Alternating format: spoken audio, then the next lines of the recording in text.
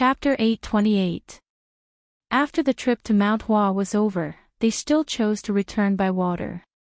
The canal that the fleet had taken was not frozen again. There were many small boats wandering on the surface of the river. As long as there was the slightest sign of ice, someone would smash it. Only when the imperial court's large ship passed by did the small boats approach the shore one after another, waiting obediently for inspection. Fish, fish, I see fish. Someone, go and buy it. Xiao Bei, who was standing on the deck, rubbed his hands that were red from the cold. He put down his binoculars and ordered the person in charge of protecting him. This person immediately went to do it. It was not easy for other people to suddenly stop the current emperor's fleet, but Xiao Bei's ship was an exception. Xiao Bei imagined the scene of the big fish being placed on a plate after it was done and praised herself. Xiao Bei is really good to Xiao Yuan. Xiao Yuan loves to eat this the most. I'll go ask Uncle Emperor. Xiao Bei is a good child. He did as he said. A few ropes were shot from this ship to the ship in front, and a pontoon bridge was temporarily built. Under the protection of a few people, Xiao Bei switched to another ship. After doing this 2 more times, he finally arrived at the ship that Li Longji was on. Li Longji did not care about the cold outside and was enthusiastically admiring the endless scenery on both sides of the canal with a group of officials. The flowing water, the snow-white land, and the gray sky. When Li Longji looked at it, he felt that it was so beautiful and enchanting. Even the sparrows that flew around and chirped incessantly were more lively than before. Zhang Shuo, who had been feeling a little uneasy recently, did not stay too far away from Li Longji. He stood 2 steps behind Li Longji and admired the scenery together. However, he could not see anything that was pleasing to the eye. The river that was supposed to be frozen looked so glaring. In the distance, a field of white showed the bleakness of the earth. Who knew how many grains the sparrows had secretly eaten, but they were still so fat. The sky was so gloomy that it made people feel gloomy. Li Longji did not know what Zhang Shuo was thinking. In any case, he was happy, and anything he saw made him happy. Even the people who were anxiously selling things at high prices during the last few days before the new year became lively in his eyes. A commotion came from afar. Li Longji raised his binoculars and looked in that direction. He saw a person who had just arrived at the riverside market with a pole. Before the pole could be put down, he was surrounded by many people. Actually, it wasn't that far, only about 400 steps away. If it was in the past, no one would be allowed to get so close, as it could easily bring about danger. However, the ship was now equipped with guns that could fire continuously. There were also people observing the situation from the observation deck. Li Longji was confident that no one could get close enough to hurt him. 300 steps. That was the line between life and death. Therefore, they did not continue to disturb the people and allowed them to have a more peaceful time before the new year. Zhang Shuo, who was behind him, didn't understand the emperor's thoughts. When he saw the emperor looking over, he thought it was disgust. He quickly ordered the people around him, "Go, let the guards on the shore disperse those people." Just as the person who received the order was about to carry it out, Li Longji spoke up. "Wait a moment. Why is Minister Zhang chasing them away? Mortals disturb the emperor's heart. Your Majesty, this matter cannot be allowed to continue. Otherwise, how will the people know of your Majesty's majesty?" Zhang Shuo, who had always felt that he could see through the emperor's thoughts, was puzzled this time. He chose to say something good. Without waiting for Li Longji to speak, Xiao Bei, who had run all the way here unimpeded, heard Zhang Shuo's words and helped to refute. "Big bad Zhang. Oh, it's Lord Zhang who misspoke. Xiao Bei often heard my elder brothers and sisters say that the emperor's heart is the people's heart. The people are the most important, followed by the country, and the monarch is the least important. Only when the people are living well can it prove that Uncle Emperor is powerful. That person must have picked out mountain goods to sell and can sell them for a good price before the new year. If we chase them away, how are we going to spend the new year? After saying this, Xiao Bei raised her head. She suddenly felt that she was not inferior to Xiao Yuan. She could also remember a lot of words that sounded good. Zhang Shuo was very uncomfortable after being lectured by Xiao Bei, especially when he heard the way Xiao Bei addressed him. It was impossible to say that Zhang Xiaobao and Wang Wan had nothing to do with this matter. But he also knew that he could not lower himself to the same level as a child. He smiled and patted Xiao Bei's head. Xiao Bei really knows a lot. The market is also convenient for the people's daily business. Of course. If my elder brother says it's possible, then it's definitely possible. Building the bridge is convenient for the people, and there are more taxes. It's a good thing, especially for the merchants who come and go. They have earned enough money, so they should give some to the people. Xiao Bei dodged a few steps to the side. Her hair had been styled for 4 hours, so she couldn't let anyone mess it up. What if Big Bad Zhang stealthily took away the luminous pearl on the hairpin? Zhang Shuo did not know what Xiao Bei was thinking. He continued to ask Xiao Bei with a smile, then what if the merchants work together to deliberately lower the price? That's impossible. Between the clouds and the water and blue sea silver sand have already given the lowest price. If the merchants do not give enough, the sellers will organize themselves to sell to between the clouds and the water and blue sea silver sand. No one is a fool. The merchants will at least give the same price. Xiao Bei seemed to know a lot, so she explained to Zhang Shuo. Then wouldn't between the clouds and the water lose money? Zhang Shuo asked again. No, since there are people going to eat, we can just add the price to them. Why are you so annoying? You don't stop asking. So what if it's a little wrong? Do you want to continue to be right? Elder brother and elder sister said that this is the rule. When a mistake is made to a certain extent, the new rule will definitely replace the old one. At worst, we can just use a new method. Time after time, it always keeps people on their toes. Xiao Bei answered 2 questions and felt annoyed. She came here with a purpose, not to chat with Zhang Shuo. Although Zhang Shuo, the prime minister, had an extraordinary position in many people's hearts, that did not include her and her elder brothers and sisters. Zhang Shuo was taken aback when he heard Xiao Bei's words. Xiao Bei might not have said it intentionally, but the listener took it seriously. He suddenly realized why he had been feeling uneasy recently. Ultimately, it was because of the position of Prime Minister, the head of the Secretariat. But ever since the Emperor had ascended the throne, there had not been a single Prime Minister who had been able to remain in this position for too long. Could it be that his time had come? No, this was absolutely impossible. He had to think of a way to continue staying in this position. Li Longji did not know what Zhang Shuo was thinking, but he was happy when he saw Xiao Bei. In the entire Great Tang, it seemed that only the children of the Zhang family and Wang family were the most adorable. Xiao Bao and Cuckoo had grown up, and Xiao Bei's group of little fellows had begun to appear. Pulling Xiao Bei over, Li Longji squatted down and pointed at the faraway market. Why are there so many people there? Li Longji's answer was that it was almost the new year and that they were busy preparing for the new year. He thought that Xiao Bei would give the same answer. Unexpectedly, Xiao Bei chose a different answer.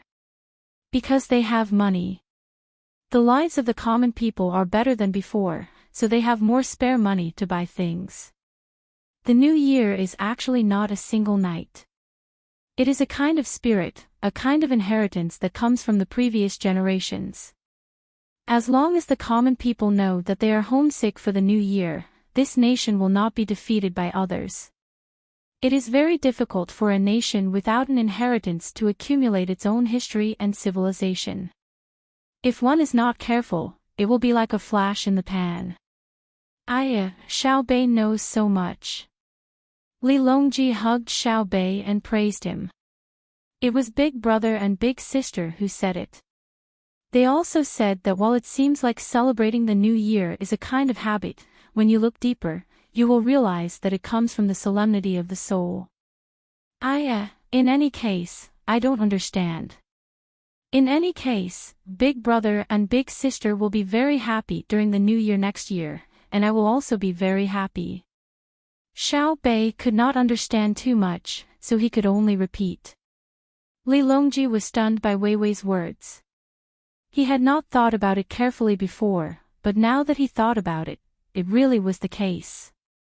The dynasty had changed, but the new year had not. What he felt more was the happiness in his heart. Xiao Bei had spoken well. The lives of the common people were better than before, so he naturally had to take a large part of the credit. Giving Xiao Bei a big kiss, Li Longji amiably asked, "Xiao Bei, you answered well. We want to reward you." "Xiao Bei, what do you want?" "Really?" Xiao Bei was excited. She already had her goal when she came here, but she did not know what to say. She did not expect that the task would be delivered to her. A monarch's words are not to be taken lightly. As long as we can do it, we will definitely do it. However, we cannot just randomly find someone to help you vent your anger. There must be evidence. For example, the people who were arrested last time, and the people who were first impeached by you. Li Longji had been in a good mood these past few days, so he very happily agreed.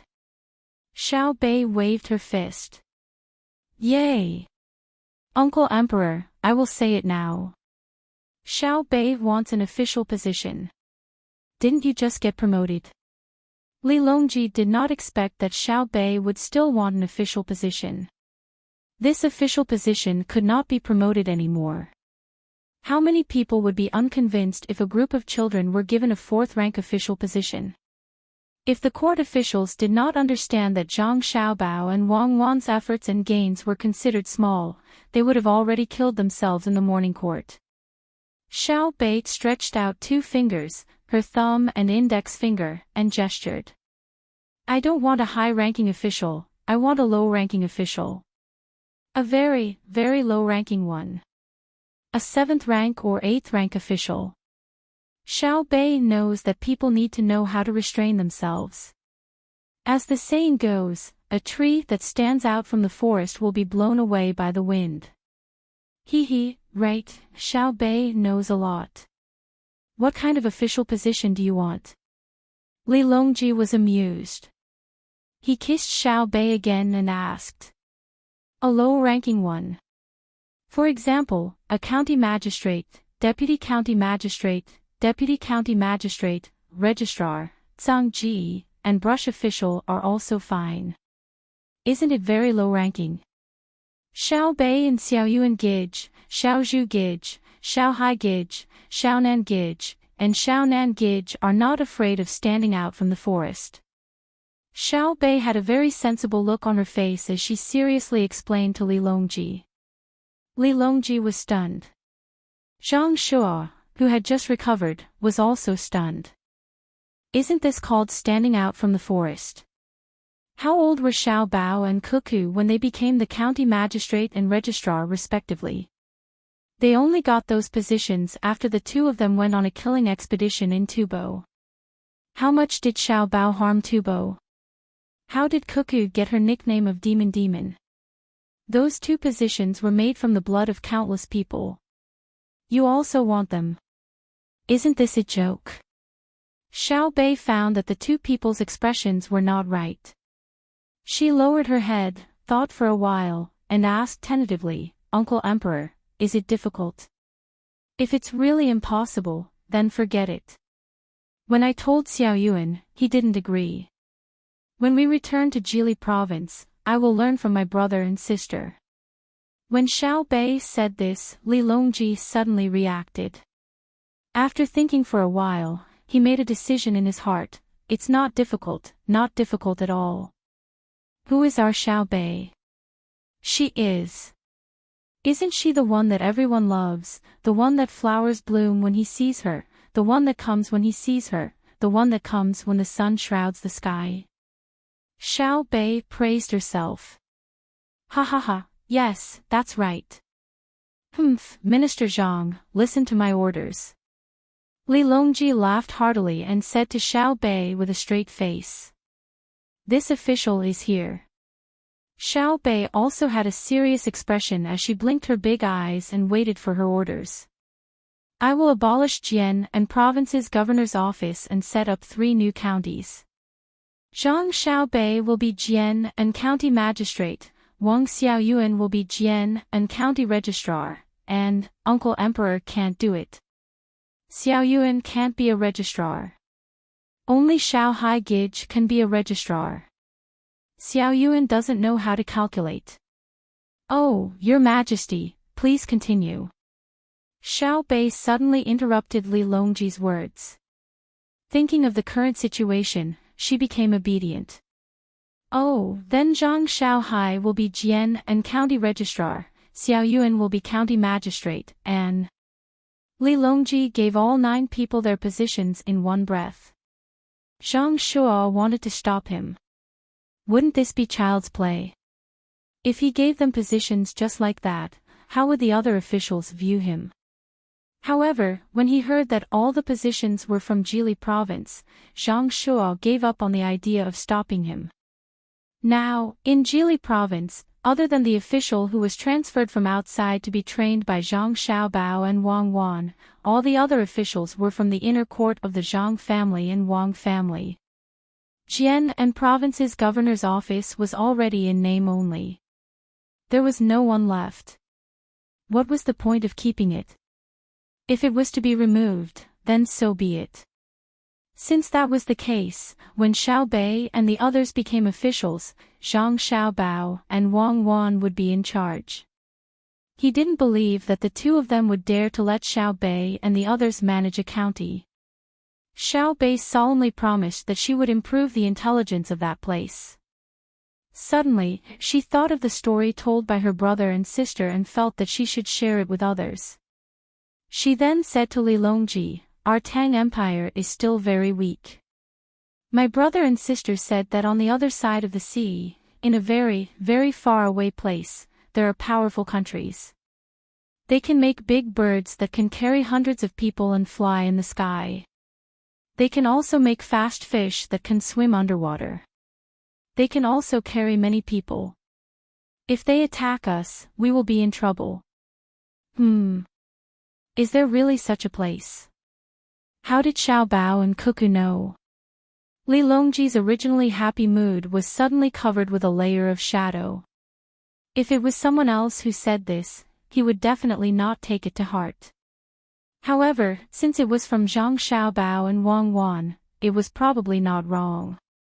He had seen the magical cannon, tried the hot air balloon, and also seen the glider that allowed people to fly back and forth. If there was a more powerful place, what should he do? I heard it from others. Xiao Bei replied. Yes, I heard it from others. Li Longji's first thought was of the experts from the Zhang clan and Wang clan. Could it be that the 2 of them had come from another place? That was really possible. The hot air balloon that carried the 2 of them had probably broken down and the 2 of them were unable to return. If that was really the case, then the 2 of them had been able to teach people like Xiao Bao and Cuckoo and create many things that had never been seen before. How many people like the 2 of them were there in that place? And how long had it taken them to develop? When he thought of this, Li Longji's blood immediately turned cold. He was afraid that even more people would come from that place. Would the great Tang be able to deal with them? Xiao Bei, hurry and call your brother and sister over. We have something to ask them. Li Longji wanted to confirm if what Xiao Bei had said was true. Oh, Uncle Emperor, wait a moment. I'll go right away. Uncle Emperor, can't you just send a signal? I'm also very tired from running back and forth. Xiao Bei replied. He turned around and ran 2 steps before suddenly stopping in his tracks. He felt that he was very foolish. The signal was sent, and it was quickly received by Zhang Xiaobao and Wang Wan. This telegram is really too difficult to make. Isn't it just a short circuit and a channel? It's really tiring to make. Those craftsmen who claim to be amazing haven't even mastered the principles after so long. What a waste of money. Let's go and see Li Longji. I wonder what he's up to this time. Zhang Xiaobao looked at Wang Wan, who was drawing the telegram, and felt dizzy. Wang Wan hadn't finished the telegram yet, and now that Li Longji had sent the message over, he could relax a little. Wang Wan rolled up the telegram and rubbed her temples.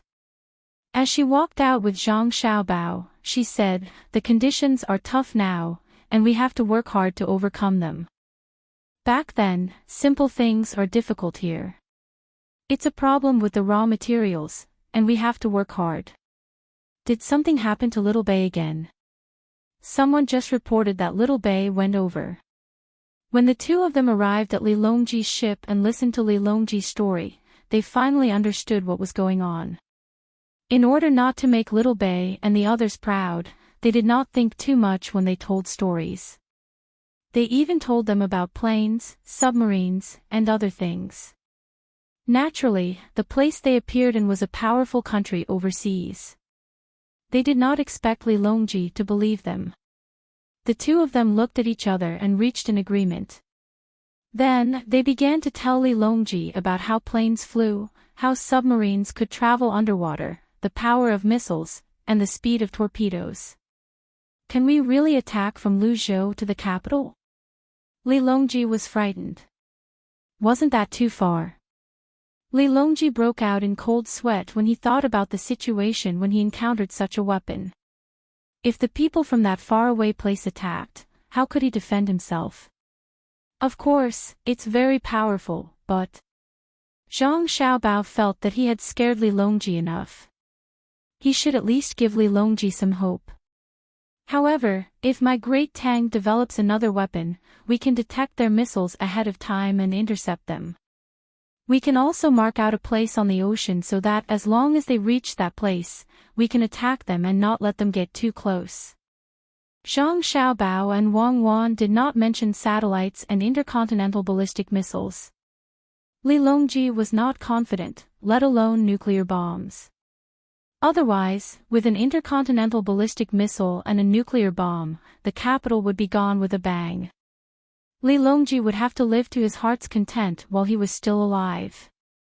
Zhang Xiaobao and Wang Wan hoped that Li Longji would maintain his current shrewdness and not be like the people in history who would relax after reaching a certain age and think that Great Tang was invincible.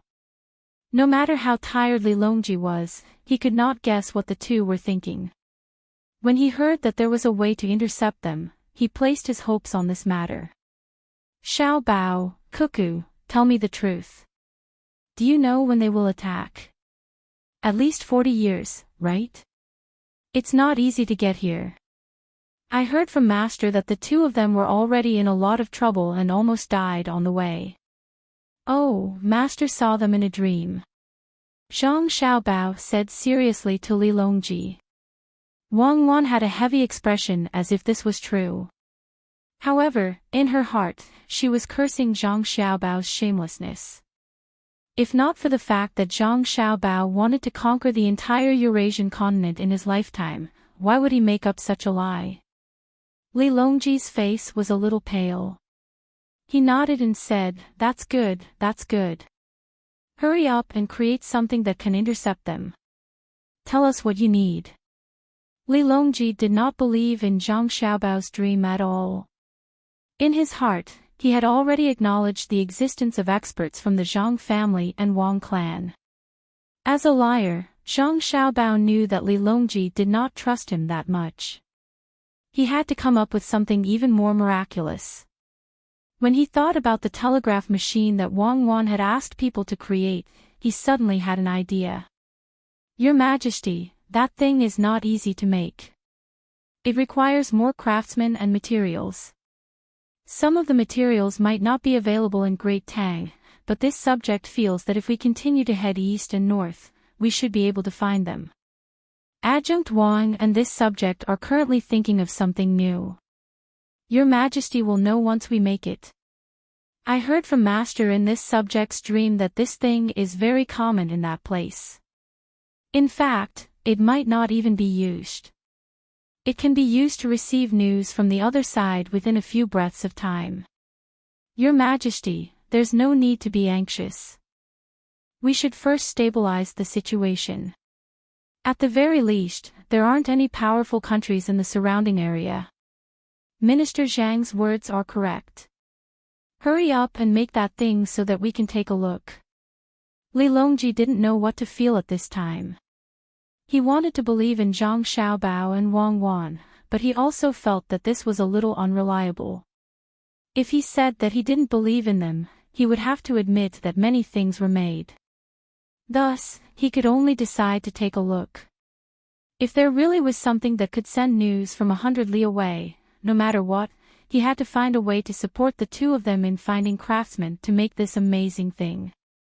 At this point, the conversation between the three of them came to an end. After successfully swindling Li Longji, Zhang Xiaobao and Wang Wan returned to their ships. Li Longji waited for the two of them to leave for 15 minutes before emerging from the cabin. There was no longer any trace of joy on his face, and his eyes were very grave. When someone came to report that Zhu Zan and Chido were very obedient, he only nodded. He looked at the ships of the surrounding countries and gave a self-mocking smile. Small countries, just small countries. If they're destroyed, then so be it.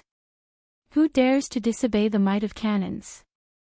They're just fish and shrimp in the river, so how could they know the vastness of the ocean? If I tell them about missiles, they'll be scared to death. Li Longji muttered to himself. He suddenly realized that he didn't need to care about the Tufan and the Turkic Khaganate anymore. Hurry up and do it. Didn't you say that telegrams are easy to make? Do it first and let Li Longji see it. Even if you want to lie, you have to make sure that it's true and false. After returning to the cabin, Zhang Xiaobao urged Wang Wan as he ground an ink stick. What's the hurry? If you can do it, you can do the drawing. Things aren't as simple as you think. I reckon that this game between us and Li Longji will last for a very long time.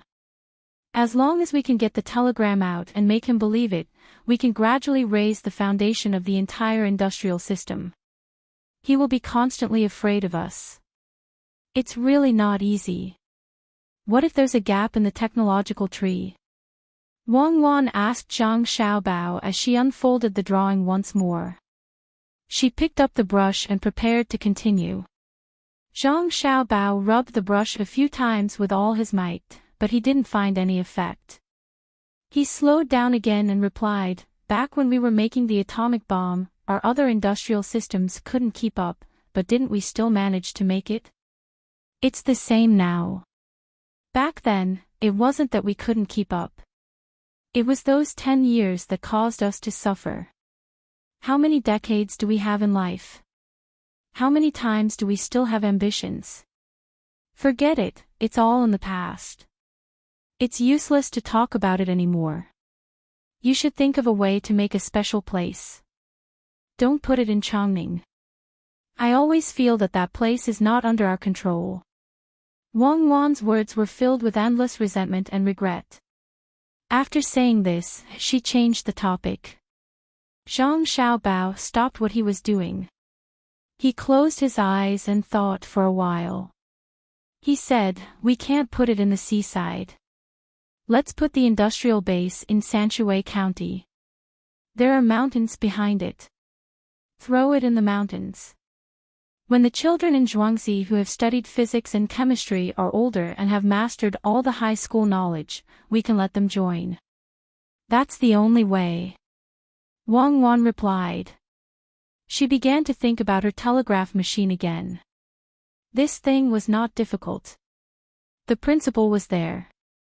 But when it came to making it, the craftsmen couldn't keep up with it. It was often a very simple problem. If they wanted to understand it thoroughly, they usually needed more knowledge to explain it. After a few days of sailing, Zhang Xiaobao and Wang Wan were busy. Xiaobei and the others were excited. Li Longji returned to the capital with a lot on his mind. To be honest, Zhu Zan and Imo Jilian had never seen the prosperity of the capital. The information they got from others was far less shocking than seeing it with their own eyes. From the outside, there was not a single trace of brick or stone on the high city walls. It was as flat as a mirror. Pedestrians shuttled back and forth on the wide streets, and carriages kept moving.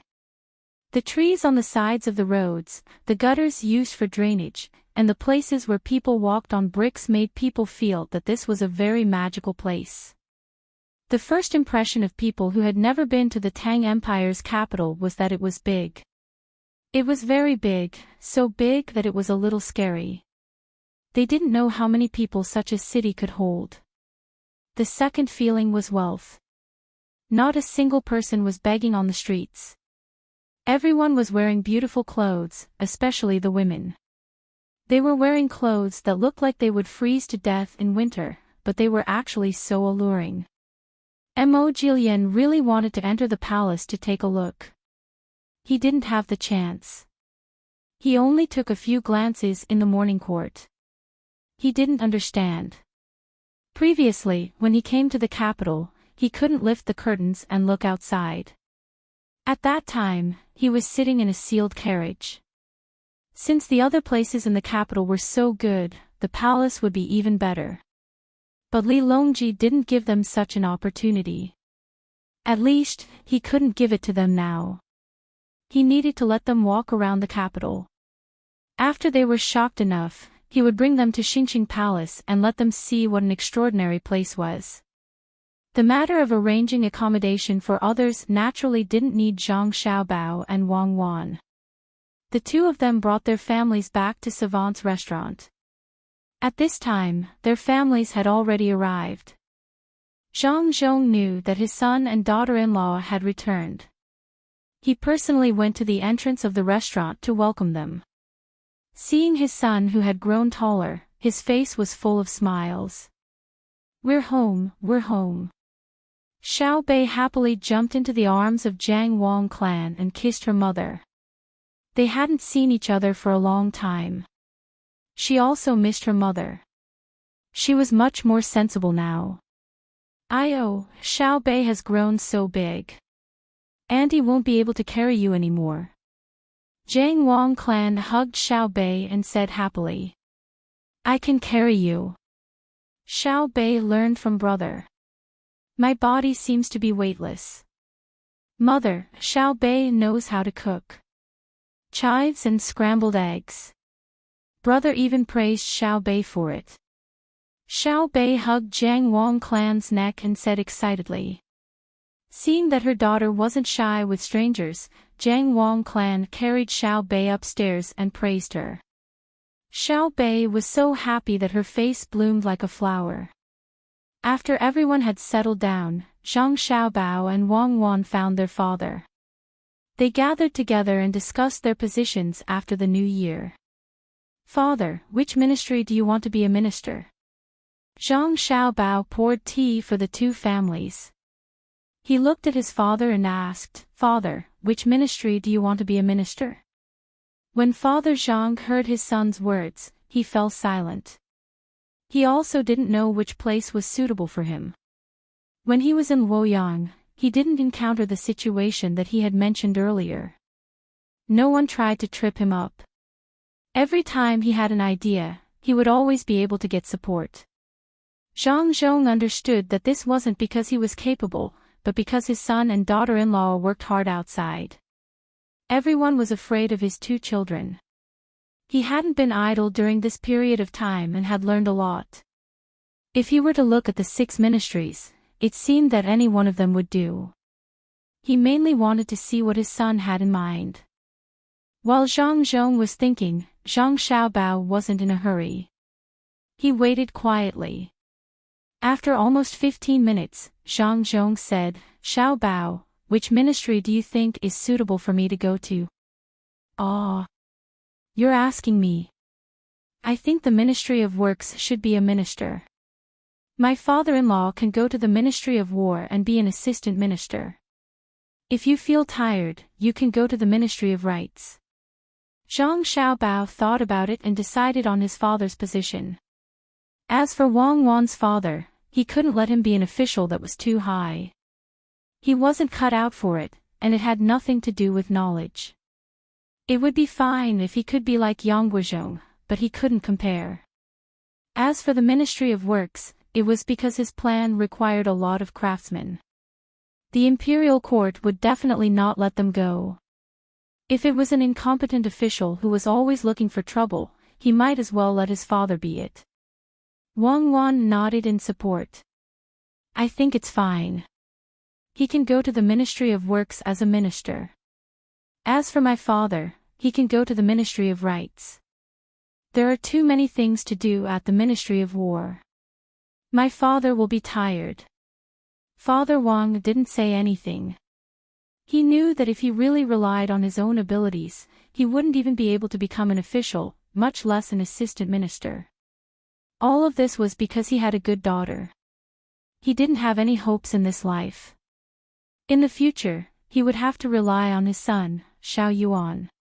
He believed that with Xiao Yuan's photographic memory and his daughter's and son-in-law's abilities, he would definitely be able to obtain a very good future. Seeing that his son had set his sights on the Ministry of Works, Zhang Zhong nodded and agreed. Since that's the case, I'll listen to my son, Xiao Bao. These words were said very casually.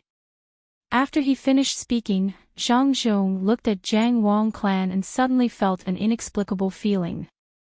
Jiang Wang clan replied with a smile. She understood what she meant. Zhang Zhong sighed inwardly. He didn't know what to say. What was he discussing with his son just now? It was about the ownership of a minister in the capital. Normally, this kind of problem couldn't be discussed in his own home. When he was preparing to rely on the imperial examinations, he never thought that there would be a day like this. The ownership of a minister depended on his son. It could be said that it was decided. This should be considered bringing honor to the ancestors, right? Looking at the other 9 children sitting obediently beside him, Zhang Zhong felt as if he was in a dream. Not long ago, he would have thought about today's matter. Zhang Xiaobao didn't have any other thoughts. Okay, then it's decided. Father, you haven't eaten yet, right? I'll go and prepare now. As he spoke, Zhang Xiaobao stood up and walked outside. Wang Wan naturally followed. When the two were about to walk out of the door, Zhang Xiaobao suddenly shouted, "Brother, I want to eat vinegar." After Zhang Xiaobao and Wang Wan left, the old master of the Zhang family picked up his teacup and leisurely blew twice. He tried to use a calm tone as he said, "The position of minister has been decided just like that. Will someone try to steal it from my son?" Zhang Zhong hurriedly comforted him, "Father, no one can steal it. If Xiao Bao says it's the minister, then it's the minister. If he says it's the Ministry of Works, then it can't be the Ministry of Revenue. I believe in Xiao Bao." These words happened to be heard by Zhang Xiaobao and Wang Wan, who were not too far away. Wang Wan pursed her lips and smiled. "It seems that your status in the family is getting higher and higher. You can decide the position of minister. What's the point of being minister? If you really annoy me, I can even decide the position of emperor. And that, since you already know my ability, you have to listen to me more in the future. You can't refute me. Do you understand?" Zhang Xiaobao raised his head and puffed out his chest, trying hard to show a proud appearance. "Yes, this concubine understands. Does my husband have anything else to say?" Wang Wan knew that she could spend a few more days with her family. In her happiness, she compromised a little to give Zhang Xiaobao some face. Zhang Xiaobao nodded and said, "You're quite obedient. Since that's the case, I'll invade you tonight." "Bah, your face is really big. Do you want to sleep on the floor?" "I'll stay with my mother today. You can go wherever you want. Isn't that giving you some sunshine? Let's go, what are you waiting for?" Go, we'll go now." "Madam, please calm down. I'll make your favorite cucumber with garlic sauce later." Zhang Xiaobao stopped while he was ahead. It was good to satisfy his craving for food. When Zhang family and Wang family were happy, Empress Wang was also very happy. It was not easy to stay in the palace. She came out and went to Savant's pavilion to see her son and daughter. The two little ones had grown up a lot and could call out, "Mother." They could keep up with the nutrition. In addition, there was a reasonable way to train the babies. Now, the two little ones could already run. They could run, but they did not know how to walk. Once they walked, they would fall. When they ran, they could not stop themselves. If they did, they would fall. Someone had to be in front of them to stop them. When she saw the two little ones, Empress Wang was happy and sad. She was happy because the two little ones were not bad. They were white and chubby. Their little hands were moving and could make several kinds of hand gestures. He was sad that his own children didn't recognize him. He fed Softy something edible and took out toys to play with. Only then did the two little fellows let him hug them. These were his own son and daughter. After seeing her son and daughter, Empress Wang did not want to return to the palace. She insisted on staying outside for a few more days to accompany the two little ones. Wang Wan also agreed.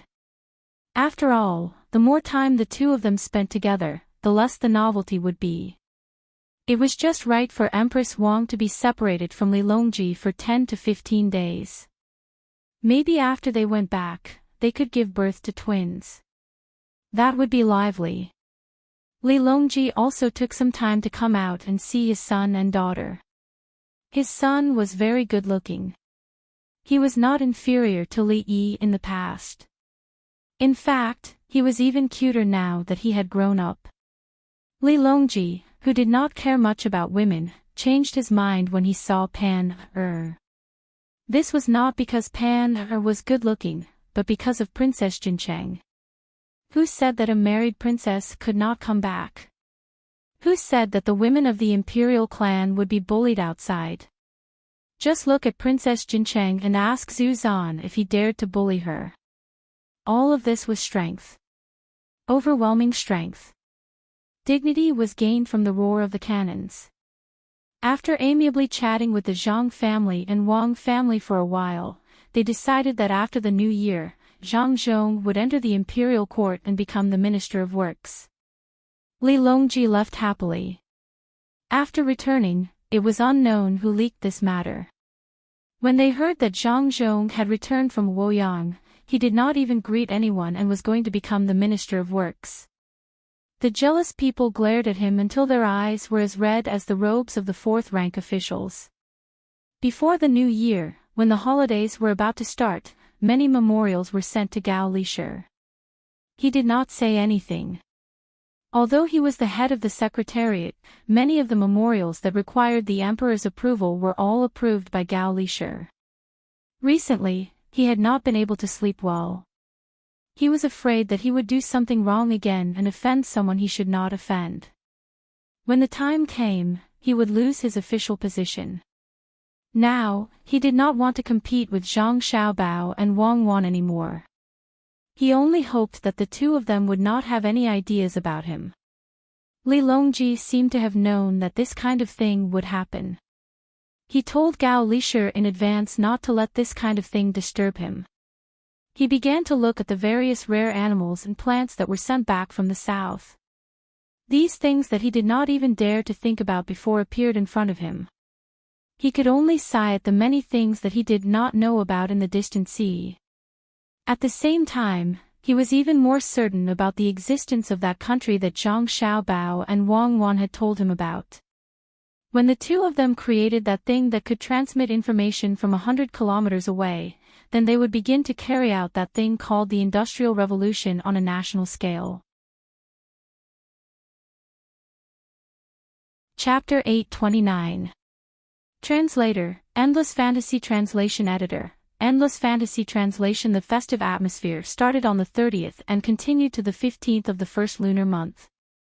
The appearance of the ice lanterns everywhere made the people of the surrounding countries feel the brilliance of the Great Tang once again. More people paid attention to the light bulb, wanting to understand why it lit up, especially Axian Luo and Japan. These two countries were temporarily not under the command of the Great Tang, so they were a little ambitious.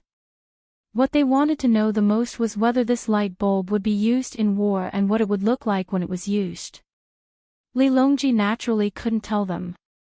Even if he wanted to tell them, they wouldn't understand. This light bulb was made by the Zhang family and Wang family, and the palace was also using it. However, they only knew how and didn't know why. Zhu Zan asked for a set and returned to his courtyard in the capital. He planned to return to Tubo after the 2nd of February. During this period of time, he could learn more about new things and see which one could be used in Tubo. Princess Jincheng still helped to inquire about information, but instead of looking for the enemy of the Zhang family and Wang family, she changed to looking for something good to help Tubo. The first thing she found was a washing machine. There was also a small river that didn't flow too fast in Zhu Zan's courtyard. It was a place for entertainment. After putting it up and seeing that it couldn't move, she found Zhang Xiaobao and changed it to a wind-powered one with the help of the craftsman. Ignoring the cold weather, she poured water for the washing machine in the courtyard and threw the clothes in. Then, she added the washing powder provided by the Zhang family and Wang family and watched the washing machine spin. Zhu Zan looked at the washing machine curiously and then looked at the light bulb. Aren't these the same thing? They are both blown by the wind. Why can one light up to replace candles, and the other can wash clothes? How would Princess Jincheng know?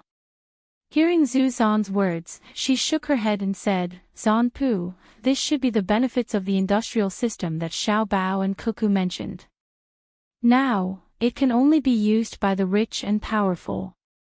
Where there is still a need for wind or rivers, in a few years, ordinary people will be able to use it too.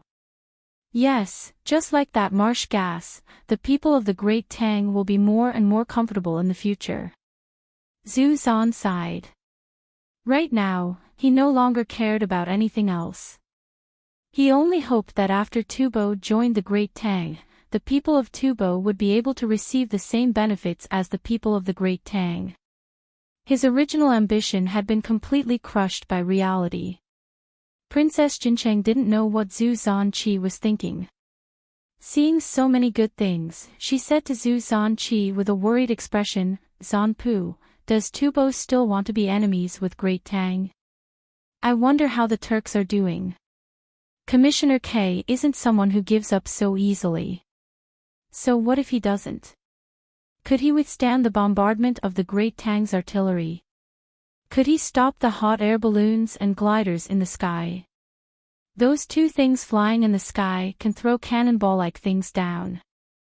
They are the grenades, the weapons that blew up many of our Tubo people. Zhu Zanqi seemed to want to stand on the side of the Great Tang. It also seemed like he wanted to find a reason for his compromise. If the Turks dared to not agree to Li Longji's request and started a war with the Great Tang, he would be able to comfort himself. It wasn't that he wasn't capable, it was that the Great Tang was too powerful. He couldn't return to the capital yet, but Tiu also thought the same. He was very clear that even if Li Longji had the initiative now, he wouldn't let him return to the Song Imo Commander-in-Chief's manor immediately. When the Heishui Commander-in-Chief's manor was taken down and the army turned around, that would be the time for him to return. At that time, even if he was the reincarnation of Chu Bawang, he wouldn't be able to turn the situation around. More importantly, it would depend on the reaction of the Turks. If the Turks still wanted to fight, he couldn't return either. He was afraid that he would throw himself into the arms of the Turks. Sigh. Actually, there's no need to do this. I've had enough. I don't want to cause any more trouble. Tiu thought about it and said sullenly. After the new year, Zhang Zhong unquestionably entered the Ministry of Works and took up the position of Minister of Shangshu. It turned out that the other people in the Ministry of Works didn't move. Some of these people didn't have any achievements. No matter what, they wouldn't be able to become Minister of Shangshu. Whoever was willing to take up the position would take it. Some of them had built good relations with the previous Minister of Shangshu. Just as they were thinking of taking a step forward in the new year, the person who had received benefits from them was gone. Instead, it was someone they weren't familiar with, or rather, someone they had never dealt with before. Naturally, they were very unhappy. Fan Yu was one of the people who was unhappy. As the registrar of the Ministry of Works, he thought that he would be able to advance further this year. In the end, when he saw Zhang Zhong, who had been a high-ranking official in Luoyang, come to the capital, he couldn't sleep well for several days. Fan Yu knew Zhang Zhong's identity. He also knew that his son was Zhang Xiaobao and his daughter-in-law was Wang Wan. But so what? Could it be that everything in the Great Tang was decided by them? What did Zhang Zhong do to deserve the position of Minister of Shangshu? Did you know what the Ministry of Works did? Others had to learn step by step and work hard. What right did you have to change your position just because you had a formidable son? Fan Yu had an aura of someone who could be killed but not humiliated. The more he looked at Zhang Zhong, the more he found him to be an eyesore. Even though Zhang Zhong had treated him to a meal at Savant's restaurant and promised that as long as he did a good job, he would be able to receive good things from the Zhang clan and Wang clan in the future.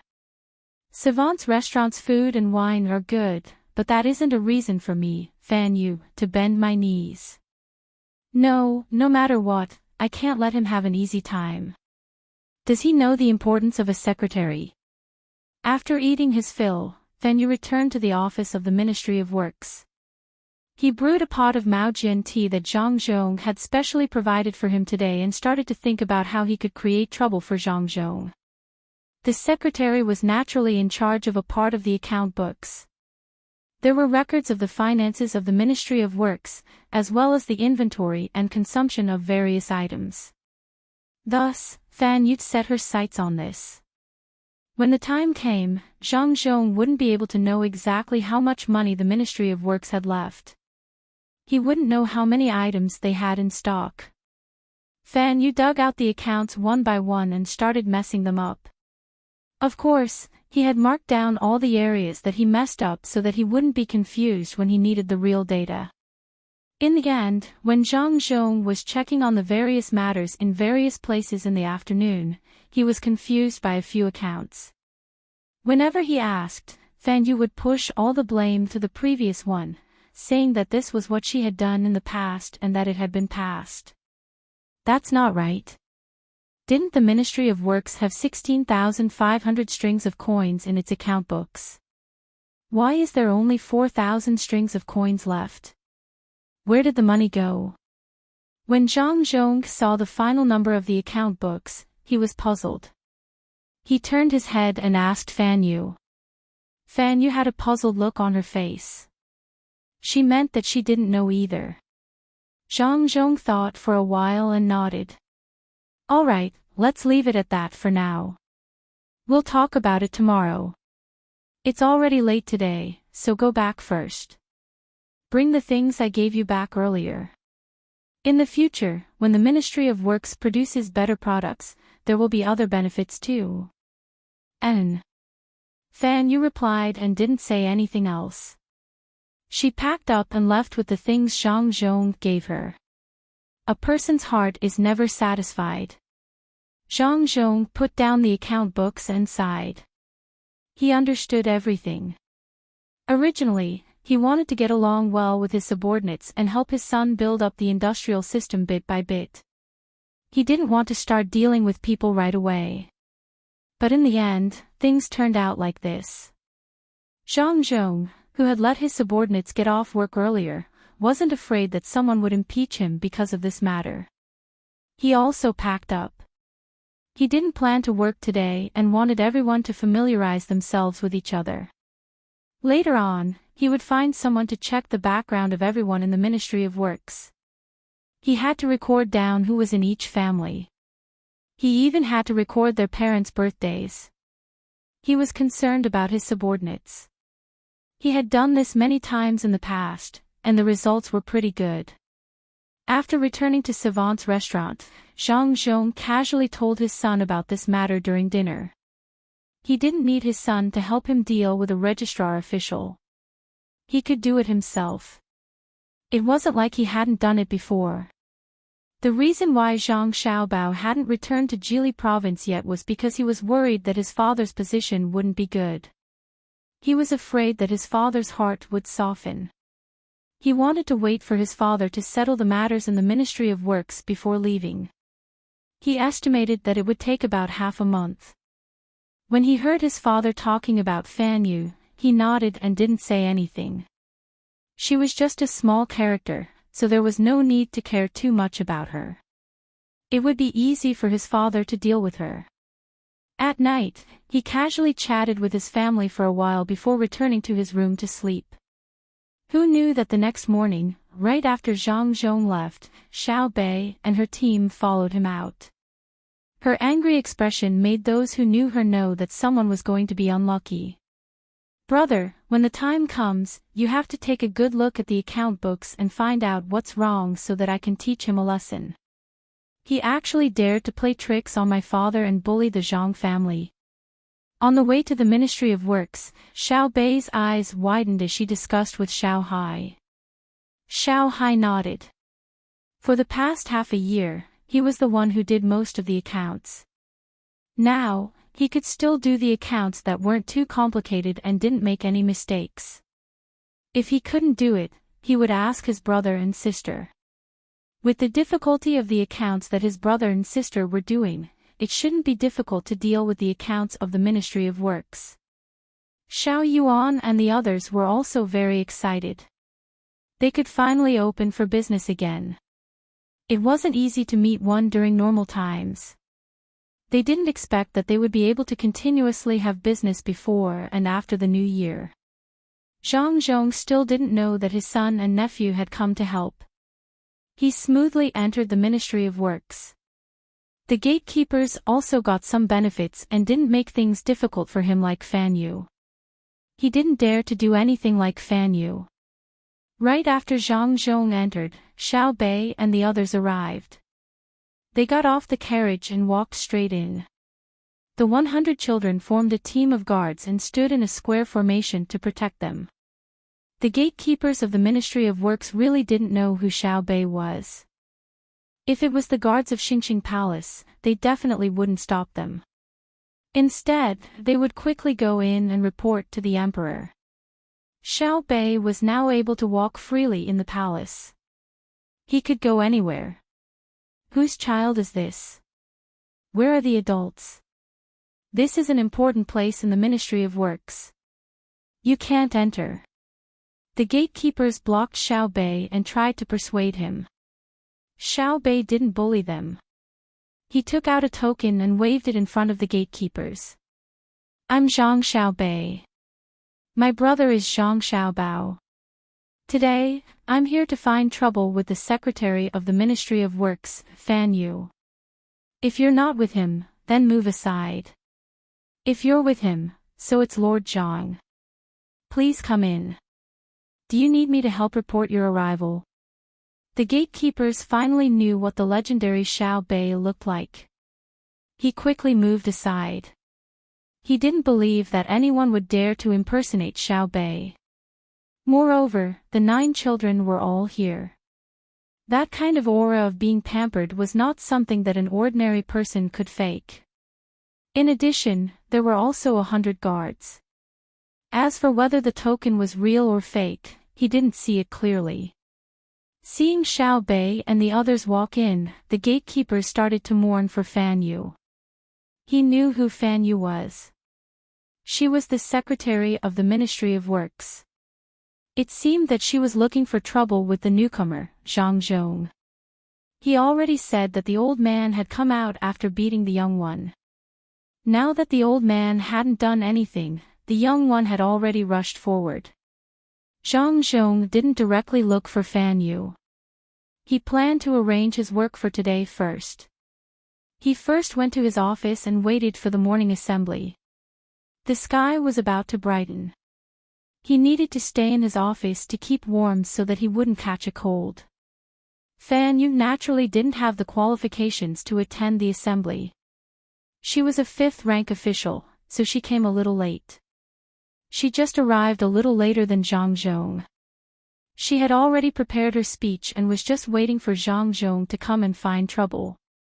In the end, Zhang Zhong didn't come. Instead, it was Xiao Bei and the others who got lost and only found the place after a long time. When Xiao Bei and the others entered the room, everyone who was working in the room stopped what they were doing and looked at the group of children in confusion. Where did this group of children come from? Who is Fan Yu? You're the secretary of the Ministry of Works.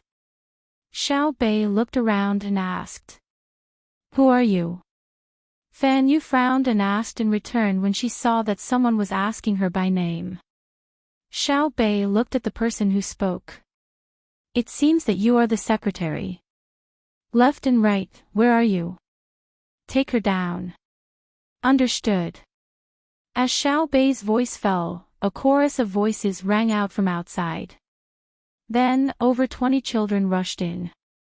Under Xiao Bei's instructions, they ran toward Fan Yu, and before Fan Yu could figure out what was going on, she was already on the ground.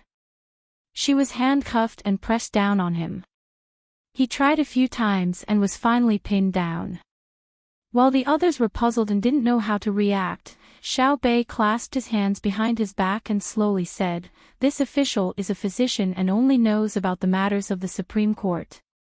This official suspects that Fan Yu is bullying his superiors and tampering with the accounts. Does anyone have anything to say?" The moment Xiao Bei mentioned his official position, the people from the Ministry of Works immediately knew who he was. Why was this legendary little ancestor here? And he even captured Fan Yu. It was over. They didn't know how Fan Yu had offended someone and offended them. Not to mention that they had evidence, even if they didn't say anything, who in the Ministry of Works didn't give them some benefits. They didn't even investigate. Everyone knew that. Moreover, those benefits weren't worth much. If they really investigated, it wouldn't be worth it. Even the emperor wouldn't care. It would just be a smile. But today, Fan Yu was being targeted by Zhang Xiaobei. This wasn't the case. Everything must be investigated and strictly investigated. From the looks of it, who did he offend? Oh. So that was the case. Fan Yu had offended Minister Zhang.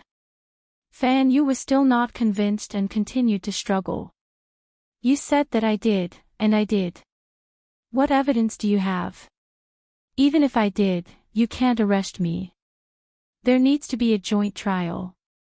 Che, are you bullying me because I don't know? There needs to be a joint trial. If I arrest you, can't the Supreme Court arrest you? Today, I'll give you a joint trial. You don't usually have the chance to attend court, right? I'll give you a chance. Take him away. I'll go and talk to Uncle Emperor. My father has just arrived and someone wants to bully him. How can I let this go? With Xiao Bei's words, Fan Yu was forced to Hanyuan Palace Hall by Xiao Bei and the others without anyone interceding. At this time, the morning court session had already started. All the officials of the 5th rank and above had come here to stand in line. Zhang Zhong also stood slightly at the front, waiting for the discussion. After the morning court session, he probably had to meet with the emperor for a small meeting. Li Longji rushed over in his carriage. Just as he sat down and before he could say anything, he saw over 100 people rushing in. There was even a person being carried. When he took a closer look, it was actually a child. He recognized the person in the lead, Zhang Xiaobei. Because of Xiaobei's appearance, Li Longji could no longer keep a straight face. He didn't know what was wrong with Xiaobei. This was the first time that he came at such a time. He coughed and asked, "Official Zhang, why did you come to court today?"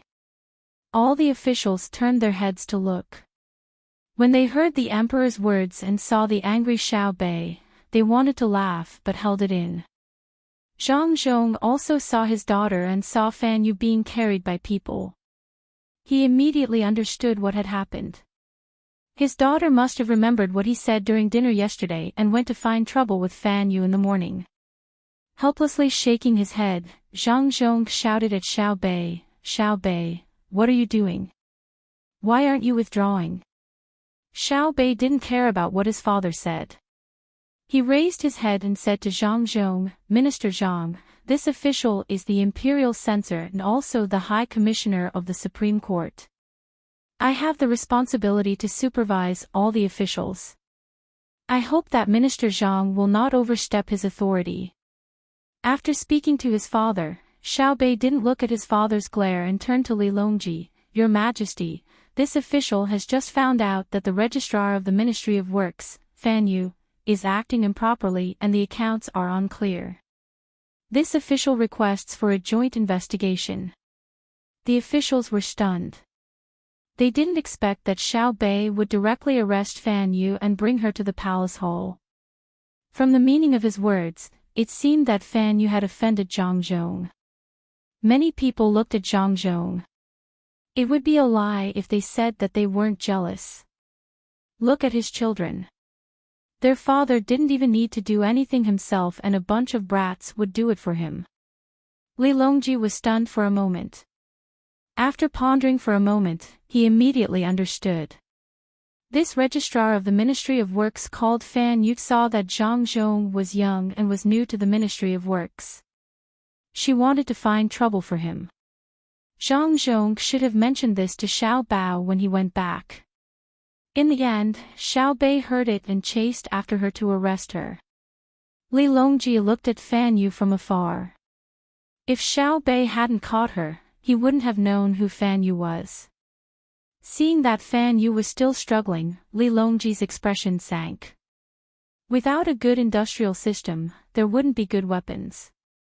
Without good weapons, there wouldn't be any way to intercept a missile. What was Fan Yu trying to do?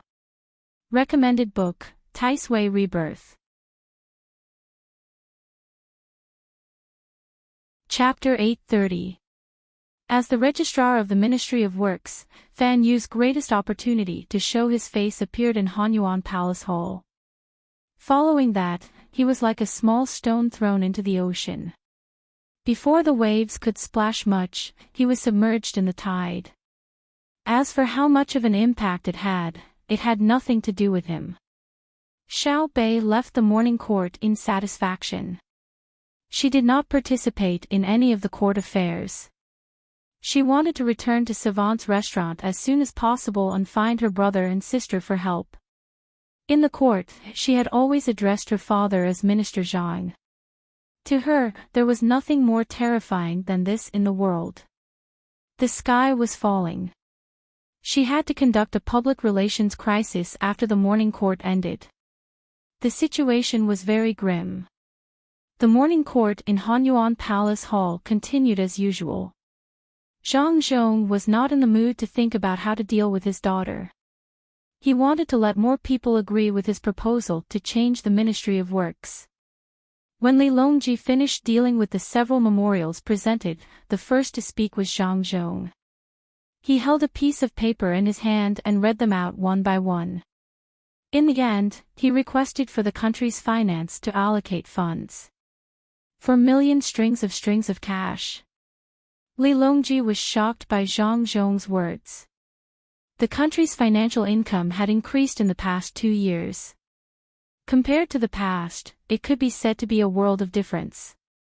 However, to take out 4 million strings of cash at once for one of the 6 ministries seemed to be a little too much. Zhang Zhong also knew that he had opened his mouth too wide. He quickly explained, "Your Majesty, the 4 million strings of cash that I mentioned is a one-time solution. In the future, Your Majesty does not need to take out a single copper coin for the Ministry of Works to be self-reliant. In 2 years, we will definitely be able to recover the money invested. Your Majesty, I feel that this cannot be done." Just as Zhang Zhong finished speaking, Zhang Shuo jumped out and directly objected. All the officials focused their gazes on Zhang Zhong. They wanted to see if the Prime Minister would emerge victorious in his first official confrontation with Zhang Zhong. Zhang Shuo felt very helpless. He should not have been the first to object. Instead, it should have been one of his subordinates. He had already used his body language to send the signal. Usually, his subordinates would know what to do as long as they saw his signal. However, it was strange today. His subordinates seemed to have bad eyesight and were in a daze. No one stood up to speak. Gao Lishir also saw this situation. He was very clear in his heart. As the saying goes, one should be soft-hearted after taking advantage of others. Which one of the people who could appear in the morning court had not received benefits from the Zhang family and Wang family? If you don't believe me, you can go house by house and see which house doesn't have furniture with the Zhang family's and Wang family's logos worth a few thousand strings of coins. Today was the first time that Zhang Zhong had attended a court meeting. If anyone dared to cause trouble at this crucial moment, they could forget about counting on the Zhang family and Wang family to continue giving them benefits in the future. Coupled with Xiao Bao and Cuckoo's vengeful personalities, there was bound to be an outcome. Just as Gao Lishir had guessed, the people belonging to Zhang Xiaobao's faction did indeed have such thoughts. They could refuse the things given by the Zhang and Wang families, but they did not dare to offend Zhang Xiaobao and Wang Wan. Did they not see what happened to Fan Yu just now? The emperor did not even have the mood to investigate further. He directly sentenced Fan Yu to be exiled to Lingnan. Everyone who was not sent to Luzhou yearned for Fan Yu. This could be considered as sparing Fan Yu's life. Otherwise, when the locals heard that Fan Yu had offended Provincial Governor Zhang, the consequences were self-evident. Li Longji did not say anything. He was waiting for Zhang Shuo to say something. He could not just object because he wanted to. He needed a reason. After Zhang Shuo finished his objection, he was actually waiting for his people to stand out and agree with him. In the end, all he got was silence. Suppressing the anger in his heart, he continued, "Your Majesty, 4 million strings of coins is not a small amount. Now that the 4 barbarians have submitted, our court should reward them with money and resources to win the hearts of the people. Tubo and the Tujue are not stable yet. In my opinion, we should first provide 2 million strings of coins and resources to support the 2 barbarians and let them feel our imperial grace. Also, there are many martial manors in the northern part of Hebei province. If we don't appease them, I'm afraid the people will not be able to live and will change." When the officials in the court heard Zhang Shuo's words, some of them agreed in their hearts. However, they only agreed in their hearts and did not show it on their faces. Li Longji still did not say anything. He looked at Zhang Zhong and waited for Zhang Zhong to refute. Those who knew Li Longji understood at this moment that the emperor did not seem to agree with Zhang Shuo's words. However, they did not know the specific reason. They did not know, but Gao Lishir knew very well that the emperor's thoughts were no longer the same as before. Ever since he knew that there were more powerful people far away in the sea, he no longer cared about the things around him. This was especially true after seeing the spectacular scene of cannons firing at Mount Hua. Why would he care about the troubles around him? He would beat up whoever refused to comply until they submitted. Not to mention 2 million strings of coins, he would not even give them 20,000 strings of coins. Zhang Zhong was also observing the reactions of the officials to see who was on his side and who was on his opposite side. He was quite satisfied with the current result. It was like this when he was in Luoyang. When he proposed something, no one objected. Even if they had different opinions, they would privately discuss it with him. Zhang Zhong also knew that the current great Tang was not afraid of war. His military factory in Luzhou was constantly producing weapons, and its strength was far above the surrounding countries. However, Zhang Zhong could not say it out loud. He chose another point. Your Majesty, this subject agrees with Lord Zhang's idea of helping the Tufan and the Turkic Khaganate. However, it is better to teach people to fish than to give them a fish. What the Ministry of Works needs to do is to research all kinds of good tools. According to this subject's plan, there will be more good tools in a year's time. At that time, we will give them to the people in other parts of the dynasty to use. Your Majesty, what will we do when the Ministry of Works develops the tools in a year's time? How will the people live this year? Zhang Shuo continued to object. If Great Tang does not give out the tools this year, will the people in other places not be able to live? Naturally, they will live as they have in the past year. At this moment, the person who stood up to speak was Li Linfu, a person Zhang Xiaobao and Wang Wan wanted to scheme against. At this moment, Li Linfu did not know that someone wanted to deal with him, and he did not know that the reason was because they thought that he would one day stand on that position. He felt that he should help Zhang Zhong. Recently, his family's life had been much better, and it was all because of the benefits given by the Zhang family and the Wang family. In addition, Zhang Xiaobao and Wang Wan were still young, and their futures were limitless. He had to choose a side as soon as possible. Zhang Shuo turned his head and glanced at Li Linfu, remembering him. He turned back and continued, Your Majesty, it is different now. The 4 barbarians have just submitted.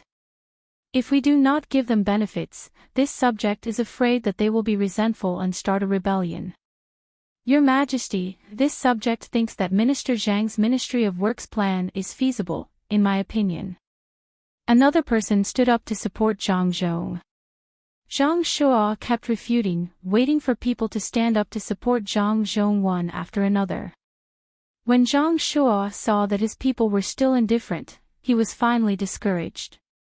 After the morning court session ended, Zhang Zhong happily returned to the Ministry of Works to do some work. He received 4 million strings of coins, but not all at once. According to his plan, it was divided into 3 phases. The first phase only required 800,000 strings of coins, and he received 1 million strings of coins. After the second phase, he could go to the Ministry of Revenue to ask for more money. Zhang Shuo's face was gloomy.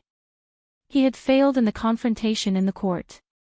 It was not that he had not failed before, but this time was different. The previous failure was the emperor's final decision, but today's failure was the pressure of the court officials. No one on his side said anything. Was it because they were scared by Fan Yushi? What worried him the most was the emperor's attitude. Although he did not favor any side today, it was still a kind of bias, especially his attitude towards dealing with Fan Yushi before the court session. Zhang Xiaobei had 9 children and caught a registrar of the Ministry of Works. Did he really not ask clearly before convicting him? What happened in the morning court quickly spread to Zhang Xiaobao's ears. Hearing that his father had suppressed Zhang Shuo in the first confrontation, Zhang Xiaobao did not plan to stay in the capital any longer.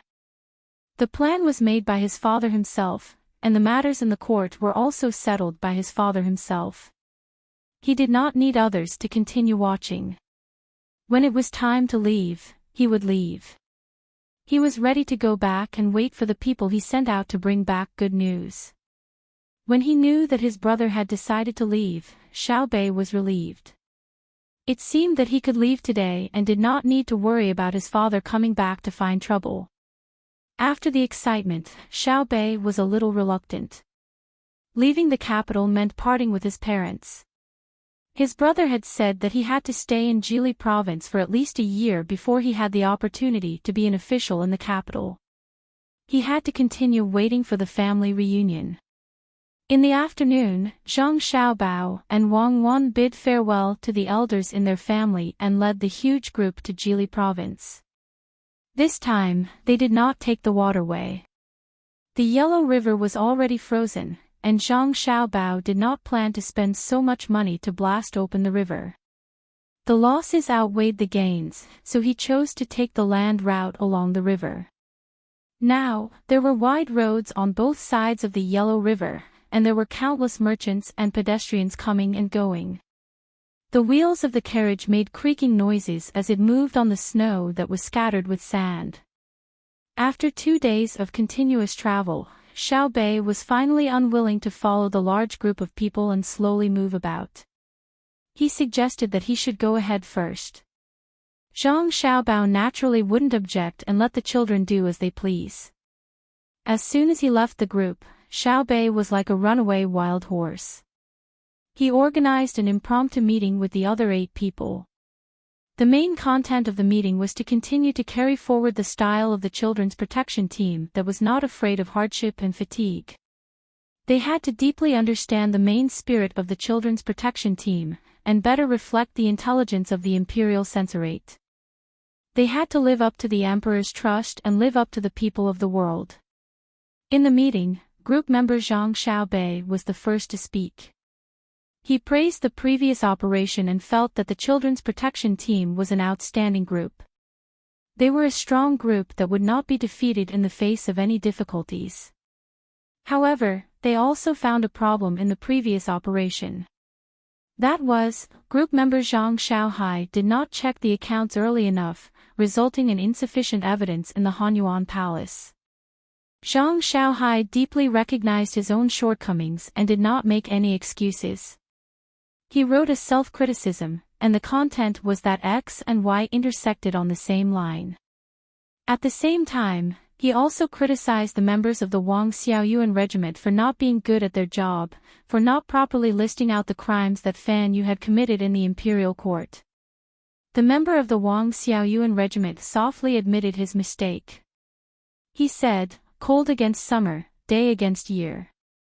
Qiufu against swing. Dan Shan against clear water, light rain against Tan Yen."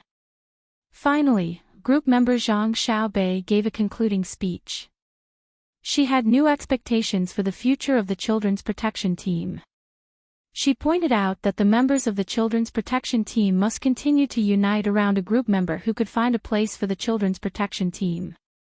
The name of the children's protection team must not be shaken until they grow up.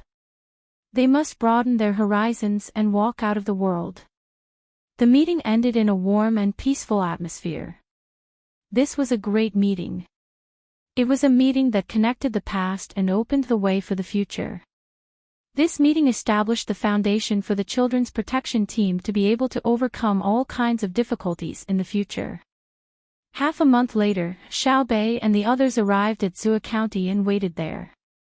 It was unknown whether they should cross the river and take the land route or try to take the sea route. The frozen sea showed signs of thawing. A few years ago, it was recorded in the booklet that Zua County was a Shangshan county. It had a large population, rich products, and convenient transportation. Xiao Bei planned to rest here for a few days and train 100 guards at the same time. However, when the group entered the borders of Zua County, Xiao Bei and the others, who already knew that it was a Shangshan county, were still shocked by how prosperous Zua County was. In front of them was a wide road that could allow 6 carriages to pass at the same time. Countless sheds were built in the fields on both sides of the road, covered with straw. As it was close to evening, wisps of smoke rose from the sheds, and countless people were busy working. Further ahead, there was a murmuring river or floating ice. There was a stone bridge connecting the shore. Outside the bridge, the water was channeled into a canal and slowly poured into a pond. As the sun set, the water sparkled. Small boats were propped up on the canal, making clanging sounds. Everyone worked together and shouted non-stop. When the net in the pond was raised, fat fish struggled and jumped. Further ahead, there were no catchers in the pond. They were dressed in leather and went back and forth into the water. They plucked lotus roots and threw them to the shore. There were children carrying school bags and picking them up. They piled up into a mountain and laughed non-stop. Aya, who's the county magistrate of Zua County? He's quite capable. The road is wide enough and flat enough. There should be a Kong in the shed with chives planted inside. This place draws water to raise fish and plants lotus roots. The combination is quite reasonable. If you work harder, you can catch up to half of brother and sister. Xiao Bei praised when she saw this scene. She commanded the group to continue forward. Zua County had piqued her interest. She wanted to see what would happen after they entered the county. The group increased their speed. When the sky turned dark, they arrived outside Zua County. What they saw was actually a city wall that was about 1 zhang tall. It's really not easy. I see a light over there. Let's go around it. Xiao Bei ordered again. After the group went around the place, everyone could clearly see that there were many houses here. They were placed next to each other, and the light was from small flames spurting out from pipes. Xiao Bei and the others recognized that this was the effect of burning marsh gas. It seemed that the marsh gas here was used quite well. When they wanted to take another step forward, the group was stopped by someone. Standing outside the fence, they could faintly hear the grunting of pigs and the crowing of chickens coming from inside. Xiao Bei nodded. This should be a planned breeding area. She asked someone to explain to the other party. Then, she turned around and entered the city through the city gate. The lanterns of the shops on both sides of the streets flickered. With the help of the light, they could see that there was a canal built with cement on each side of the road. It should be used to drain water. In between the canal and the shops, there was also a sidewalk built with cement bricks. The shortest shop was 2 stories tall. Every time they reached an intersection, there would be a few 3-story buildings standing there. In other places, there would be very few pedestrians at night. However, there was actually an endless stream of people coming and going here. They would either go to the nearby shops to eat or gather in a spacious area to hum a tune. A group of children walked past in a row, reciting the Analects of Confucius. They went straight to a stall that was set up outside. Each of them took out a few new coins and threw them into the money box before starting to eat. The smell of pepper oil wafted over. Xiao Bei sniffed and rubbed his stomach. I'm hungry. Let's go and eat. It's my treat. When they walked to the front, they saw that there were a few metal boxes on the stall. Each box was filled with different food. There were tofu, tofu skin, dried tofu, fish balls, crab balls, shrimp balls, bean sprouts, cabbage, sausages, and so on. There were many types of food. Xiao Bei and the others were no stranger to such things. At first, it was their older brother who made them for them. Later, it was spread to various places. Line up in 10 rows. Xiao Bei took out a piece of paper from her bag and shouted to the 100 guards. Whoosh! 10 rows stood out in an instant. Everyone in the lead had a corresponding metal box in front of them. Then, they picked up a string of notes and passed them to the back. Xiao Bei slapped the notes into the money box and said to the stall owner, "Put the money here. Later, count the sticks and count them as meat. In the future, remember to use different sticks to distinguish between meat and vegetables. Otherwise, when there are many people, you won't be able to do anything if you keep staring at others." After speaking to the stall owner, Xiao Bei started to eat. The price of meat was double that of vegetables. She didn't have the time to care about this. The stall owner was stunned. He took out the note from the box and was shocked. It was a $500 note. He looked at Xiaobei and the others and knew that he had met the children of a rich family. He smiled and continued to put food into the metal box. Xiaobei, who was eating freely, didn't care if the food was hygienic or not. After all, it was fine after it was boiled in boiling water. When she was half full, Xiaobei remembered something very important. She looked up and asked the stall owner, "Who is the county magistrate of this county?" "It's County Magistrate Yan."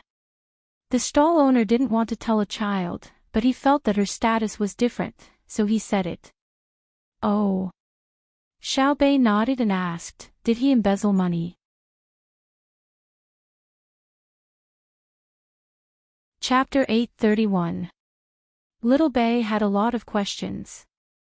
She wanted to know the general economic situation of Zhuo County and the number of merchants coming and going. However, even after she finished eating, the stall owner went to a nearby restaurant to give her the change. She didn't get any useful information from him. Zhuo County didn't have any public announcements, so naturally, they wouldn't tell the people how much money was left in the county and where it came from. From this, Little Bei concluded that Zhuo County's county magistrate Yan had dirty hands. She planned to deal with an official before the arrival of the army. At this time, it was too late, and the children's group was full of children. Some people couldn't help but yawn. Like a contagious disease, one person yawned loudly, and everyone who saw him yawned as well. Little Bei rubbed her sore eyes and smacked her lips. She lowered her head and walked toward an inn with the brightest lights. As she walked, she muttered, "You took advantage of me for one night. I'll deal with you tomorrow." Early the next morning, Little Bei and her group ate breakfast leisurely. They came out of the inn and headed straight for the local yamen. On the way, they attracted the curiosity of many people. A group of children came out of nowhere and didn't look like students from school. At the entrance of the yamen, two yamen runners were looking at the sky in boredom. They wore thick cotton-padded clothes and looked listless. When they saw Xiaobei and the others, one of the yamen runners' eyes lit up and a smile appeared on his face. He realized that the children who were being protected were about the same age as his children, but they were much more energetic than his children. Just as he was about to ask them kindly, he heard the voice of the smartest girl in the group. "I'm a doctor in the imperial court. I'm an imperial censor," and the yamen runner was only focused on Little Bei's pleasant voice and didn't understand the specific content. When Little Bei glared at him and repeated herself, the yamen runner finally reacted. First, he didn't believe her. "I don't care if you believe it or not. Go in and report to your county magistrate that we're here to check the accounts. Tell him to prepare himself and don't lie. Go quickly. You can't bear the consequences." Little Bei hated it the most when others treated her like a child. After all, she was an official. The yamen runner did not think that these children were officials. He thought that they were the children of some wealthy family who knew the county magistrate and came to play. He smiled and nodded, then ran inside to report. He didn't go to the signing room, nor did he go to the study, nor did he run to the empty hall. Instead, he went through 2 courtyards and came to the 3rd courtyard at the back. He said to a person wearing coarse clothes with a greasy face, "Sir, please take a rest first. I don't know which family's child is playing outside. Judging from his clothes, he should be from a rich family. Sir, can you go and identify him?" An official with a greasy face was adding coal to the stove under a large iron pot. When he heard the bailiff's words, he straightened his back and let out a sigh. After a while, he relaxed and asked, "What do you mean? Come, give me more." The yamen runner took the shovel and started to work as he replied, "Darren, there's a girl among them. She says she's a doctor or something. She's surrounded by a group of children. She says she wants to check the accounts." I don't know which of Darren's old friends she belongs to. The Yamen runner spoke casually, but when the words reached the ears of the official with a greasy face, it was not easy at all. The official, who had an indifferent expression just now, grabbed the Yamen runner who was still working and asked nervously, "How many children?" "A group. There's at least 180. Darren, you. How many are best dressed?" "Think carefully." The official asked again. "Let me think. 7. No, it seems to be 8. That's also not right. Oh, I remember now. It's 9. The group of children outside is in a circle, and in the middle is a square. The girl who spoke just happened to be standing in the middle. Darren, have you guessed who it is?" The Yamen runner still did not take it seriously. He thought for a while and wanted to say it. The official staggered, and his face immediately turned pale. He muttered, "It's over. They've finally set their sights on me." Sigh. "If I had known this would happen, I wouldn't have chosen Zhu, a county magistrate." "Add Cole, don't stop." "I admit it." Darren, what are you?" The Yamen runner was startled. He did not understand why the official, who was usually very indifferent to everything, would be so evil today. "No, nothing. That girl is a traditional Chinese physician." You don't know. This road leads to Jili province and the capital. I've been feeling uneasy recently, but I never thought that it would happen to them." County Magistrate Yen muttered, waved his hand, and walked out with his back hunched. He knew who had come and thought of the consequences. He was greedy. He was really greedy. If another official came to investigate, he might have heard the news in advance and made some preparations. There would not be too big of a problem. But who would have thought that it was the 9 children of the Zhang family and the Wang family who came? The news had just come from the capital along the road, but they had already arrived. When County Magistrate Yen moved to the entrance of the Yamen with his legs that had almost lost all strength, Xiao Bei was using a colored pen to paint the edge of the door. He stepped on a big stone and seemed to be using a lot of effort. County Magistrate Yen saw the goldfish bag hanging from the waists of Xiao Bei and the others. He looked at the group of children and confirmed that there was no doubt. "Darren, I am County Magistrate Yen, Head Foreman Yen. I didn't know you were coming and did not welcome you. Please forgive me." As he spoke, Foreman Yen no longer thought about bribery or fraud. He waited for the final judgment. Xiao Bei spent a lot of effort to paint the parts of the drum where the paint had peeled off bright red. He jumped down from the stone and shook his hands vigorously. He looked at Foreman Yen with dissatisfaction and said, "County Magistrate Yen, why is this drum so high? Do you want to tire the person playing the drum to death? That old man is so old. How can he beat it?" "Yes, I will order someone to lower the height." Foreman Yen agreed. He stopped talking and waited there. Xiao Bei rubbed his arms and looked at Foreman Yen. He said unhappily, "Why are you standing outside? Why don't you invite us in?" Yes, we'll go in now. Please. I will immediately have someone bring the accounts." Foreman Yen gritted his teeth and hoped that his attitude was better. The child was easy to coax. If he admitted his mistake, he could be dealt with lightly. He didn't want to lose his position. He planned to continue being greedy. Otherwise, his plan would not be able to succeed. Xiao Bei was invited in. He humphed as a sign of agreement. Foreman Yen ordered someone to bring the accounts. After entering the yamen, Xiao Bei didn't follow Foreman Yan's instructions to rest in the living room. Instead, he walked straight to the back. As he walked, he said, "I heard that your yamen is always making a lot of noise.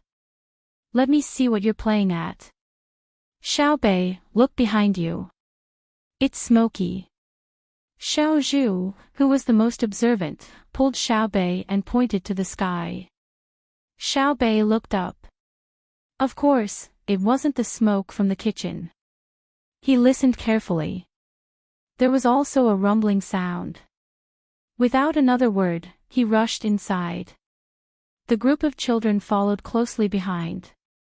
Foreman Yan's face was full of bitterness.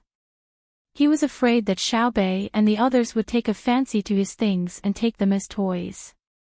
Those were the fruits of his hard work. He wanted to stop them, but he didn't dare. When Xiaobei and the others entered the third courtyard, the obedient yamen runners were still sending coal into the stove. This thing is fun.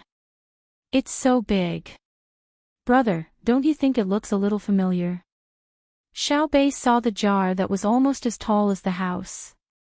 He suddenly felt that it looked familiar. It does look familiar, Xiao Yuan said. I'm not asking you. I'm asking my brother. Xiaobei didn't give him any face. Xiao Hai was also looking at the thing. He nodded. It looks familiar. Isn't this the steam engine that brother and sister asked Foreman Yan to research? They haven't finished researching it yet. I didn't expect to see one here. I wonder how far they've come. At this time, someone had already brought the county's account book and handed it to Foreman Yan. Foreman Yan squeezed the thin account book and handed it to Xiaobei helplessly. Although the account book was thin, it was real. There were also fake ones. If it were another official checking, Foreman Yan would take out the fake ones. Even if the other party really checked seriously, they would have to spend a lot of effort to find the problem. Moreover, it would only be a small problem. Today, he was facing Xiaobei and the others. Craftsman Yan didn't plan on taking out a fake account book, nor did he dare to. Otherwise, this group of little fellows would tire themselves out from checking the account book. If they couldn't find any problems in the end and started crying, Zhang Xiaobao would definitely be angry. When he came to investigate, it wouldn't be so simple. It was better to be straightforward. In any case, if they were greedy and bad ideas were found by the 9 people, they wouldn't be able to count on any luck. What is this? Xiaobei looked at the thin account book and asked. It's an account book. It records the county's income and expenses this year, as well as the portion that I spent on myself. Foreman Yan sighed and introduced. Oh. Let me see. Xiaobei opened the account book as she spoke. She didn't recognize some of the words, but fortunately, she knew the key numbers. After flipping through 2 pages, she exclaimed, Wow! Zhu, a county's tax income reached 820,000 strings of cash this year. How did you do it? How much was it last year? I just figured out a way to do it after hearing about Jili Province and Bushin County from my younger brother. In the first half of last year, it was 140,000 strings of cash, and in the second half, it was 60,000 strings of cash. I invested all the money into breeding. Naturally, this year's harvest was more. Foreman Yan was very proud of the county's income. In 1.5 years, the amount had quadrupled. Xiaobei was very surprised. If this result was achieved by her brother or sister, it wouldn't be a big deal. However, an ordinary official could do it, so it was definitely different. Then how much did you report? 760,000 strings of cash, Foreman Yan answered honestly. Xiaobei nodded. So you took a full 60,000 strings of cash. That's the entire revenue for the second half of last year, right? Yes. What did you do with the money? Xiaobei didn't feel any sense of accomplishment when Foreman Yan admitted to it right away. Instead, she was more interested in what Foreman Yan did with the money he took. Foreman Yan pointed at the big thing in front of him. I'll do this. A few broke, and this is the last one. I'm about to succeed. Can you give me a few days? Okay. This big thing only cost 60,000 strings of cash. Xiao Bei started to spin around the steaming thing. She returned the account book to Foreman Yen and stopped paying attention to it.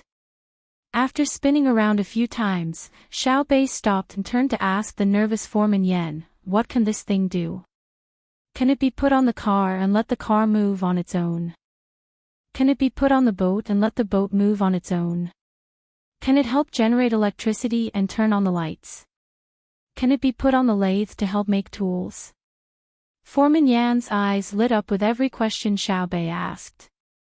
After Xiao Bei finished asking, Foreman Yan nodded at Xiao Bei as if he had found a confidant. "Then why isn't it moving? Is there a switch or something? Hurry up and turn it on. Don't hold it until it explodes." Xiao Bei suddenly thought of a very important question. Foreman Yan was stunned. Wei Wei rushed to the round thing and picked up a stick from the ground. She stuck it into the air and started to spin it. Then, she shouted at the yamen runner who was still stupidly adding coal, "Stop, stop, stop adding coal." Only then did the yamen runner throw down the shovel and wipe the sweat off his forehead. Following Foreman Yan's actions, more steam came out. Then, the group saw the rods connected to the pot start to move up and down. A wheel on the other side also started to spin. Xiao Bei and the rest widened their eyes when they saw this scene. They could always see the craftsmen at home working. They knew that as long as something could move, it could be turned in different directions. The most common example was a washing machine. Yay! Xiao Bei happily rushed in front of Craftsman Yan. He reached out to grab Craftsman Yan's hand and slapped it. He said to Craftsman Yan, "County Magistrate Yan, we did it. We did it. The steam engine is out. How did you seal the place? Did you use gum?" Craftsman Yan was also dazed by the joy. He picked up Xiao Bei and kissed him hard, saying, "No need for gum, just seal it with iron. Find a piece of iron that is tough and make it into a piece. Just press it on the key points. If there are any leaks, use another type of glue." "Yes, you're so smart. Let's go to the best restaurant in the county to celebrate. We'll tell my brother and sister later." Xiao Bei hugged Foreman Yan with one hand and waved his other hand excitedly. Foreman Yan nodded and walked out with Xiao Bei in his arms. When he reached the front hall, he suddenly stopped. Only then did he remember what they were doing. "Let's go. The best restaurant. My treat." Xiao Bei was still wondering why they stopped. "This." Foreman Yan put Xiao Bei down and pointed at the hall. "Lord Zhang, aren't you here to check the accounts?" "Ha! Check the accounts. Ah. I'm done. I know everything." Xiao Bei only reacted after being reminded. Then are you going to impeach me?" Foreman Yan said what he didn't want to say the most. "What impeach? The county's accounts are clear. The local economy is prosperous, and Lord Yan deserves the most credit. If there are more officials like Lord Yan in our court, why should we worry about the people not being able to live and work in peace? Xiao Yuan, help me draft a memorial and have someone send it to my brother first. When the time comes, send it to the capital. If Lord Yan doesn't reward such a good official, how can we spread the word?" Xiao Bei's righteous appearance stunned Foreman Yan. In a daze, he shook his head and asked, "Then what about the 60,000 strings of cash?" 60,000 strings of cash? Which 60,000 strings of cash? "Oh, it's the special department fee for the Ministry of Works to research the steam engine that Lord Yan mentioned." "Yes, it's a bit low. We should increase the investment. A person of Lord Yan's insight can't lose his determination to continue research because of money." Xiaobei raised his hand to pat Foreman Yan's shoulder, but found the height difference. He could only pat Foreman Yan's leg to show encouragement. Foreman Yan stood there and pondered for a while. He finally understood Xiaobei's words. Not only did he not pursue the matter of his corruption, but he also made it sound so righteous. It seemed that everything was because of the steam engine. Xiaobei didn't care what Foreman Yan thought. There was finally a steam engine. His family hadn't developed it yet. His brother and sister only gave him an idea and didn't have the time to personally guide him. Now that it was done, his brother and sister would definitely be very happy. Thinking that this joyous matter could allow him to drink a small cup of wine, he excitedly pulled Foreman Yan outside. Hurry and find a good restaurant. I brought some wine from my collection. I'll treat you to a cup. Foreman Yan followed Xiaobei out. He didn't care about the grease on his face. He pulled a bailiff over to give him directions and headed towards the restaurant closest to them. He wouldn't foolishly disagree with Xiaobei's words. He managed to escape a calamity. It was still early in the morning, so it wasn't time for lunch yet. There weren't many people in the restaurant, and there wasn't a single person on the third floor. A group of people rushed up and occupied the entire third floor. They removed the partition screens and opened the doors to the rooms. They ordered a table full of dishes. Xiaobei had someone bring out the wine he brought with him. He personally poured a cup for Foreman Yan and a small cup for himself. He raised his cup and shouted, "For the birth of the steam engine, let's have a small sip." Lord Yan, do as you please. Later, tell us how you came up with the idea of making this steam engine. Everyone else was eating. Only Xiao Yuan drank a sip with him and continued to write the memorial. He had fewer mistakes than Xiaobei. When Foreman Yan, who hadn't eaten anything since he woke up in the middle of the night to figure out the final steps of the steam engine, was about 30% full and began to talk about his original idea, Xiao Yuan finished writing the letter, blew it dry, and handed it to Xiaobei. Xiaobei crumpled the letter into a ball and threw it out of the window. Send this memorial to my brother as fast as you can. Then pass it to General Gao and have the Ministry of Work send someone here. He turned around and was about to listen to the story when he saw Foreman Yan's confused expression.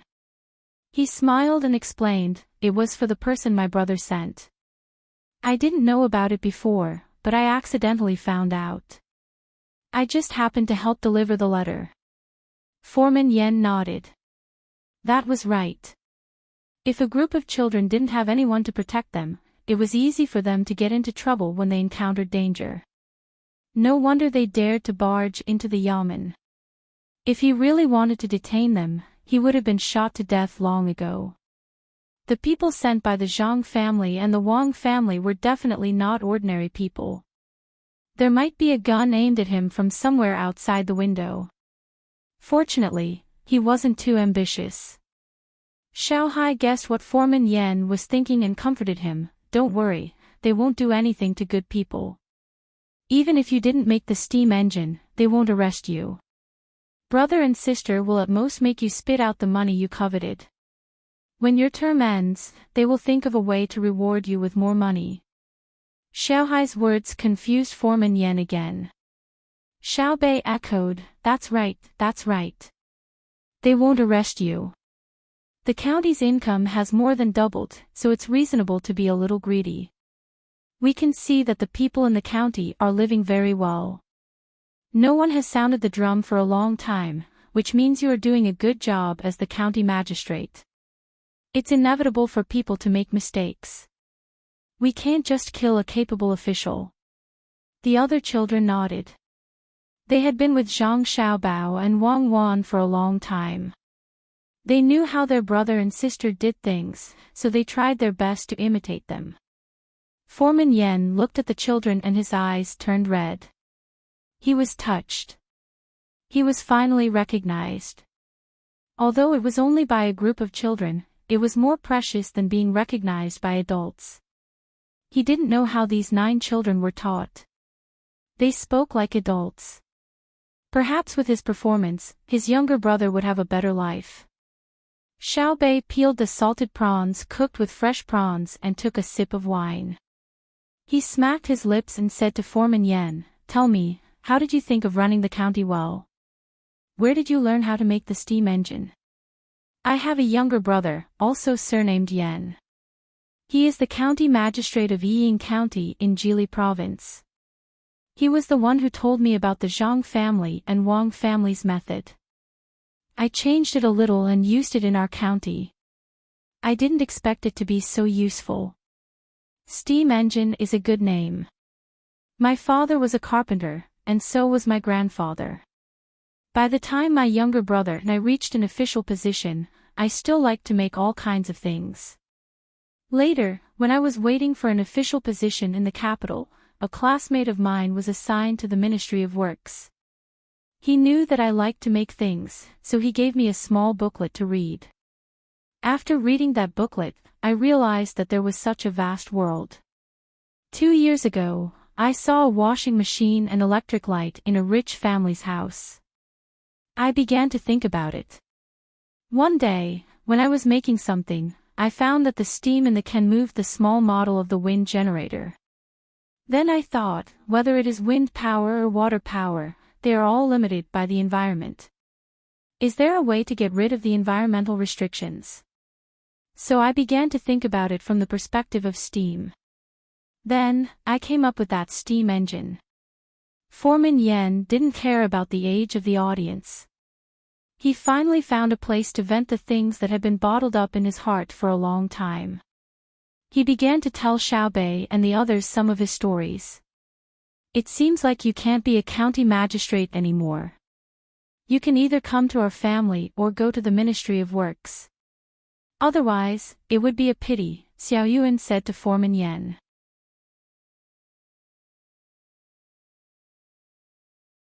Chapter 832. The winter snow had just melted, and the damp air on the ground was blown by the wind, chilling people to the bone. Zhang Xiaobao and Wang Wan sat in the carriage and slowly moved forward with the group. The sound of hooves echoed around them. It will take 5 years to migrate the people from the two places in batches. While the Tang Empire is strong and prosperous, we have to act early.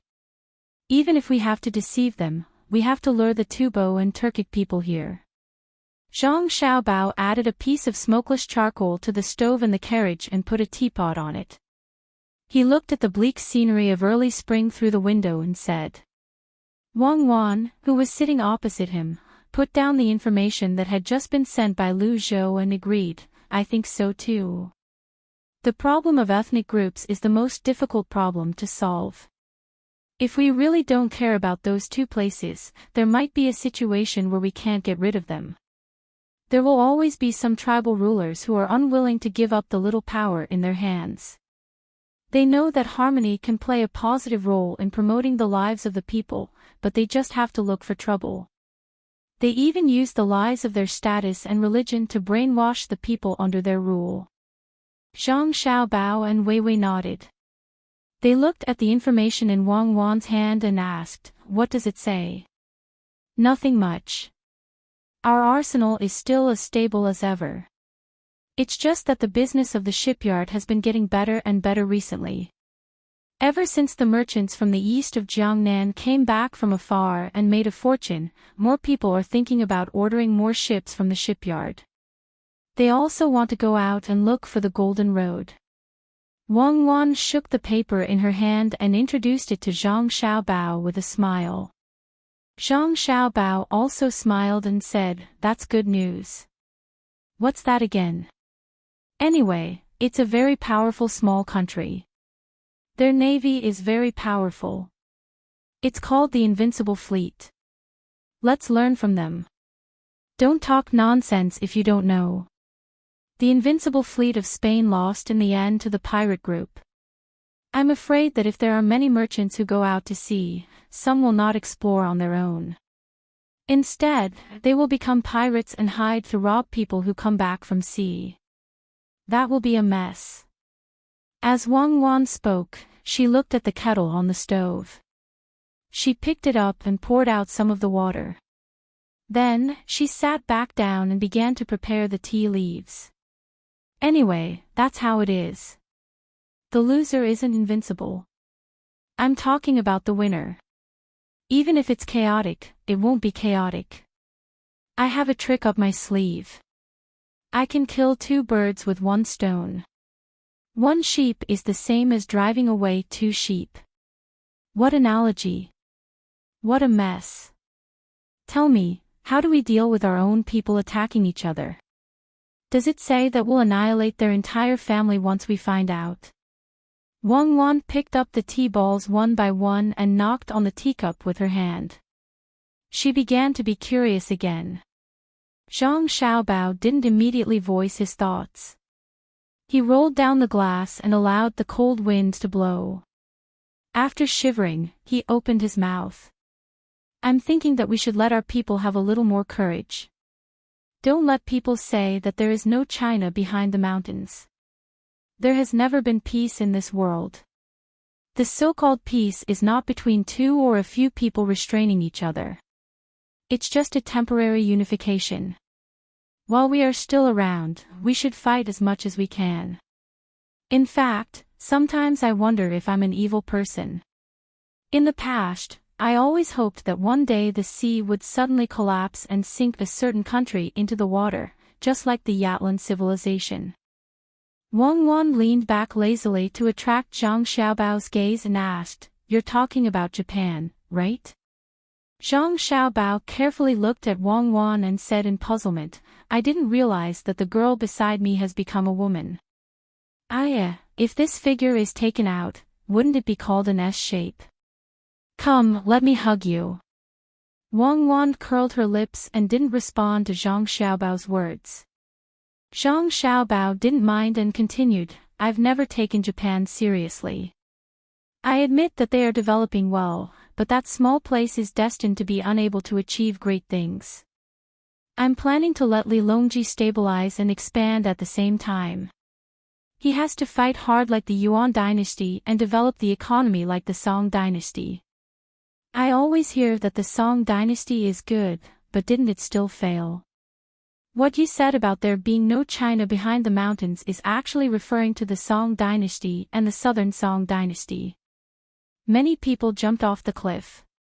When I was in Beijing, my mother asked me to discuss the engagement with you. She said that it should be decided by next year at the latest. You should think of a way to reject it." "Why should I reject it?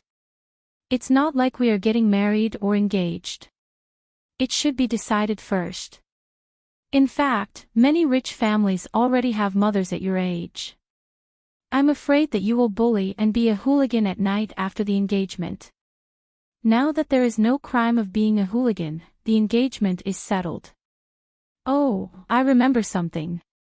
When some of the merchants become pirates, we will form a special maritime patrol team. One will train the navy, one will help the merchants to safely plunder resources from other places, and one will be able to beat people up as we wish. Just like the United States, we can openly bully people." Zhang Xiaobao did have the intention to take advantage of her, but only a little. Wang Wan didn't discuss the engagement anymore. She followed Zhang Xiaobao's words and said, "A pitiful person must have a hateful side. The small countries that are bullied are not wronged at all. They want others to help them, but they don't want to take sides. No one is a fool. Why should they help others for free? What I am worried about is that as we expand, there will be colonization on many islands, and then they will start to become independent. This is a problem, but unfortunately, I can't do anything about it. There will always be some people who want to be the emperor, even if it's a small emperor. This is called better to be the head of a chicken than the back of a cow. To solve this problem, the best way is to develop technology and have enough military power.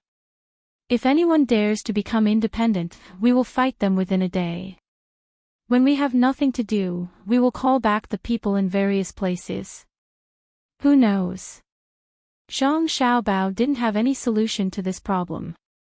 It could be said that there was no solution. At this time, the person in charge of delivering the message to Zhang Xiaobao came over and handed the balled-up memorial to Zhang Xiaobao. When he opened it, Zhang Xiaobao was happy. "Come, look. Our Xiaobei has done another big thing. Zhuo County's county magistrate Yan is actually an inventor. He made the steam engine. Comrade Xiao Yan, who is the county magistrate of Yiying County in Jili Province, is his younger brother." As he spoke, Zhang Xiaobao handed the letter over. Wang Wan also smiled after reading it. "Xiaobei and the others are really lucky. What are you going to do with Craftsman Yan? We can't let him continue to be a county magistrate. That would be a waste of his talent." "Yes, if he can't be a county magistrate, he can be transferred to Jili Province to reunite with his younger brother. Arrange a judge position for him and let him study together with Craftsman Yan. The steam engine is a small matter. Even without him, we can still make it. The key is this person's idea. It is very rare. Come, give the order. Hurry up." Zhang Xiaobao wasn't willing to give such a talent to others. If he could make the steam engine today, he might be able to make the diesel engine tomorrow. The speed of the team suddenly increased. After rushing for 6 days, they finally arrived at Zhuo County. They saw Craftsman Yan, who was working with Xiaobei and the others to improve the steam engine. Xiaobei was very reserved and explained her advanced theory of using the steam engine to generate electricity and then use electricity to boil water. She received Zhang Xiaobao's affirmation and praise. Craftsman Yan was much more restrained. He knew that his fate was no longer in his control. He hoped that Zhang Xiaobao and Wang Wan were really as open-minded as Xiaobei and the others said. Zhang Xiaobao was very kind. He naturally wouldn't let go of such a great talent. After discussing with Craftsman Yan for a long time, he tricked Craftsman Yan into agreeing to go to Jili Province to develop. The matter of the transfer was also handled by Zhang Xiaobao. After 2 days, the team continued their journey under Craftsman Yan's expectations. After a month, Craftsman Yan could go to Jili Province. After telling a few stories to his younger brother and sister as a reward, the team went all the way to the seaside. At this time, the sea had already been unfrozen. There was no ice at all. Only the bone-chilling wind was blowing. The group boarded the boat and headed in the direction of Jili Province.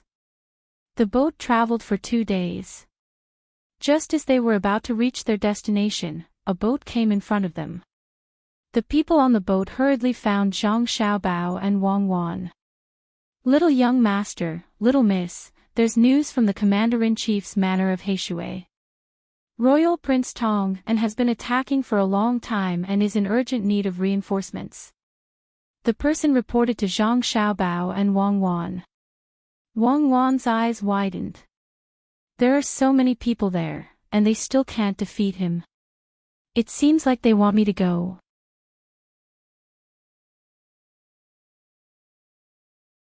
Chapter 833. When Wang Wan and Zhang Xiaobao returned to the prefecture of Jili State, they saw the detailed information sent back by Li Sun. Although it was called information, it was actually a nagging letter. Li Sun complained a lot in the letter. First of all, he complained that he did not have a good new year. He had been leading the army outside. It was very cold and very uncomfortable. Then he complained about the supply difficulties. The people who went to help transport from Jili State could support the consumption of the army in the beginning, but as the army continued to advance, the inconvenience became obvious. Often, when the army advanced dozens of miles, the supply team behind would need a few days to send the follow-up supplies, which greatly affected the mobility of the army. Then he said that the people of the Blackwater Commandery were cunning. They did not confront him head-on, but ran all the way back and took all the people with them. Before the new year, when they were about to catch up, they had to give up because of a heavy snow, which allowed the people of the Blackwater Commandery to effectively gather. More importantly, many people who were taken from Shuzhou were sick and needed people to take care of them. The people who were taken from Jili State did not have a good time either. In the beginning, there was no problem. It seemed that they had adapted to the cold environment. However, as they fought on the snowy ground for a long time, many people had frostbite. In short, the Blackwater Commandery was not a place where people could fight. They needed support. They hoped that Wang Wan, who was like a god of war, could show her power again. After reading the letter, Zhang Xiaobao smiled and said to Wang Wan, "It seems that Li Sun encountered the tactic of scorched earth and cleared field. In addition, the army was not adapted to the cold climate for a long time, so he was beaten silly." Wang Wan nodded and agreed. She said, "It seems that our adaptive training in Jili State is still not enough. I am very worried about the people who went to North America. I don't know if they can survive. There is no news back yet. Li Sun is really too much. He only knows how to complain. He doesn't know how to clearly write down the tactics of the enemy. It makes it difficult for me to judge what the enemy's general is planning. How else could he have fought? When winter comes, he should have used the fastest speed to infiltrate the enemy. I think Li Sun wanted fewer people to die and wanted to use the momentum of the army to crush the enemy. In the end, the enemy didn't compromise and used all the available circumstances to teach Li Sun a lesson. The mountains there are high and the forests are dense. There should be a lot of primeval forests. Fortunately, we didn't give him a rifle unit this time. Otherwise, it would be easy for someone to set up an ambush and steal the rifle. It's so cold that he can't even pull the trigger." Zhang Xiaobao also analyzed the situation. Time and place were on the opponent's side. As for the people, both sides seemed to be about the same. Wang Wan put down the letter in her hand. After thinking for a while, she said, "We should have Li Sun stop. Withdraw the army and replace it with a new one. Right now, the morale of the more than 20,000 troops is as low as it can be. The Blackwater Commander-in-Chief's mansion is large. We can't expect to take it down in a short time." After Wang Wan made the decision, she quickly sent someone to deliver the letter to Li Sun. It was estimated that it would take at least a month for the letter to arrive. There was no other way now. Zhang Xiaobao also agreed with Li Sun's proposal to withdraw the army.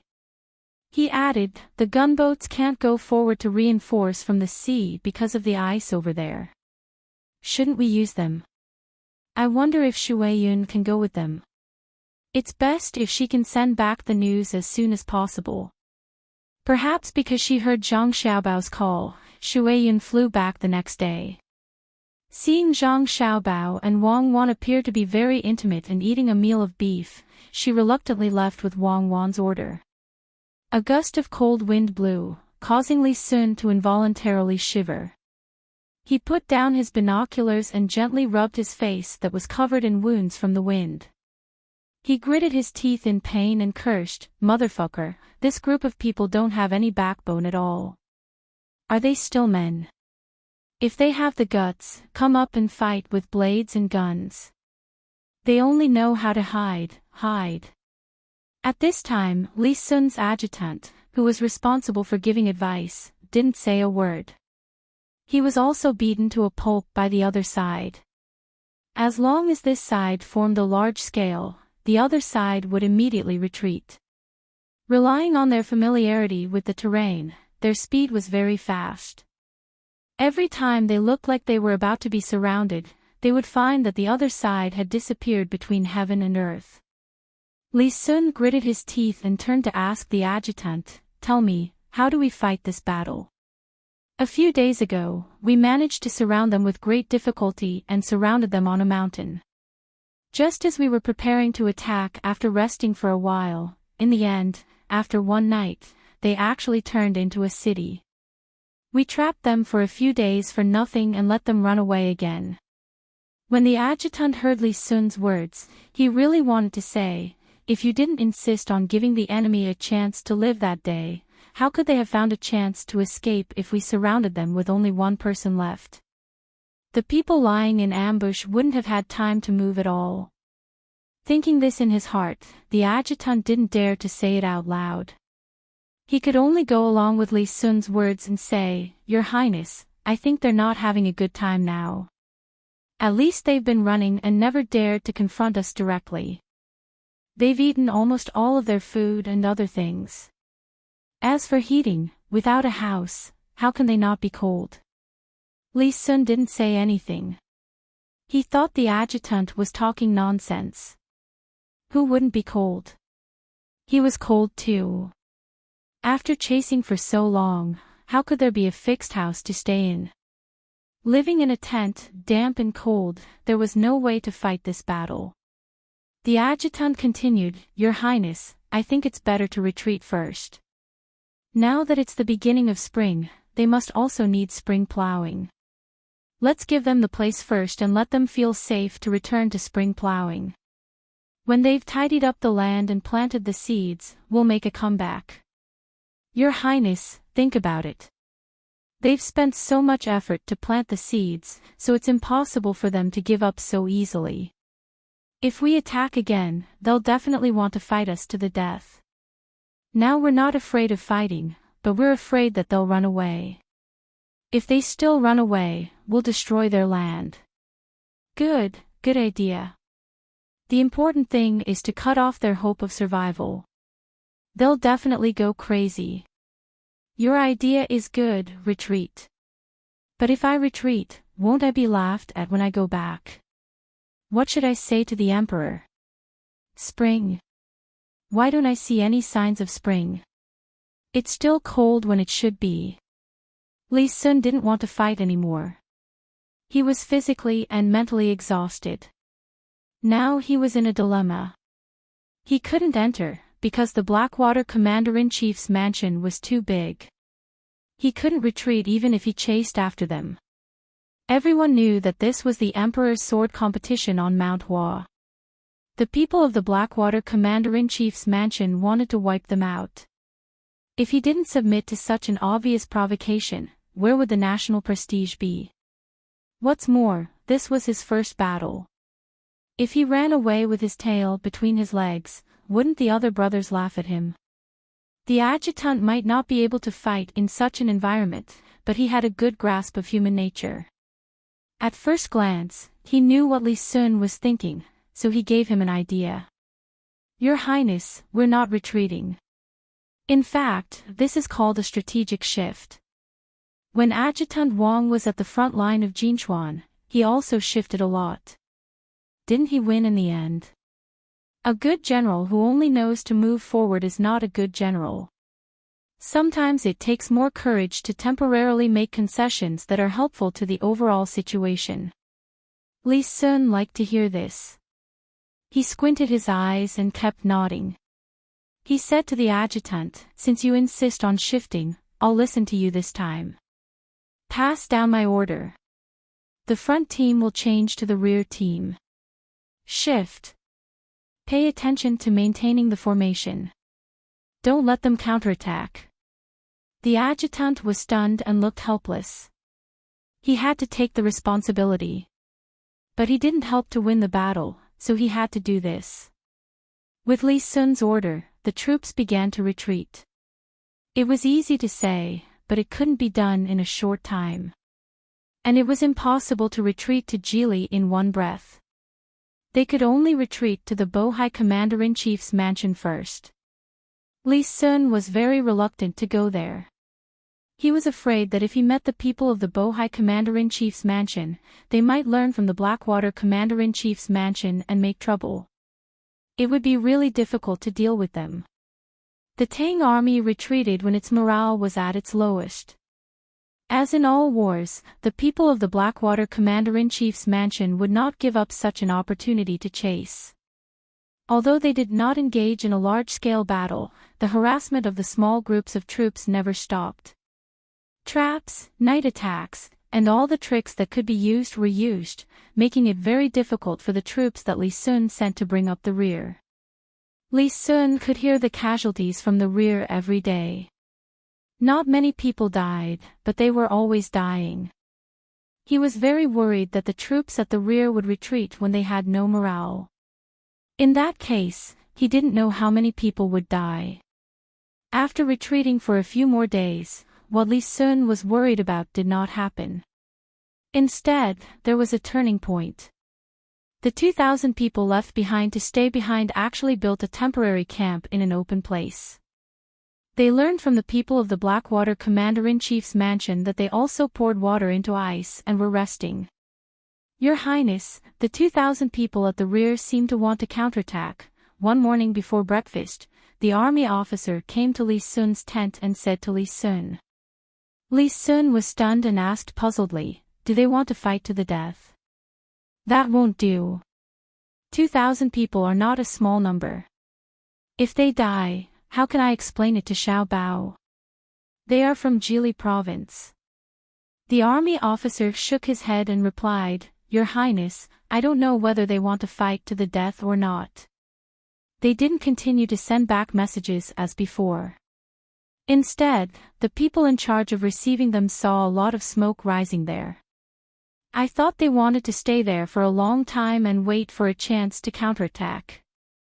Hearing the army officer's words, Li Sun was more confused. "I don't seem to have given such an order, right?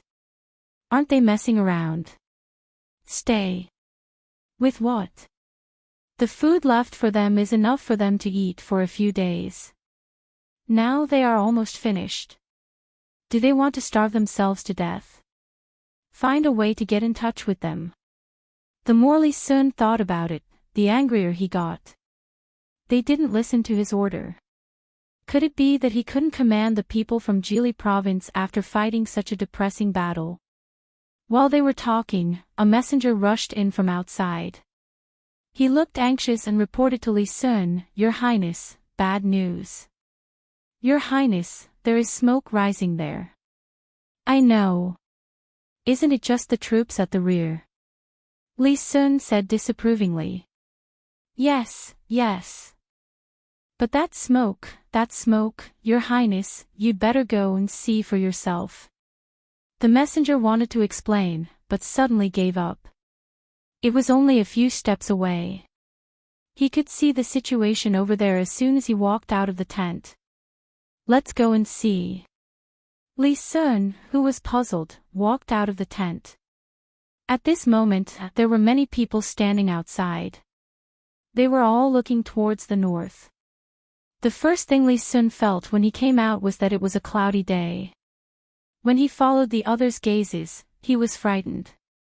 He saw that in the north, there was thick smoke that covered the sky. It was not smoke at all. It was smoke that would only appear when there was a big fire. At this time, the wind was blowing towards the north and a little towards the west. The smoke was also slanting towards the northwest. After being stunned for a while, Li Sun shook his head hard and shouted, "Who knows what's going on? What happened over there?" Everyone was at a loss.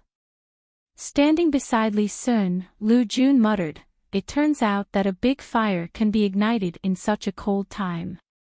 Even snow can't stop the spread of the fire." Li Sun nodded. It was also the first time he thought that such a big fire could be ignited. He suddenly had an idea that he didn't want to believe. He said to Lu Jun, "Could it be that the people from the Blackwater Commandery saw that we were guarding the rear, so they got a lot of things to ignite the fire and wanted to burn them to death? That's 2,000 people." The army officer was speechless for a moment. His eyes were filled with fear, and his body was trembling slightly. He seemed to be imagining the scene of those 2,000 people being burned alive. He had a painful expression on his face. Those were the elite troops of Jili State. Quickly think of a way for me to contact them and ask them to retreat. Retreat quickly. We should retreat too. If the wind changes direction, it will be troublesome." Li Sun quivered and shouted to the people around him. The soldiers around him shook their heads helplessly.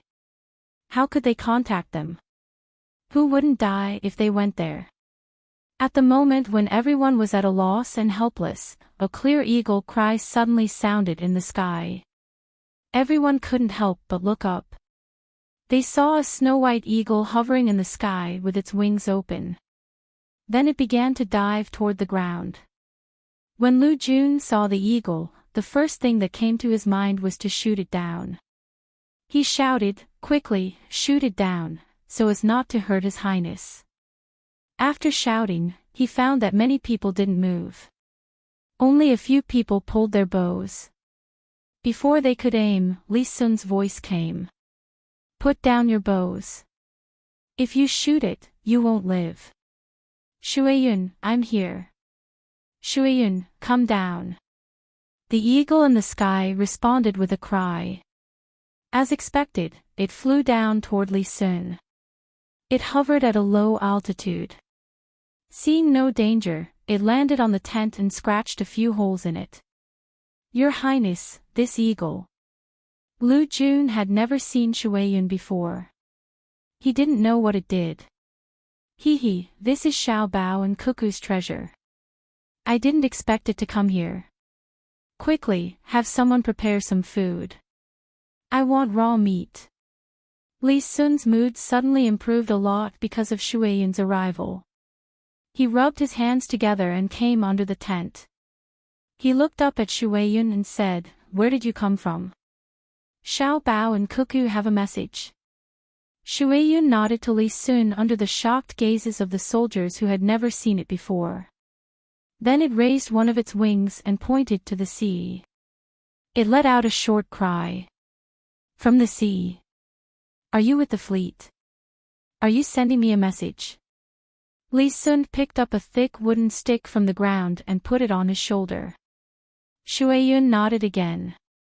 It opened and closed its wings and flew to Li Sun's wooden stick. It raised one of its claws and let Li Sun take something down. Lu Jun was dumbfounded. He muttered, "Motherfucker, where did this goblin come from? Zhang Xiaobao and Wang Wan are already monsters. I can't believe they can raise an eagle like this." Shueyun turned its head and glanced at Lu Jun. Obviously, it had heard Lu Jun's words and expressed its dissatisfaction. "Ha ha ha." Li Sun laughed, looking very happy. He said to Lu Jun, "We only have one Shueyun in the world. This is good. As long as there is news, there will be a way. I don't know if the news came directly from the fleet or from somewhere else." While they were talking, Li Sun had already taken off the bamboo tube tied to Shueyun's leg. He also helped Shueyun massage it to relax. It was uncomfortable to be tied for a long time. When Li Sun stood up and opened the letter, someone had already brought the wild animals that had just been killed to him. They cut them into strips and put them on the ground. They wanted to see how Shueyun would eat them. However, Shueyun didn't move at all. It only stared at the person who brought the meat. "All right, let's do it this way. Those who should withdraw, withdraw, and those who should stay, stay. What's there to be afraid of burning the forest? As long as we can disrupt the enemy's deployment in the Blackwater Commander-in-Chief's office, everything will be worth it. Cuckoo is indeed Cuckoo, she can command from so far away." After reading the letter, Li Sun suddenly seemed to change into a different person. He went from a defeated general to a victorious general. Lu Jun really wanted to see what was written in the letter. Seeing that Li Sun didn't give it to him, he had to change the topic. He pointed to the meat on the ground and asked, "Your Highness, does this eagle not like to eat venison? It's called yunshui. It's not that it doesn't like to eat it, but it's afraid of being poisoned." "Shueyun, don't worry. Eat it. If someone dares to poison it, I'll kill his whole family."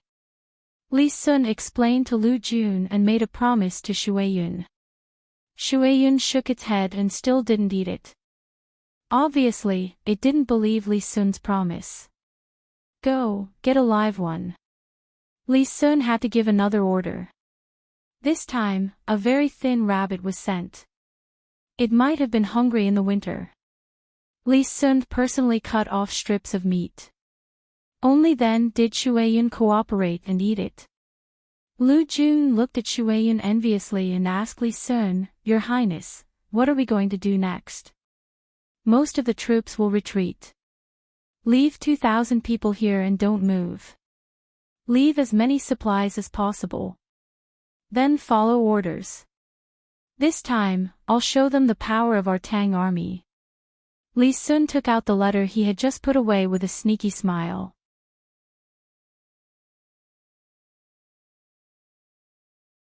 Chapter 834. Li Sun, who had received the tactical support from Wang Wan, was completely relieved. Most of the troops retreated, except for those who had received instructions from the fleet in advance to cover the retreat. 2,000 people had already started to set fire. Li Sun left another 2,000 people behind to provide support, and at the same time divided into small groups to set fire. Billowing smoke rose from all directions, blowing here and there as the wind changed direction. The people who had finished setting the fire all hid by the seaside and did not move. They were under the protection of the gunships that could not continue to head north. Looking at the gray sky, Li Sun sighed, as if talking to himself or to the people around him. "Unfortunately, I don't know how much wealth will be lost this time. It's all my fault. I didn't succeed in conquering the Blackwater Commander-in-Chief's mansion. Otherwise, I wouldn't have to resort to this." Shen Jun was beside Li Sun. Hearing Li Sun's words, he was very puzzled and comforted him. "Your Highness, why worry? Even if it's burned, it's the trees of the Blackwater Commander-in-Chief's mansion. It's not a pity." The others who only knew how to fight nodded in agreement. Li Sun chuckled.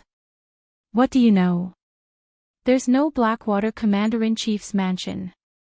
You have to look at the long term. Now it seems to be someone else's territory, but after this is over, it will be Tang's territory. There are many trees that can be used as pillars, and the rare beasts and medicinal herbs on the mountain are all gone. Do you know how much money has been lost? It can't be counted. If the burned land is developed, it might be able to contribute to 1/5 of Tang's territory. Damn Blackwater Commander-in-Chief's mansion, playing hard and fast and guerrilla warfare with me. Isn't it because they can't adapt to the environment?" Shen Jun was shocked.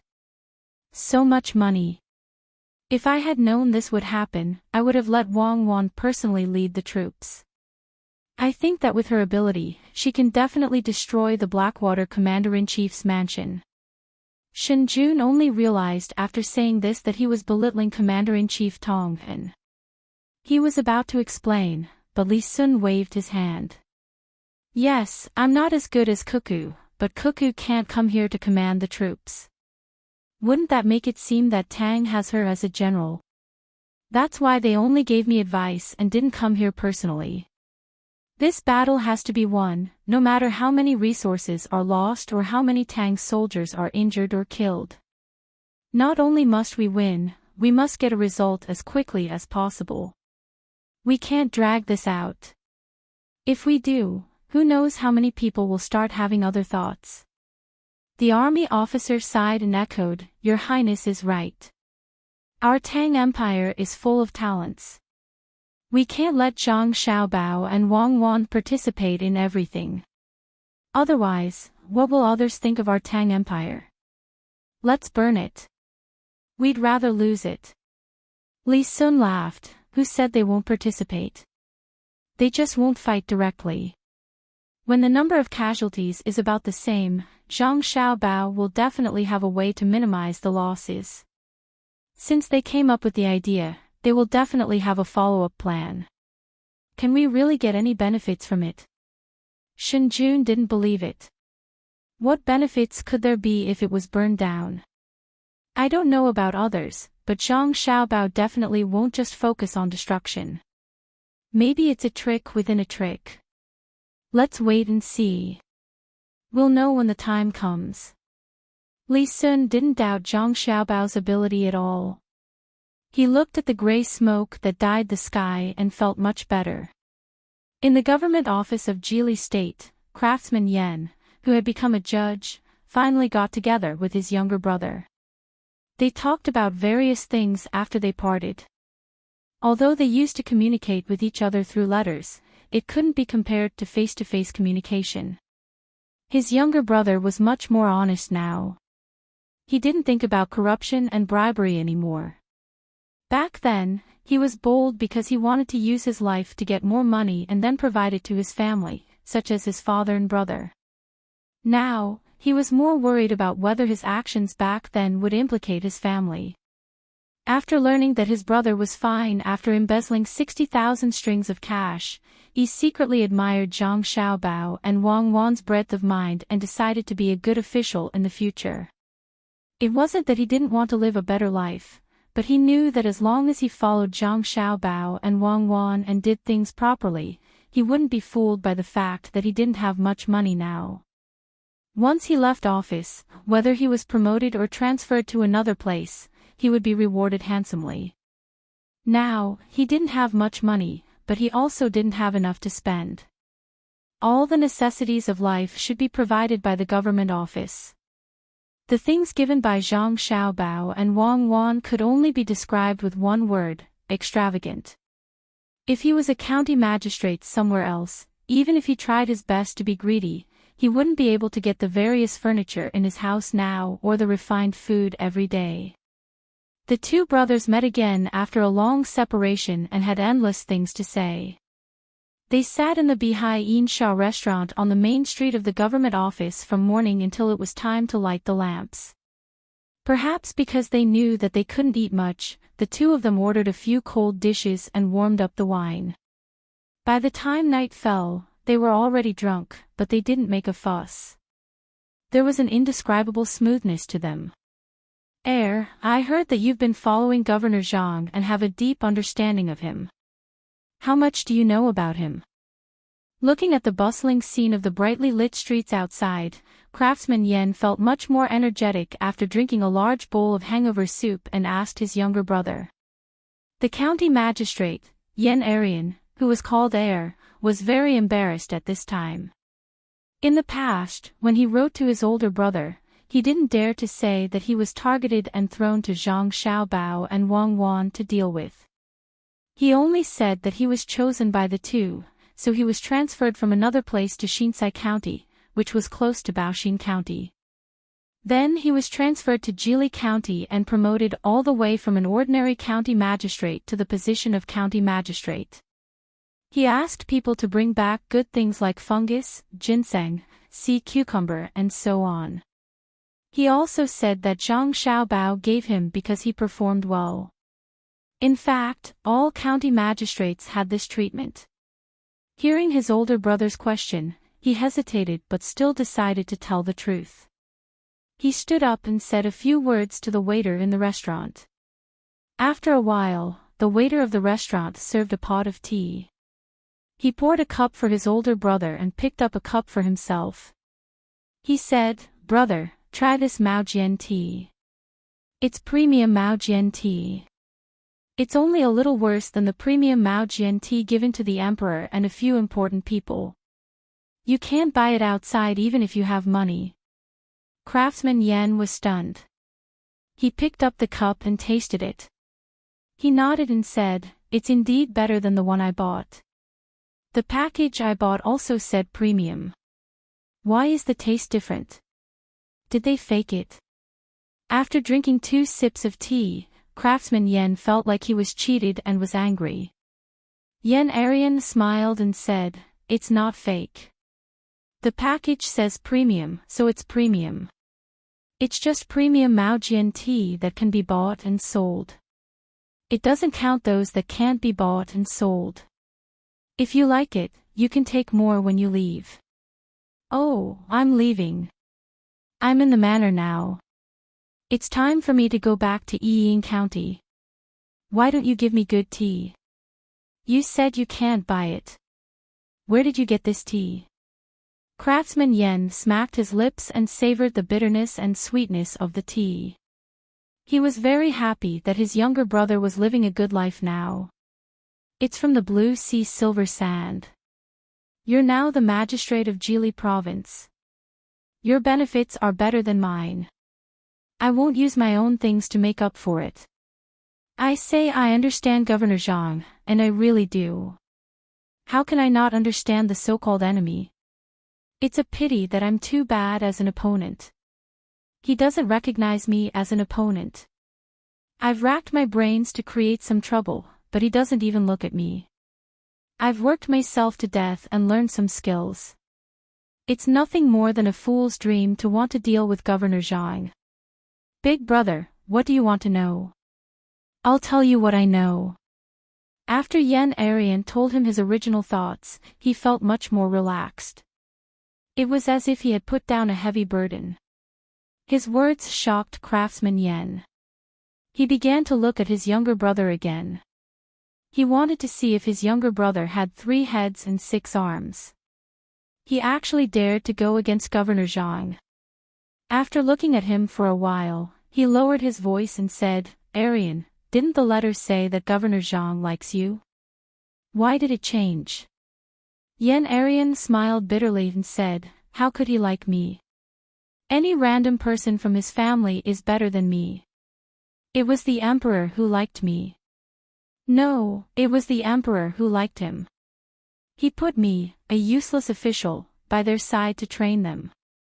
I'm not the first one. The first one was a man named He Wei. Now, he's a high-ranking official in Yaozhou. I came later. His Majesty wanted to see what they were capable of, so he threw me around them. After a while, the edges and corners in my heart were smoothed out. Before I came to Gili province, I wanted to make trouble for them. In the end, I didn't succeed. I didn't want to accept it, so I did my best to understand it. That's why I wrote to you about how to build the province. Don't worry, I've already given up on my previous plans. I'm going to follow them and be a good official. I won't be as reckless as before. When craftsman Yan heard the last part of his brother's words, he wiped the cold sweat on his forehead. He let out a long breath and asked, how much do you know? A lot. I know that their family has a lot of money. They have a lot of shares in the Tang Bank. They also do business between the clouds and the water, between the clouds, blue sea silver sand, and the supermarket. They also do business on roads and bridges. They also have a fleet on the Yangtze River and the Yellow River, a fleet on the sea, and a land transport team. Luzhou is their world. They also have a huge force in Tubo's Jinchuan. They have a big ranch in Feng province. They have a winery and a ski resort in Wing province. There's no need to mention this place. In addition to these, I also know that they have a lot of weapons. Not all of them are exposed to the public. I know that the number 0 seedling protection team of their 2 families has started to form their own teams. They are trained to be generals. I know that all the servants in their family's inner court are very powerful. I know that there is an even more important matter that others do not understand, and that is that in my observations, I have discovered that they are not thinking about fighting with the officials of the Great Tang, nor are they thinking about competing with the merchants of the Great Tang. They want to solve all their problems at once, such as... Yan Er told his brother what he knew, but before he could finish, his mouth was covered by his brother's hand. Craftsman Yan looked around nervously. When he saw that there was no one else, his face turned yellow. He moved closer to his brother's ear and said, "Second, let's not talk about what they want to do. If they want to rebel, they need evidence. Otherwise, trouble comes from the mouth." "Brother, what are you talking about? Rebel? Who's rebelling?" "I didn't say that the Zhang family and the Wang family wanted to rebel. If they wanted to rebel, they would have done so long ago. With the strength of their 2 families, even if they don't directly become the emperor, they can at least control half of the country. What I want to say is, for example, they sent people to travel along the sea. It seems that they are looking for some very good things. From the people in their family's inner court, I heard that as long as they can find those things, our Tang won't have to fear any disasters in the future.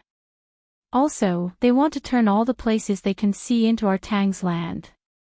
Xinyuan Island is one of them, but there will be more in the future. For example, the Bohai Sea Commander-in-Chief's office. In the past, our dynasty couldn't directly control it, but now we can. They are currently attacking the Blackwater Commander-in-Chief's office. Once they take it, they will continue to occupy the north. What I want to say is that if you follow Zhang Xiaobao and Wang Wan, you won't have to worry about not being able to become a high-ranking official. Wang Wan doesn't have to worry about losing a war. Even if they don't have the legendary mystical abilities, with just their weapons, others won't be able to defend their territory.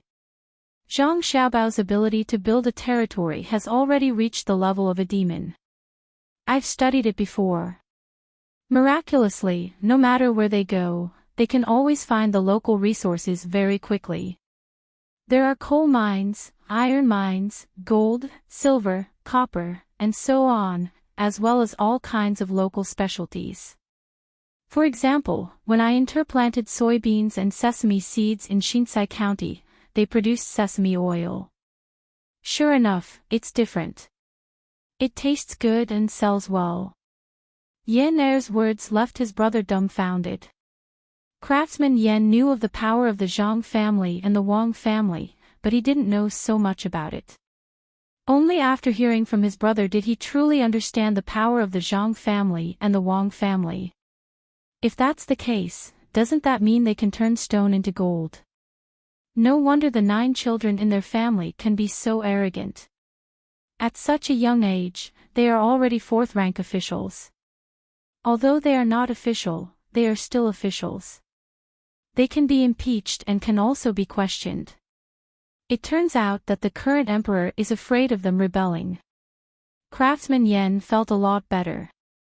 He no longer cared about why Xiaobei and the others could be such high-ranking officials. Going back to the history, such a thing had never happened before. Yan Er shook his head. No, it has nothing to do with that. His Majesty is. Speaking of this, Yan Er lowered his voice. His Majesty feels that he owes the Zhang family and the Wang family too much. The two families have countless businesses, such as the Tracker Association on the Yangtze River, the Breeders Association in Jiannan, and the construction team in Jiannan. But they don't have a lot of money to spend. Little brother's not a lot refers to the proportion, not the actual amount. The money for the research on all sorts of powerful weapons is from their family. Many of the soldiers' benefits are from their family, not the imperial court, roads, bridges, or disaster relief. Wherever the Great Tang needs money, their family will take it, and not a small amount. His Majesty has obtained fame, all sorts of good technology, and land, so he will naturally compensate them. Thus, their family's power is slightly greater. Craftsman Yan suddenly understood. If his brother hadn't said this, he really wouldn't have known the situation. After thinking for a moment, he said, they do have a bit more power. For example, the rumors from the capital say that Zhang Zhong's position as minister was arranged by his family.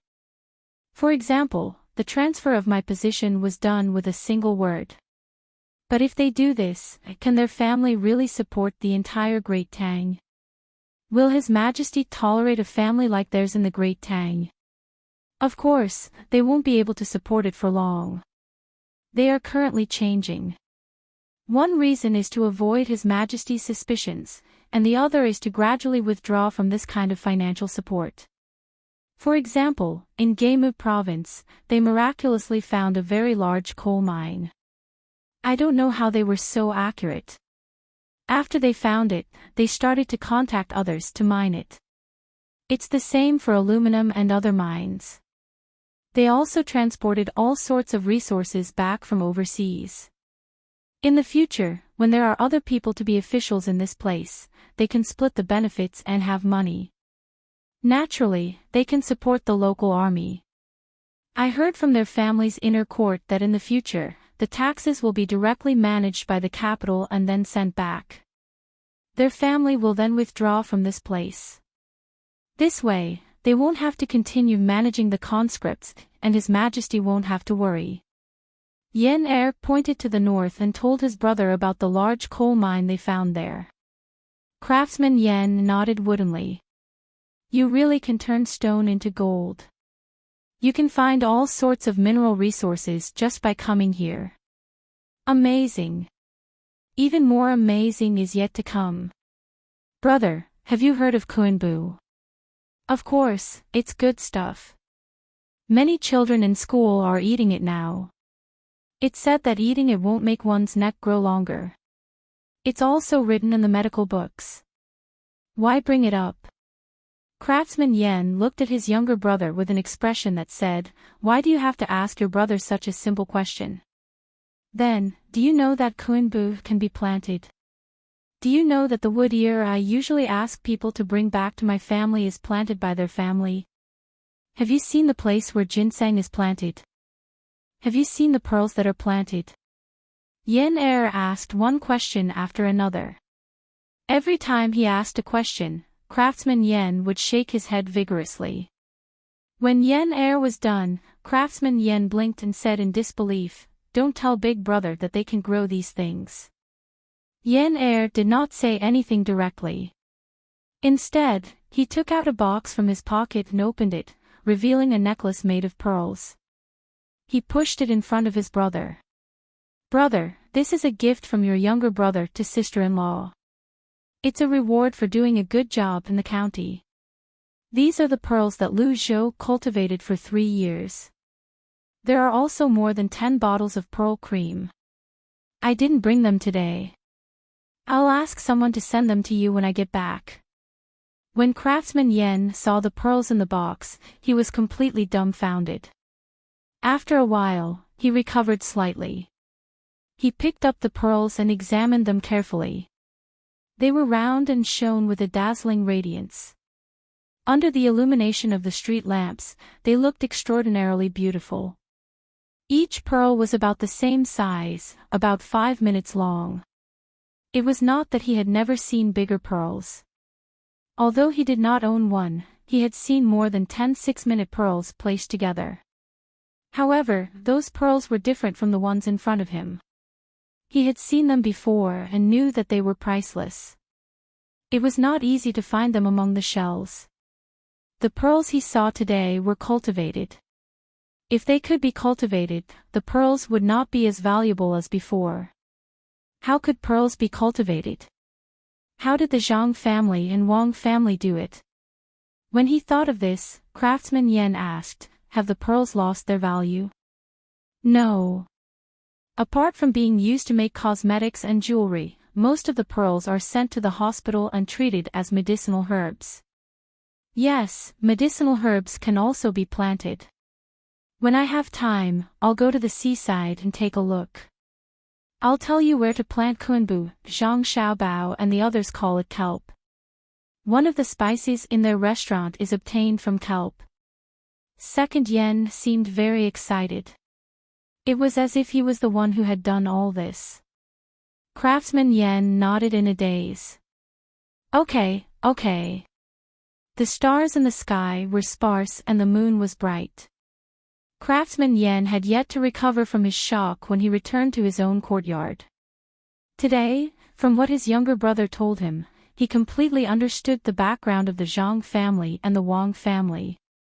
He was not afraid of their influence. Instead, he was happy. He was so happy that his mind was in a daze. He liked to research all kinds of things. Researching things required a lot of money. If he succeeded, it would be fine. If he failed, he did not know how much money he would need to replenish it. From now on, as long as he followed Zhang Xiaobao and Wang Wan, money would not be a problem. Just like what his younger brother said before they parted, if he followed the Zhang family and the Wang family, he would not have to think about other things. He would work hard and be loyal. In the future, as the territory expanded, he would need more officials. If he caught the eye of the Zhang family and the Wang family, it would be easy for him to become a provincial governor. He would work hard, whether it was for his interests or for his future position. Craftsman Yan made up his mind. He waved his fist and stood up, preparing to go outside to see the beauty of the nightless city. Unexpectedly, he met two people as soon as he stepped out of the door. It was a man and a woman. The man was handsome and the woman was beautiful. There was an indescribable indifference on his face. When he was easygoing, he gave people the feeling that he was a crane in a flock of chickens. No matter how he looked, he found them familiar. He rubbed his eyes and looked carefully under the light of the street lamps. Yes, he knew them. Provincial Governor Zhang, Adjunct Officer Wang, why are you two here? Craftsman Yan asked, puzzled. Magistrate Yan, you really want to go for a walk? Before I came, I made a bet with Xiao Bao. I said that after drinking with your younger brother today, you should be tired and would go to bed early and come back tomorrow.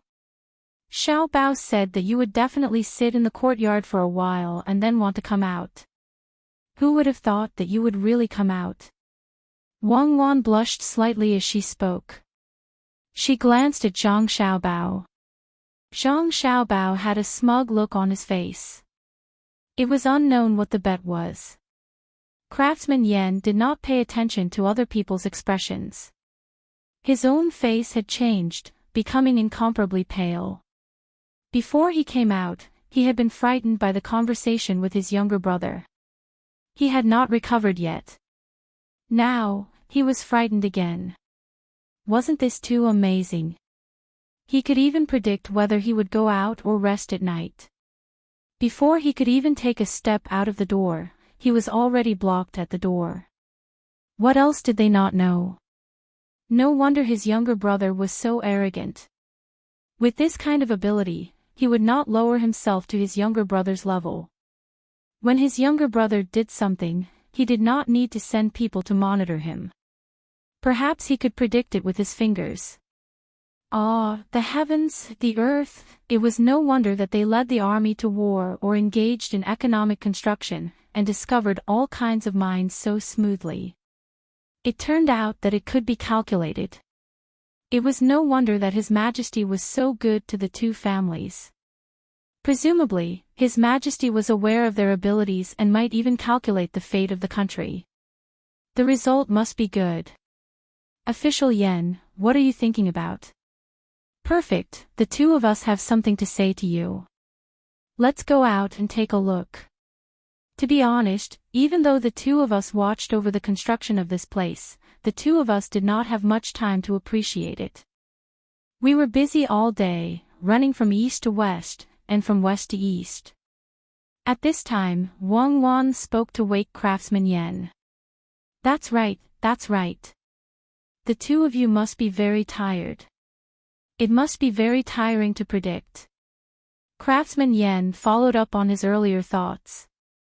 Zhang Xiaobao and Wang Wan were stunned. At the same time, they smiled at Wei Wei. They did not explain what psychology was and walked on the street with Craftsman Yen. Craftsman Yen was a little nervous and a little excited.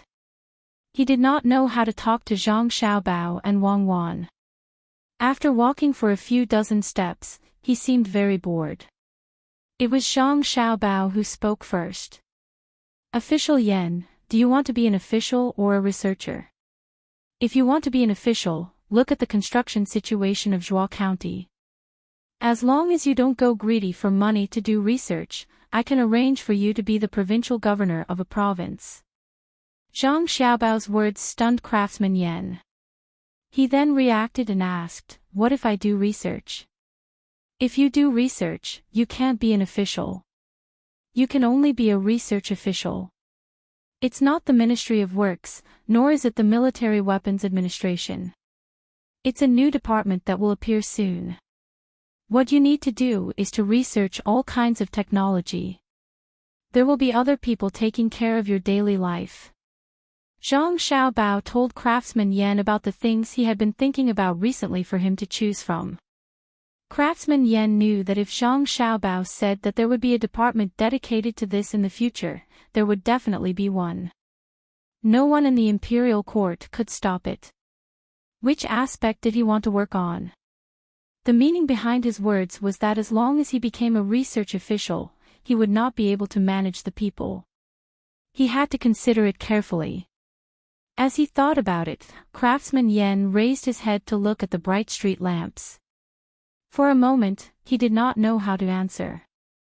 Wang Wan also looked at the street lamps and explained, the electricity used for these street lamps is driven by wind turbines. They found a vent here and set up a cluster. No matter which direction the wind blows, there will be a windmill that will turn. Usually, it will provide public services and street lamps in the provincial capital. Some merchants who are willing to spend money will also receive electricity. This is all due to the advancement of technology. If the steam engine is good enough and can be used to generate electricity, there won't be a need for a vent. Being a research official is a blessing to the people. In fact, researching more advanced technology will also benefit many people. As for the treatment of technical officials, they will be treated the same as administrative officials. At the current stage, they will be treated better than administrative officials.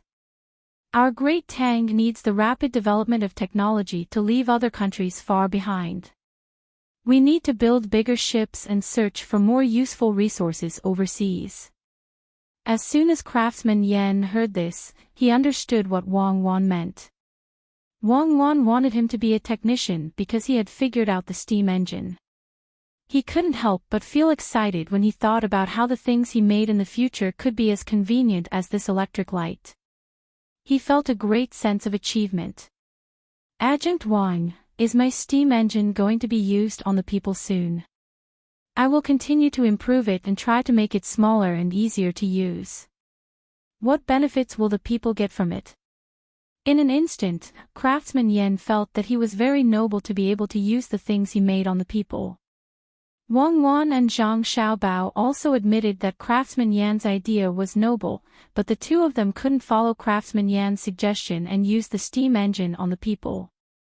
Zhang Xiaobao glanced at Wang Wan and said to Craftsman Yan, Lord Yan, the steam engine is good, but it can't be used on the people right away.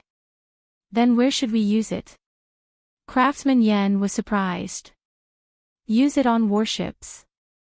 I'm sure Lord Yan has heard that we have a very powerful naval weapon called the gunboat. Wherever it goes, even ghosts and gods will retreat. However, the speed of the ship is still too slow, and it consumes a lot of manpower. A lot of space is wasted. If we put the steam engine on the ship will be faster and save the space needed to move the oars. We can also carry more cannonballs and hit whoever we want. Zhang Xiaobao explained to Craftsman Yan directly. Craftsman Yan opened his mouth and sighed. He said, so it's used to kill people. The invention of this technology isn't to immediately benefit the people. Yes, it's used to kill people. If people don't accept it, then kill them. If they accept it, then it's a deterrent. It's not directly benefiting the people, but it's still in the category of benefiting the people. Without powerful military force, how can the people live a stable life? Good technology should always be used on the military first, even if the creator of the technology didn't think so. For example, when my family made firecrackers, it was to prepare for cannonballs in the future. Now, go to Tubo and say you're from the Great Tang. See if anyone dares to be disrespectful to you. Go to Xinlua and see if they dare to expel you and look down on you. Zhang Xiaobao was afraid that Craftsman Yan would give up being a technician. Such a talent was not easy to find, especially since Craftsman Yan's thinking was what Zhang Xiaobao and Wang Wan needed the most. Therefore, he gave an example when persuading him.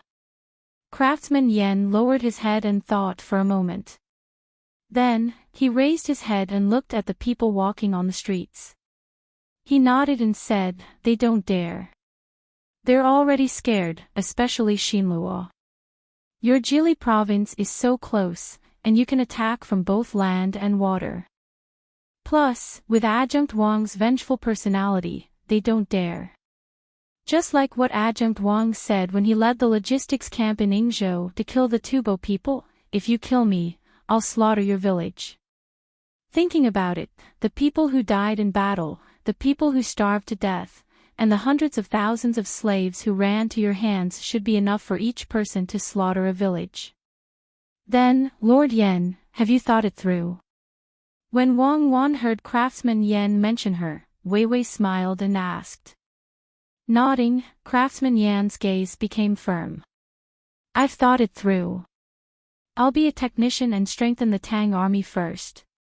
Hearing his answer, Zhang Xiaobao and Wang Wan heaved a sigh of relief. In order to give Craftsman Yan some confidence, Zhang Xiaobao said, Lord Yan, actually, the steam engine can not only be used on warships. If it's the mainstream of the Yangtze River and the Yellow River, it can also be used for civilian transportation and carrying people. Try it on warships first. If it's useful, we'll immediately put it on civilian ships. Then, it'll be more convenient to travel between the north and the south. Lord Yan, you should have heard of the Huayuan Express delivery. That's actually under our management. With a fast ship, it'll be more convenient to send goods and letters to the people who need them. Perhaps he was numb from the shock, but when he heard that the most powerful letter delivery organization in Great Tang was under the management of the Zhang Xiaobao and Wang family, Craftsman Yan didn't show any surprise. Instead, he smiled. I know.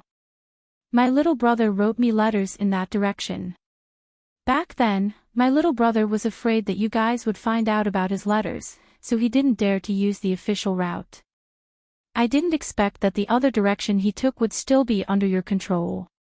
I'll definitely study the steam engine properly. Wang Wan suddenly had an idea and added, Lord Yan, actually, there's one more thing that we haven't told you yet. After all, it requires too much money to support. However, I can promise you that as long as you can make the steam engine work well and not break down too often, we'll spend a lot of money on it. Can you tell me about it first? Craftsman Yan was curious. That thing is called a train. Why is it called that? Because it needs to ignite and release steam. It travels on 2 tracks, and its speed is very, very fast. It can travel at least 1,000 kilometers in 2 hours.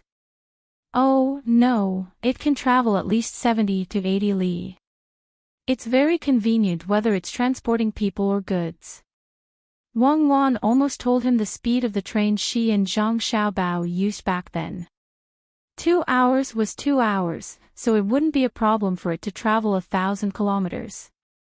Craftsman Yan, who had already thought that he wouldn't be surprised, couldn't help but widen his eyes. If it can travel 80 li in 2 hours, wouldn't it be faster than the 800 li express? Governor Zhang, Adjunct Wang, can you go ahead and tell this lowly official in detail? If someone else had said this, Craftsman Yan felt that he would have scoffed. Who were they trying to fool? Traveling 70 to 80 li in 2 hours meant that it would only take 40 to 50 days to travel from one side of Great Tang to the other. How was that possible? But when Wang Wan said this, and when he thought of the two's ability to calculate, even if he didn't think it was possible, it should still be possible. For a moment, Craftsman Yan couldn't hold back his curiosity and insisted on dragging Zhang Xiaobao and Wang Wan to a place so that they could talk about it in detail. Zhang Xiaobao glanced at the roadside and saw a big stall in front of him. The meat skewers on the stall were emitting light green smoke. There were also bowls of rice wine being served by the waiter from time to time.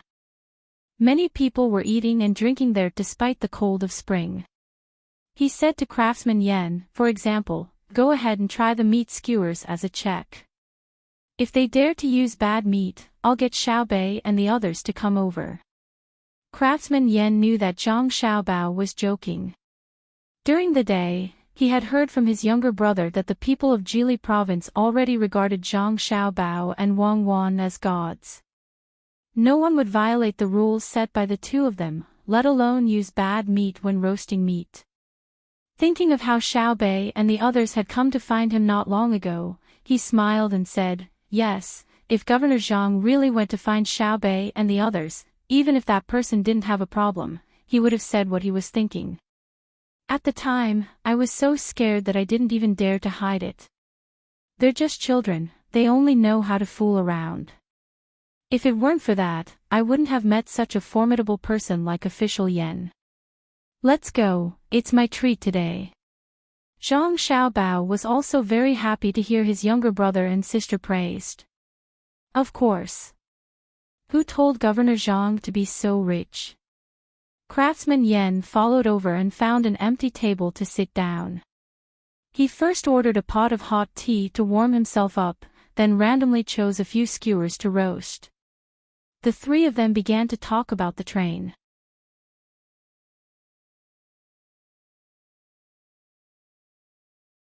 Chapter 835. The Blackwater Commander-in-Chief's mansion, which was the Swanee tribe and its affiliated tribes, had just turned defeat into victory. They were ready to take down the Bohai Commander-in-Chief's mansion, which was secretly supporting the Tang army. The battlefield was very bright. The Tang army could not adapt to the bad weather. Although there was an army that was very good at fighting in the forest, they could not withstand the cold of the snow, so their fighting strength was greatly reduced.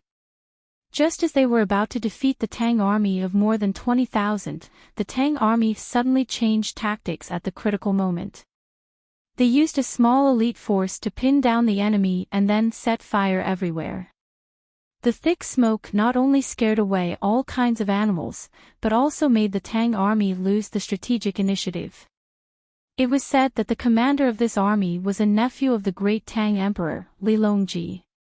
He had been accustomed to a life of ease, so he wasn't very familiar with war. For some reason, his fighting style had changed, becoming unfathomable. It was impossible to continue north. That kind of cold would not be relieved by the change of season.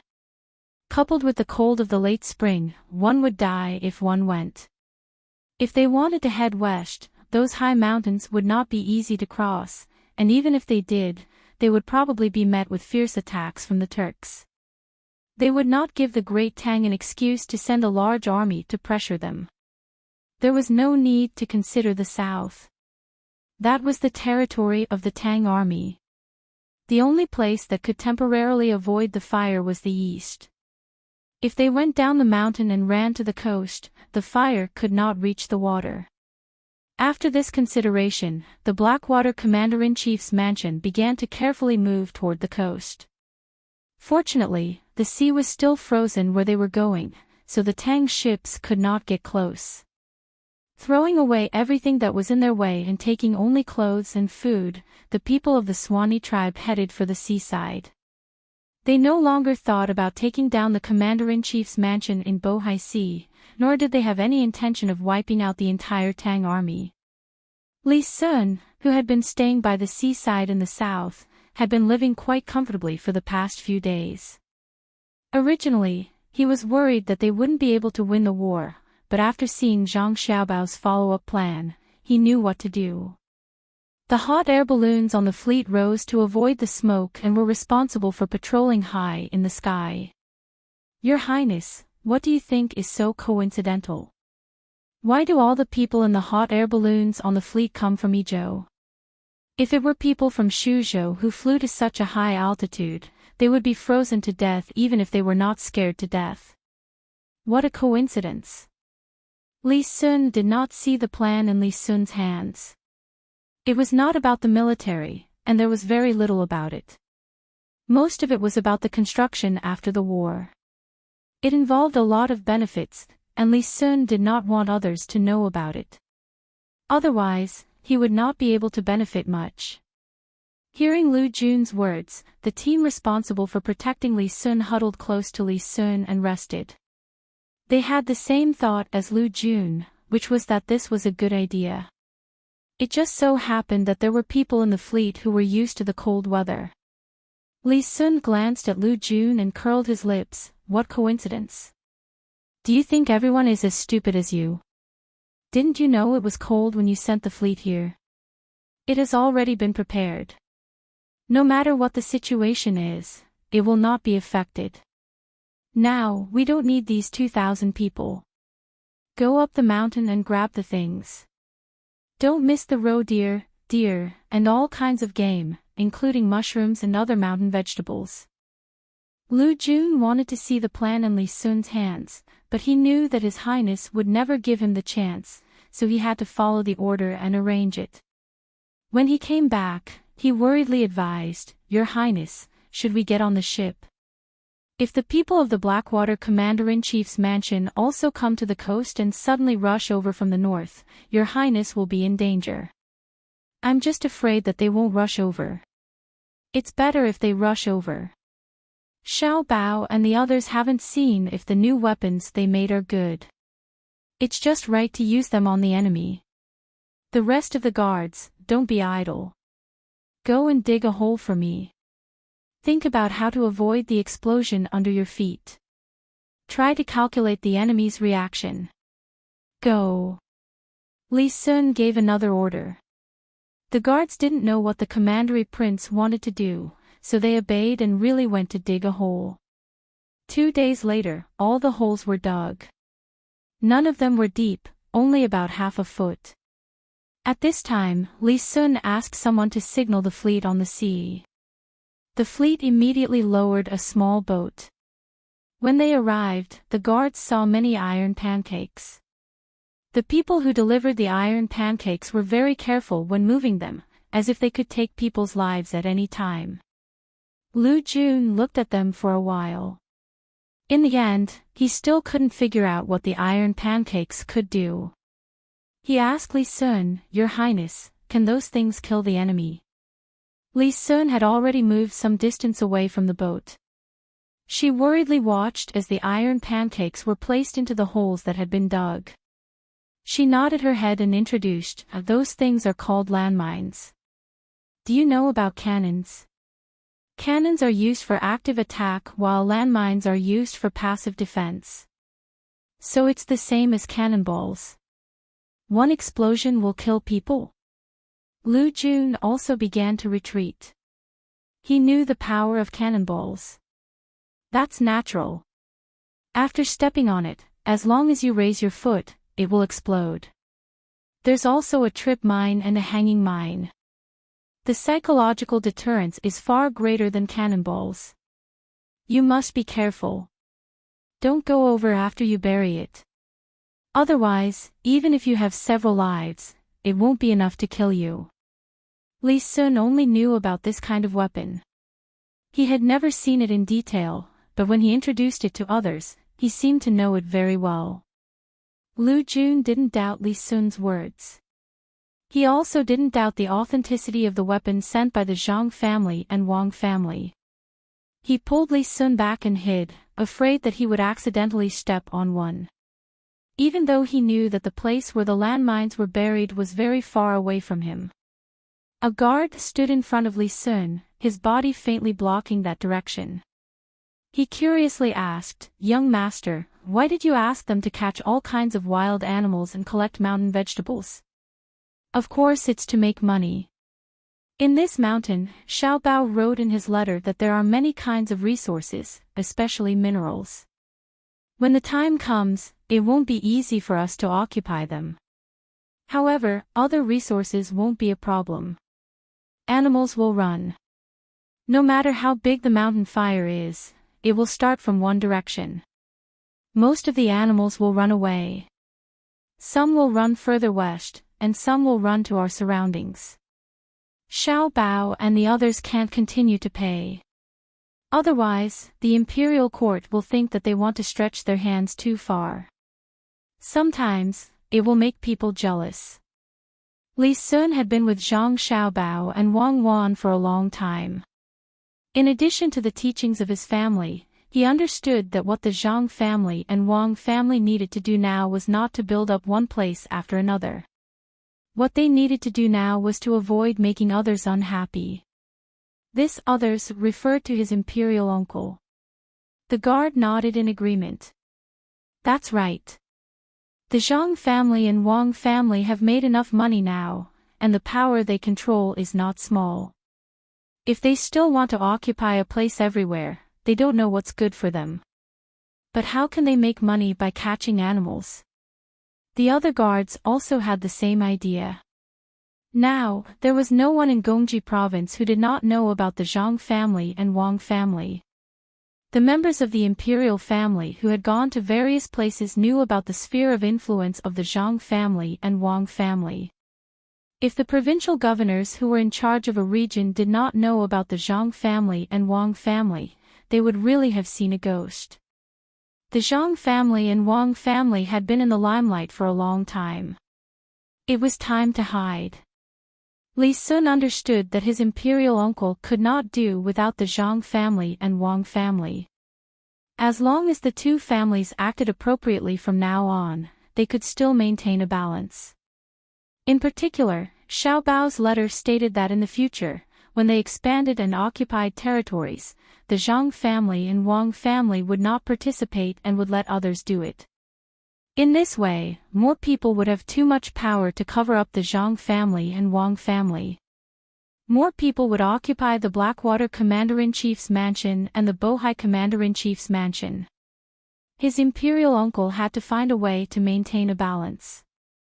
Compared to the Zhang family and Wang family, which were easier to control, the new territories that the Tang Empire occupied in the future would be more troublesome.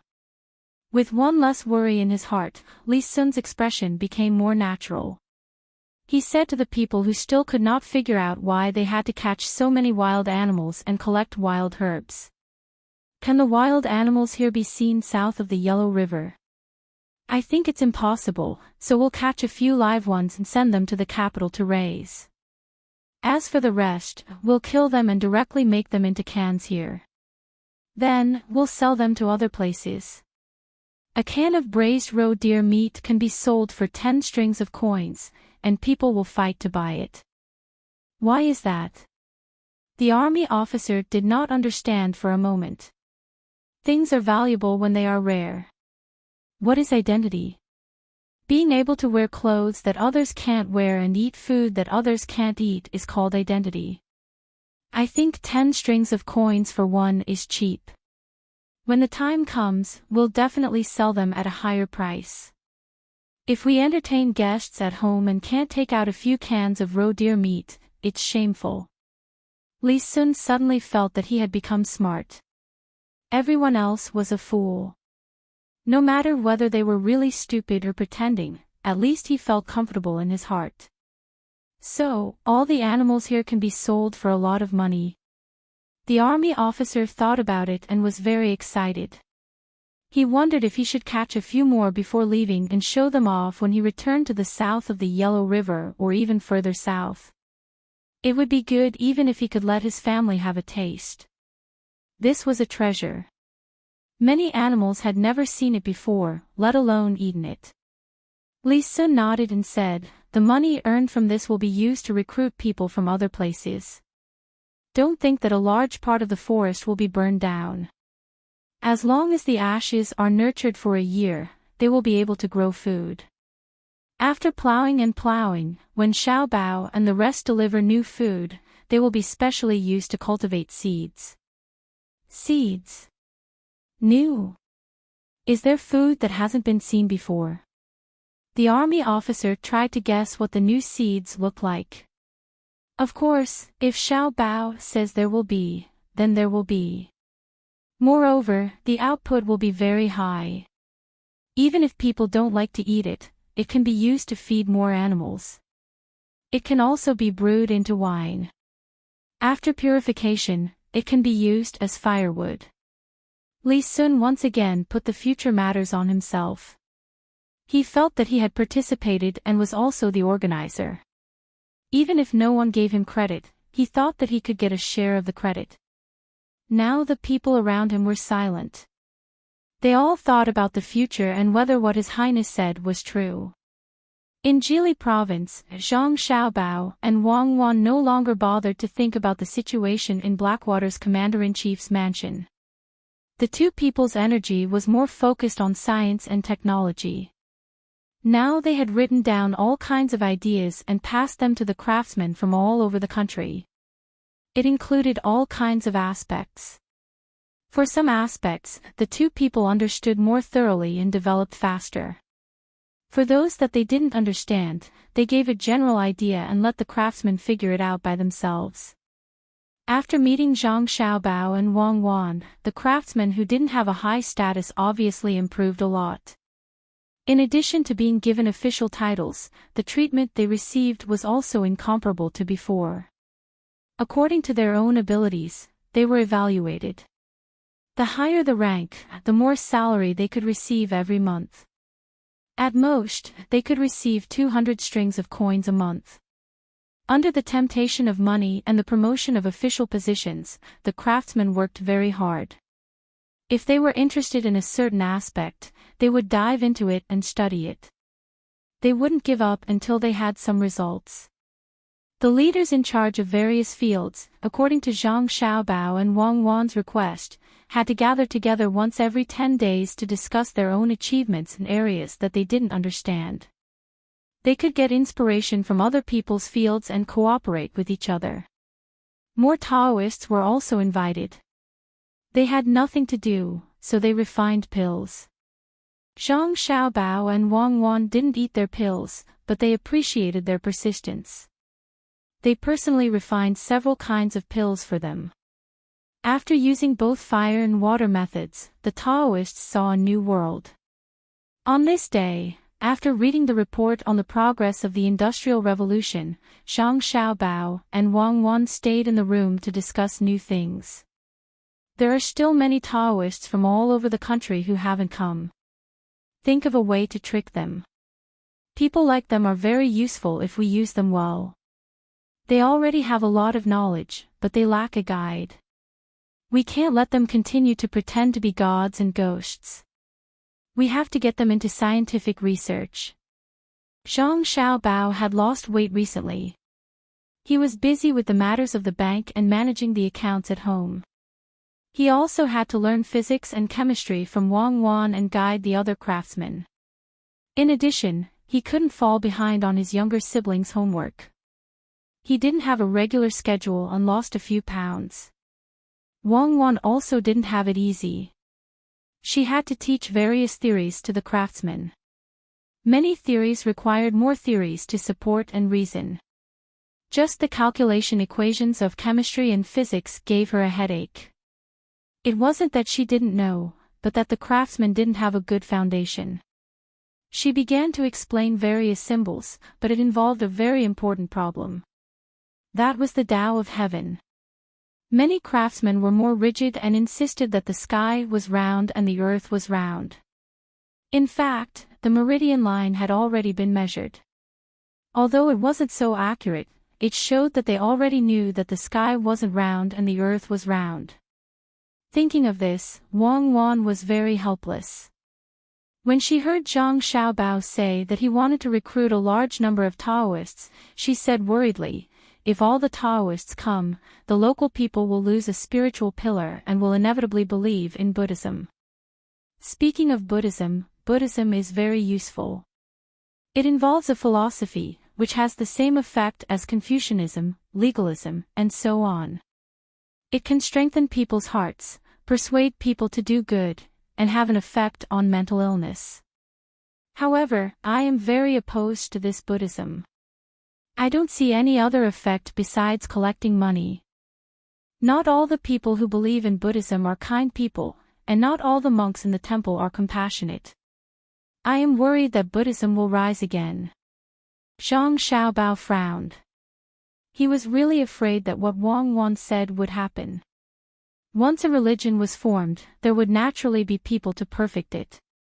As long as there was a philosophy, it couldn't be completely eliminated.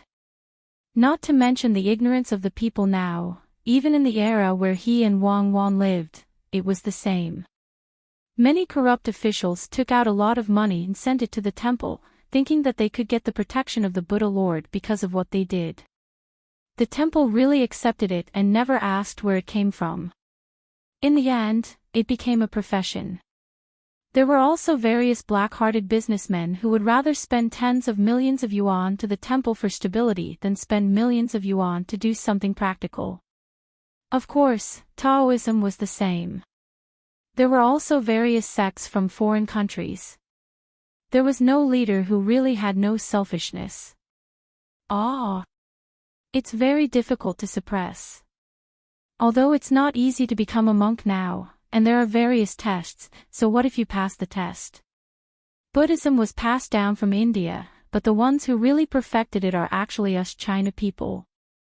That kind of sophistry makes people feel very helpless. I've experienced it more than once. Zhang Xiaobao became more and more depressed the more he thought about it. He rubbed his temples and complained. Then let's get Li Longji to destroy Buddhism again and return to the secular world. Wang Wan gave an idea. It's useless. Back then, the Four Olds were so powerful, but what happened in the end? Buddhism is in the human heart. As long as someone wants to use it, as long as someone still believes in it, it will never be destroyed. Actually, the most important thing is the spiritual sustenance of a person. If everyone only believes in themselves and doesn't look for other spirits, then it's simple. But this is impossible, right? Zhang Xiaobao could guarantee that his heart wouldn't change, but he couldn't make everyone in the world think the same way as him. Wang Wan also understood. The reason why people don't believe in themselves is because many people can't summarize a set of systematic theories related to the spiritual aspect. Think of a way. Even if you can't destroy it, you have to limit it and suppress it. Keep a portion of it and use it as a tourist destination in the future. In fact, many of the money earned by the temples back then wasn't all spent by the temples. My party still has its ways. Just like how there are always underworld gangs, if we really want to fight, we can get rid of them in an instant. What kind of money can we use to supplement the tax? I've decided to write a letter to Li Longji and ask him to deal with Buddhism. Alright, we won't kill them, but we have to limit them as much as possible. For example, Buddhism has to pay taxes, and the land that belongs to each temple has to be rented. Do you think that you can live a comfortable life just because you can recite a few lines of scriptures? Of course, we have to continue supporting those that we should support. For example, we have to make sure that they don't forget to add the imperial authority when they propagate their teachings. If a religion can't serve the ruler, then there's no need for it to exist. The ruler is too much of a failure. Zhang Xiaobao had also made up his mind to give them a sweet date after giving them a slap. Not only Buddhism, all the other sects in Great Tang had to be treated this way. They were not to believe in Tubo at all. Otherwise, it would be troublesome in the future. While Zhang Xiaobao and Wang Wan were busy, Xiao Bei and the others were not relaxed either. They were already officials in Jian and County, but they hadn't been appointed. It wasn't that they didn't want to, but they didn't know how to. Although they had learned a lot from their brothers and sisters, they were at a loss when it came to applying what they had learned. When they were clamoring to be appointed, Zhang Xiaobao didn't stop them. He just asked them to take out a proposal according to their official position. Xiao Bei and the others were immediately stunned. Usually, when they saw their brothers and sisters doing things, they didn't take out any proposal. It was as if the two of them had come up with an idea long ago. They actually asked for a proposal. Hence, Xiao Bei and the others decided to learn more. They didn't want to learn from their brothers and sisters. They felt that it was too big and impractical. Carrying their spring vacation homework in their backpacks, Xiao Bei and the others formed a team and set off in the direction of Yiying County. Making a proposal is a very difficult thing to do. Cheer up, otherwise, we'll never be able to become an official. Xiao Bei grabbed the straps of his backpack and walked in the middle of the team. He kept muttering. It was unknown whether he was telling others or encouraging himself. They were looking for craftsman Yan's younger brother and learning from him every day in the yamen. They wanted to learn the skills before the end of the holidays, make a proposal, and become an official. Of course, they had to finish their homework. When they arrived at the yamen and began to participate in the daily matters, Xiaobei and the others realized that things weren't as simple as they thought. At first, they thought that there weren't many things to do in the yamen. The most interesting thing was to ask for cases. If a citizen wanted to complain, they would beat the drum at the entrance of the yamen and be led in to ask about the case. Then, the bad guys would be punished and the good guys would be protected. In the end, after 5 days, the little guys were dumbfounded. There were cases, but they weren't good or bad people. For example, there were 2 neighboring families. One family's fence was blown down by the wind, and the other family's chickens were crushed to death. Normally, the family whose fence was blown down should compensate the family whose chickens were killed. However, the reason the fence was blown down by the wind was because the drainage ditch of the family whose chickens were crushed to death flowed past the fence. The flock of chickens kept digging under the fence. What is this? Xiaobei, who wanted to be an impartial official, counted with his fingers but couldn't figure out how to judge this case. In the law, there were no specific rules in this area. If the case was judged according to the law, one side would definitely be at a disadvantage. The chicken farmer could be judged to have destroyed the foundation of the neighbor's house, but the one who complained was the chicken farmer, not the family who crushed the chicken. If the person who fell down the fence harmed the neighbor's poultry, the chicken farmer wouldn't be convinced. Can we judge one family first, then the other? This way, one case will become 2 cases, and each family will be judged separately. Xiaobei thought hard for a long time before asking Second Yan. Second Yan shook his head and patiently explained to Xiaobei and the others, being a parent official doesn't mean that you can just figure out the case. What you need to do is to adjust the relationship between neighbors. The law is nothing more than human feelings. If everything is judged according to the law, then it's enough to have a person who is proficient in the law and has a special knife and pen. Then how should we judge? Xiaobei humbly asked for advice. Second Yan and Weiwei smiled and asked the 2 families below, Li Si, your chickens were crushed to death. Do you want me to judge your neighbor, Li Fangqing? County Magistrate Yan, yes. Li Si, who was asked, glared at Li Fangqing angrily and replied. Second Yan then turned to Li Fangqing, do you feel wrong that Li Si destroyed your fence? That's right. Lord, you have to judge for me, Li Fangqing said. Second Yan nodded, then I will judge. Li Fangqing, there is a ditch next to your fence. Did you not know about it? Why didn't you report it if you knew? Today, you crushed a chicken. Who knows, tomorrow, you might crush a neighbor's child. Many chickens don't return to the nest after laying eggs. There are children who go and pick them up. I think you are planning to crush Li Si's child one day. Do you admit to your crime? Li Fangqing was dumbfounded when he heard this. It was just crushing a chicken. How did it become murder? Second Yan turned to look at Li Si. Li Si, don't you know that wherever the ditch passes, the foundation of the house will be unstable? You tried to frame someone's house. I think you want to cause your neighbor's house to collapse. Do you admit to your crime? Li Si was also frightened. Why did he become a homicide case when he came over to talk about the chicken's death? Guards, take these 2 into custody. After I finish writing the case, send it to the provincial middle school. Then, I will go to the capital and behead them after autumn. Second Yan's voice continued. Xiaobei turned and nudged Xiaoyuan, is there such a thing? Do we need to behead them? Xiaoyuan thought hard and shook his head. He whispered, no, he is making a judgment blindly. Xiaobei and the others knew, but the two commoners below did not.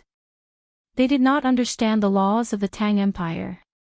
The most they knew was that a life for a life and a debt must be repaid. Seeing that the death of a chicken would cost 2 lives, the two of them were afraid. Li Si was the first to speak. Sir, I won't sue. I won't sue, okay. My chicken was just about to be killed for meat. I still have to thank Li Fangqing. I will fix the ditch later. Li Fangqing quickly followed. Sir, I am willing to compensate for the chicken. I have long wanted to fix the fence, but I don't have the time. I will fix it later. That won't do. The two of you must have resentment in your hearts for coming here today. When the time comes, I will have to work hard on this case, Second Yen said with a straight face. Sir, we don't have resentment. We don't have resentment. Actually, the two of us are fine. I will go back and clean up the chicken, make 2 dishes, and drink with Brother Fangqing. Li Si promised. Li Fangqing continued, that's right. I will go and buy wine. Brother Li Si's chicken is delicious. Sir, I won't trouble you. The two of them came to an agreement. They wiped their cold sweat and walked out of the yamen with a look of lingering fear. Seeing the two of them leave, Second Yen chuckled and said to the 9 children, did you see that? As long as there is no injury or death, as long as the loss is not too great, don't judge if you can. If you judge one of them, the other will definitely bear a grudge. If you judge both of them, it will not be easy for you to get along with your neighbors in the future. Who knows what will happen? As an official, you have to judge the situation. It is better to let go of a quarrel than to make a case. Don't think that you can judge casually just because you have learned a lot of law. That kind of official is definitely not a good one. Xiao Bei and the others were shocked. They nodded and finally understood that it was not easy to be an official. They decided to learn from him and become a good official after they learned. Very soon, someone passed the message to Zhang Xiaobao and Wang Wan. After reading the contents of the letter, Zhang Xiaobao smiled.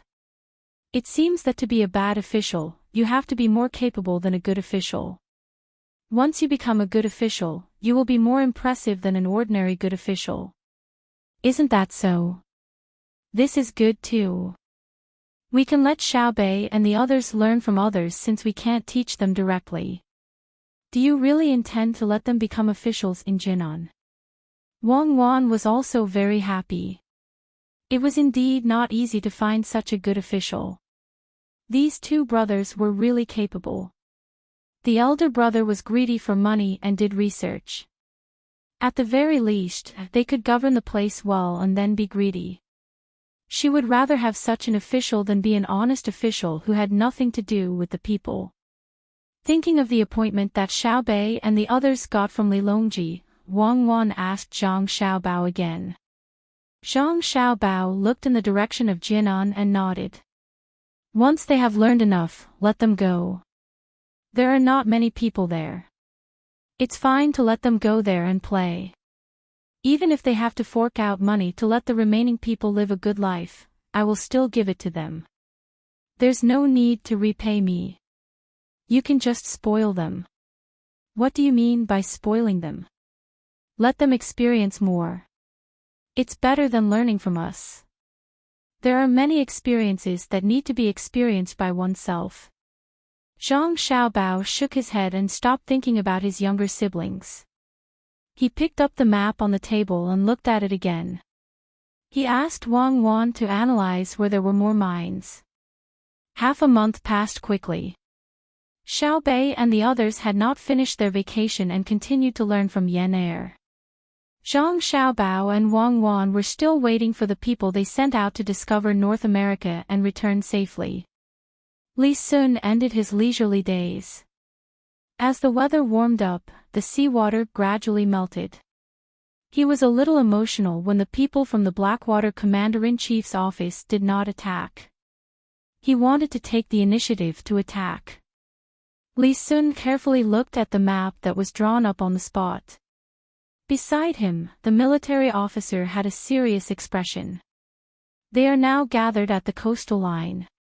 They know that I am here, but they don't come to attack. What do you think they are planning? Li Sun pointed at the map. That was where the people from the Blackwater Commander-in-Chief's office were. They had already determined the other party's location through the hot air balloon. Lu Jun came closer and thought about it carefully before saying, could it be that he's recuperating from his injuries and is preparing to take us down in one fell swoop after the injured people have more or less recovered? Recuperating? I don't think so. I suspect that they know that we have gunboats here and don't want to put themselves in a dangerous place. It seems that we need to let the gunboats leave. Pass down my order. Let the gunboats sail to a place where people can't see. The hot air balloon in the sky continues to rise. Li Sun thought about it and issued an order. Lu Jun's mouth moved.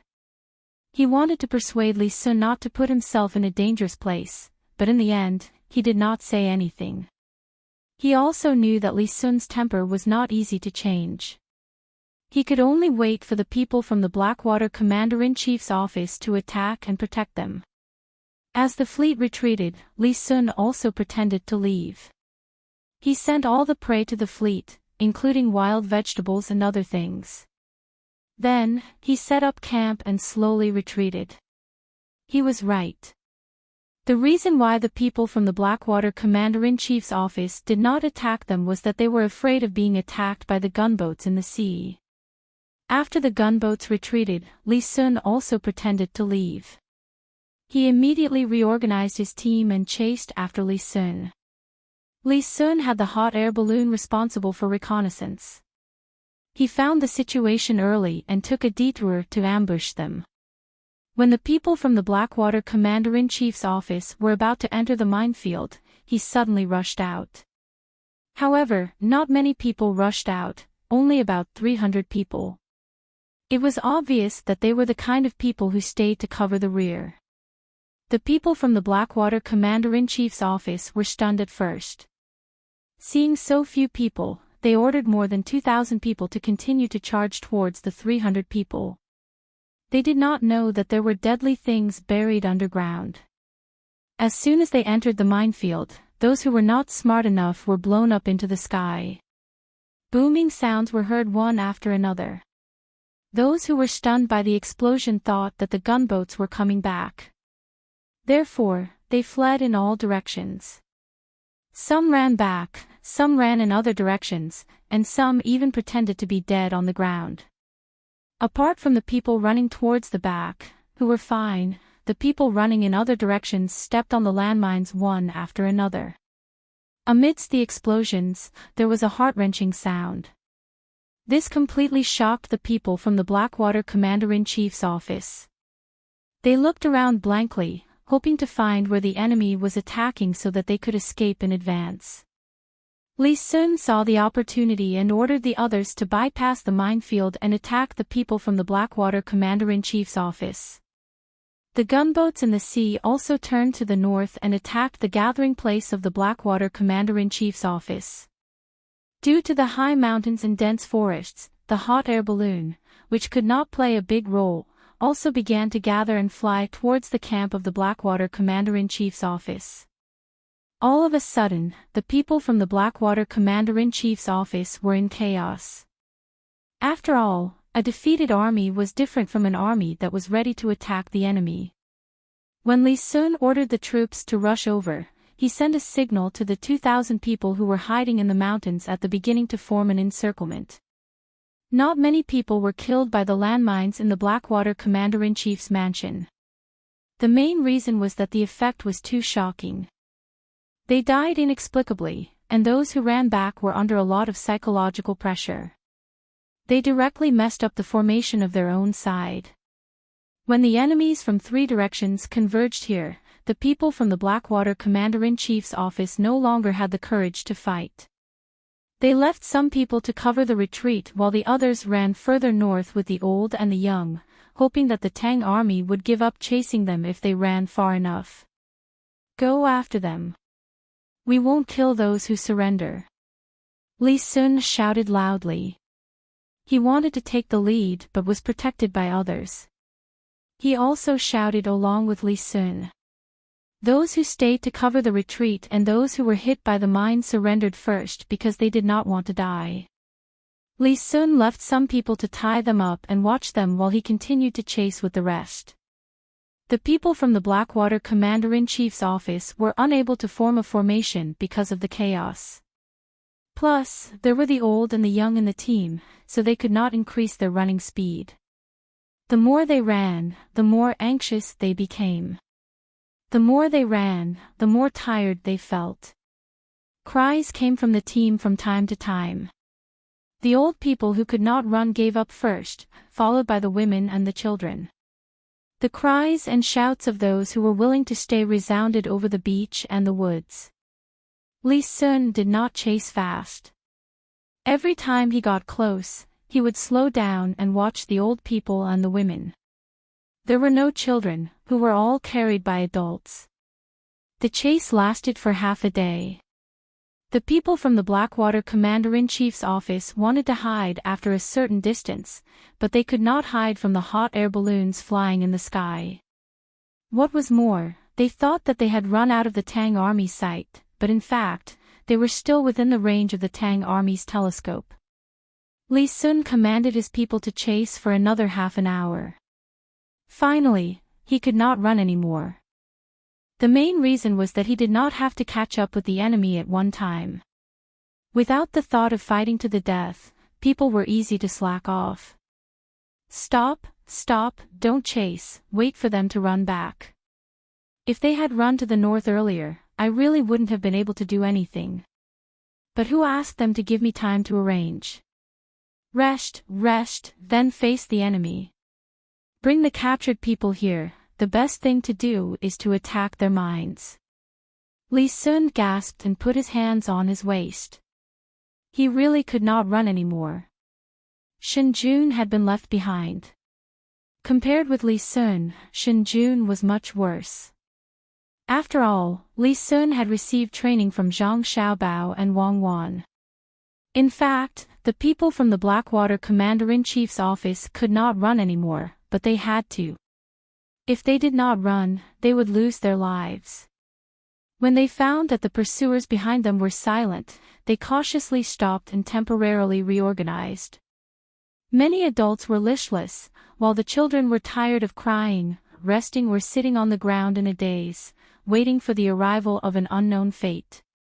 A large number of things were thrown away in the process of running away. Only a few people still had jerky and pancakes.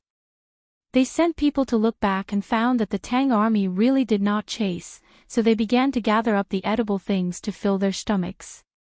Eating a mouthful of dry things and finding unmelted snow as water, the people of the Blackwater Commander-in-Chief's office had a very difficult time eating. After they finished eating, they felt even more tired after running for so long. Suddenly, they heard the sound of killing coming from the north. They struggled to stand up and looked at the road that should have been their escape route. They saw a dense crowd of figures on the hillside in the north. The monarch of the Blackwater Commander-in-Chief's office looked at the less than 10,000 people around him and then looked at the thousands of vigorous Tang soldiers in front of him. He could not summon up any fighting spirit for a while. When the other party was less than 100 steps away from them, they all had helpless expressions on their faces. Where did you run from? The monarch of the Blackwater Commander-in-Chief's office wanted to know why he died. He knew that he could not survive in any case. After all, he had sent people to plot against Li Longji. A person stood out from the opposite side and shouted at the top of his voice, "Run, why don't you run again? Do you think you know to run north and we don't know to ambush you first? Well, I'll let you know what's going on." When Our Highness retreated, he began to order people to take boats to the ice over there. At that time, the ice had not melted. He sent us to go around the ice to your back. We thought you could launch an attack a few days ago, but we didn't expect you to wait for so long. We almost ate up all the food we brought. Now you are surrounded on all sides and have been on the road for such a long time.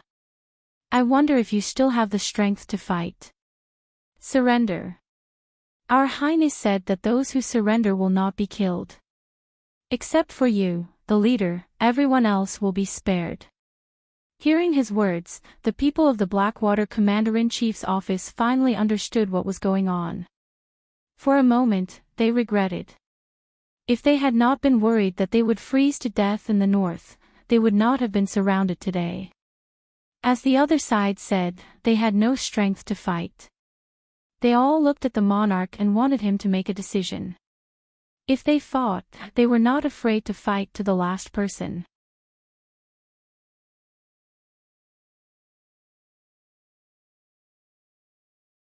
Chapter 836. Seeing them caught, Li Sun vented his anger and said, "You want to play guerrilla warfare with me? Don't you know what I do? You want to assassinate my uncle. If I don't teach you a lesson, where is the dignity of the Tang Empire? Take them away and take them back to the capital as soon as possible. My uncle is still waiting." Well, there are more people waiting. While ordering people to tie up all the people of the Blackwater Commandery and take them to the boat, Li Sun released the pigeons to Zhang Xiaobao and Wang Wan. He didn't have the pigeons to the Tang Empire, and the pigeons to Jili Province were brought by the boat. In fact, the best helper should be Shui Yun, which could fly directly to the capital. It had been there several times and even lived in the capital for some days. But no matter what Li Sun said, Shui Yun didn't nod. Li Sun couldn't beat or scold it. After all, Shui Yun was so smart. He was afraid that it would hold a grudge. Zhang Xiaobao got Li Sun's letter. After reading it, he threw it to Wang Wan and said, "That's good. There should be a part of Russia there. Now they can't take it." Wrong. That part used to belong to the Blackwater Commandery, but it was taken by them later. Send the news to the capital. I believe Li Longji will be very happy. Wang Wan also glanced at the letter. Most of it was Li Sun taking credit for himself, so she ignored it. The carrier pigeon flapped its wings and returned to its home in the capital. Gao Lisher hurried to find the emperor with the letter. "Your Majesty, there is news from Jili Province. The Blackwater Commandery was taken down by Commandery Prince Tang and," Gao Lisher said to the emperor happily. Li Longji was indeed happy. It was not as simple as the Blackwater Commandery's mansion scheming against him. It also involved the surrounding countries that had just agreed to join the Tang Empire. If the Blackwater Commandery's mansion couldn't be taken down, it meant that the Tang Empire's army was not very powerful. If everyone resisted together, they might be able to force the Tang Empire to return to its previous situation. Li Longji was filled with anger when he thought that the participants of the sword competition on Mount Hua would find excuses to stay. They were all waiting for the news from the Blackwater Commandery. After some thought, Li Longji said to Gao Lisher, "Send someone to deliver the letter during the morning court session tomorrow. We will listen to it together with the other prefectures." Gao Lisher understood that the so-called other prefectures were referring to Tufan, Turkic Khaganate, and other places. Their status as vassal states was no longer there. He nodded and left to make arrangements. Li Longji continued to admire the flowers blooming in the greenhouse with Princess Jincheng. Princess Jincheng had been living a good life in this period of time. She would take a stroll around the palace every day to understand the current situation in Great Tang and catch up with the people she knew in the past. Right now, her thoughts were no longer on Tubo. The more she understood, the more she felt how powerful the Tang Empire was. That person floating in the unsinkable lake was actually made by someone. There were many animals in the zoo that she had never seen before. From the models, she could clearly see the various places in the Tang Empire. The oven that was used to bake pastries and bread could also be used in Tubo. The eggs that were beaten with an egg beater and mixed with milk tasted very refreshing. From a small place, one could feel how prosperous the Tang Empire was now. Walking on the streets of the capital and seeing the living conditions of the people, it was like heaven and earth compared to Tubo. During the morning court session the next day, Li Longji deliberately asked the others to come to the court session to discuss matters. The people of the surrounding countries did not know that the Black Water Commandery had been defeated. They did not know why Li Longji wanted them to come to the court session today. Was he going to make things difficult for them again? The morning court discussion lasted for 2 hours. When an urgent report came in saying that the Blackwater Commander-in-Chief's manor had been captured and all of them were going to be escorted back to the capital, everyone finally understood that Li Longji was telling them not to count on the Blackwater Commander-in-Chief's manor to win against the Great Tang. They should just do what they had to do. Li Longji looked at the expressions of the people and was in a good mood. He thought to himself, "You want to see the Tang Empire in action? Dream on. Let's see who else dares to stir up trouble." The officials had also just heard of this matter. The first thing that came to their minds was that Li Sun was quite capable. The second thing that came to their minds was that with such a big place, who was going to govern it if everyone was escorted back? Everyone, who do you think should be sent over? Li Longji also thought of this problem. If it was based on distance, it would be best to send Zhang Xiaobao and Wang Wan. However, he could not do this. Zhang Xiaobao and Wang clan were already very powerful. If they were any more powerful, even if he did not say anything, the pressure from the officials would not be able to withstand. This was not a good thing for Zhang Xiaobao and Wang clan. The officials looked at each other, but no one said anything. They were thinking that that lousy place was far and cold. If they sent their own people over, it would be no different from being exiled. "Official Zhang, how should we arrange it?" Li Longji was very dissatisfied with the silence of the officials. This was because he felt that if Zhang Xiaobao and Wang Wan were given that place, they would definitely turn it into a prosperous place. With this comparison, if others were not willing to go, it could only mean that they did not have the ability. If they all wanted to go to a better place, would they not want to work hard to change it? Then what was the future of the Tang Empire? Thus, he stared at Zhang Shuo and let him speak. Zhang Shuo did not want to be seen by the emperor, but he was standing very close to the emperor. There was no one in front of him, so the emperor looked up and saw him. Seeing that the emperor was asking him, Zhang Shuo braced himself and stood up. He looked at Li Linfu, Yu Wenrong, and the others and was about to send them to the Blackwater Commander-in-Chief's manor. However, he paused and gave up on this idea. He felt that the emperor's attitude towards him had been getting worse and worse recently, and his opponent was also trying to cause trouble. If he was really the one who suggested it, what would the emperor think? Would it force his opponent to make a move against him in advance? Of course, he could not mention his opponent, nor could he mention his own people. That would make his subordinates cold. Last time, when he fought with Zhang Zhong, his subordinates were a little uncontrollable. Thinking like this, Wei Wei lowered her head and rolled her eyes. Suddenly, she had a good idea. "Your Majesty, this official thinks that we can choose one person from Li Sun or Li Yu to work there. Li Yu has done things steadily in Changning and has developed the area well. Not only is the economy prosperous, the government is smooth, and he knows how to help the surrounding provinces and counties become prosperous together. This official thinks that if Li Yu is sent to the Blackwater Commander-in-Chief's manor, it will definitely be another Changning. I believe that it will not take long before that place will become prosperous. Li Sun is the commandery prince of Tongan. I believe that all of us know how to govern Shuzhou. He is even more capable and is a member of the imperial clan. We can trust him. This is what this official thinks. Your Majesty, please make a decision." After saying this, Zhang Shuo let out a long breath. He felt that he had not offended anyone.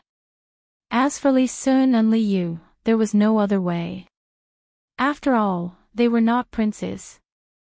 He believed that the emperor would consider it. Li Longji knew what Zhang Shuo was thinking. He was very dissatisfied with Zhang Shuo's words. Did he think that governing the country was a child's play?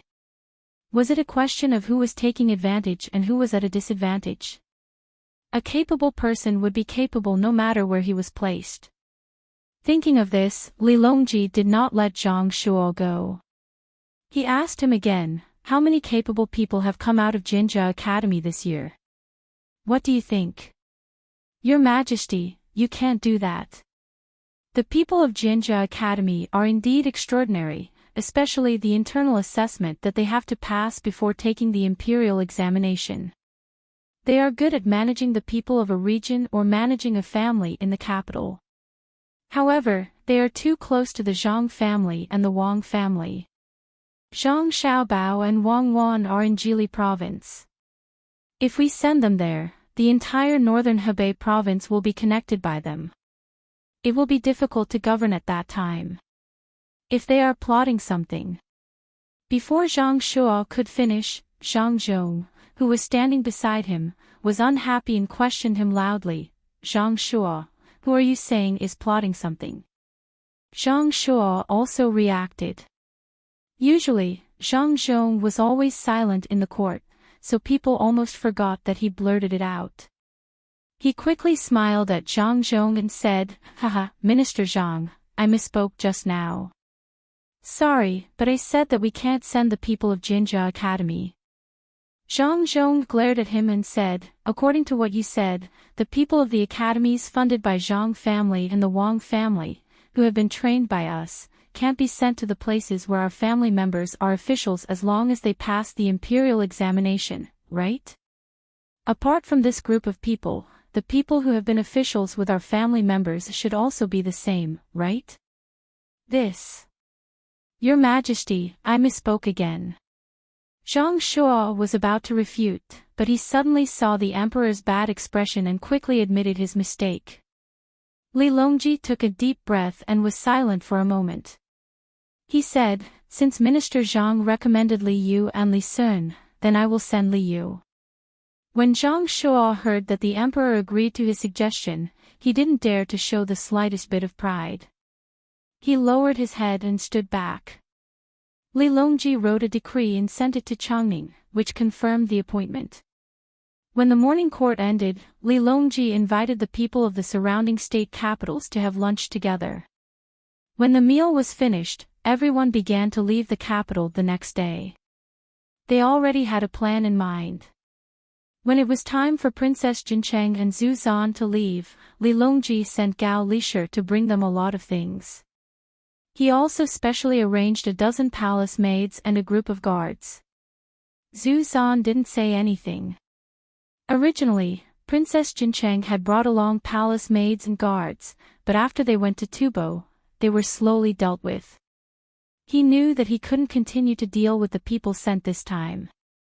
Otherwise, he would incur Li Longji's endless anger.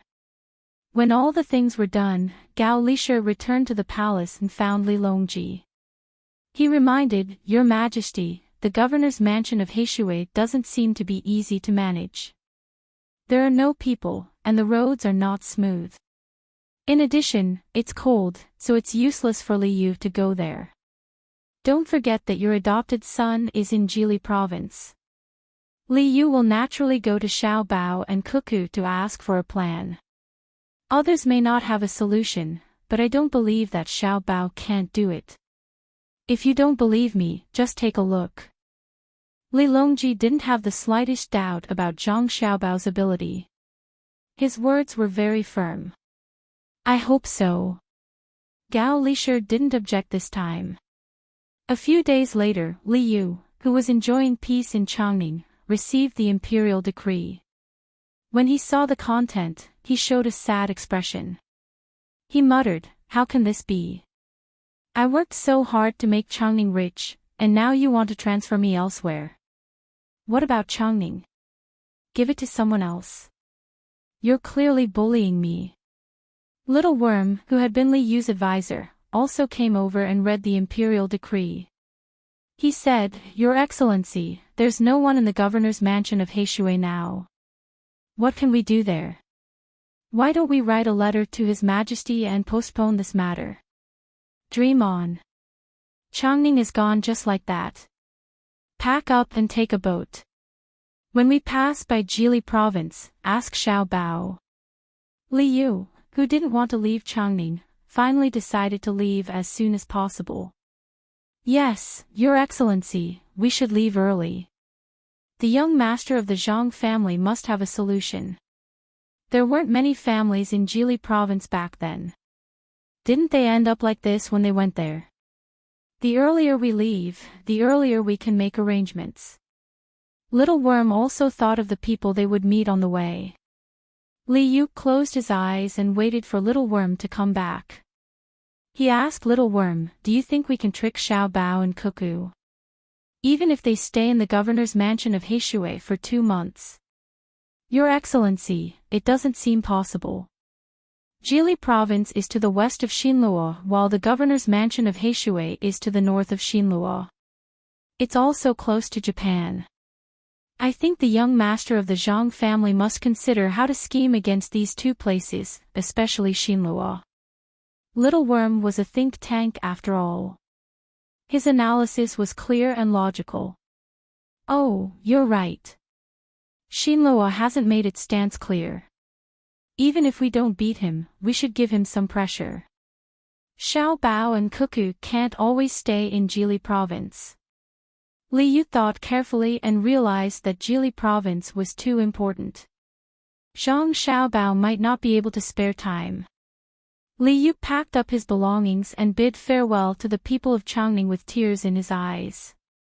He boarded a big boat in a neighboring county and was carried dozens of miles by some strong people of Changning. Only then did he enter the Yellow River. Touching the 10,000 people form with the handprint of the people of Changning, he also felt the treatment of a good official. When they entered the Yellow River, their speed was much faster because they were following the current. After traveling for a few days, Li Yu was bored when a boat suddenly appeared in front of them. The boat had a cute rice sprout painted on its flag. Without waiting for Li Yu to call for it to stop, the boat stopped by itself.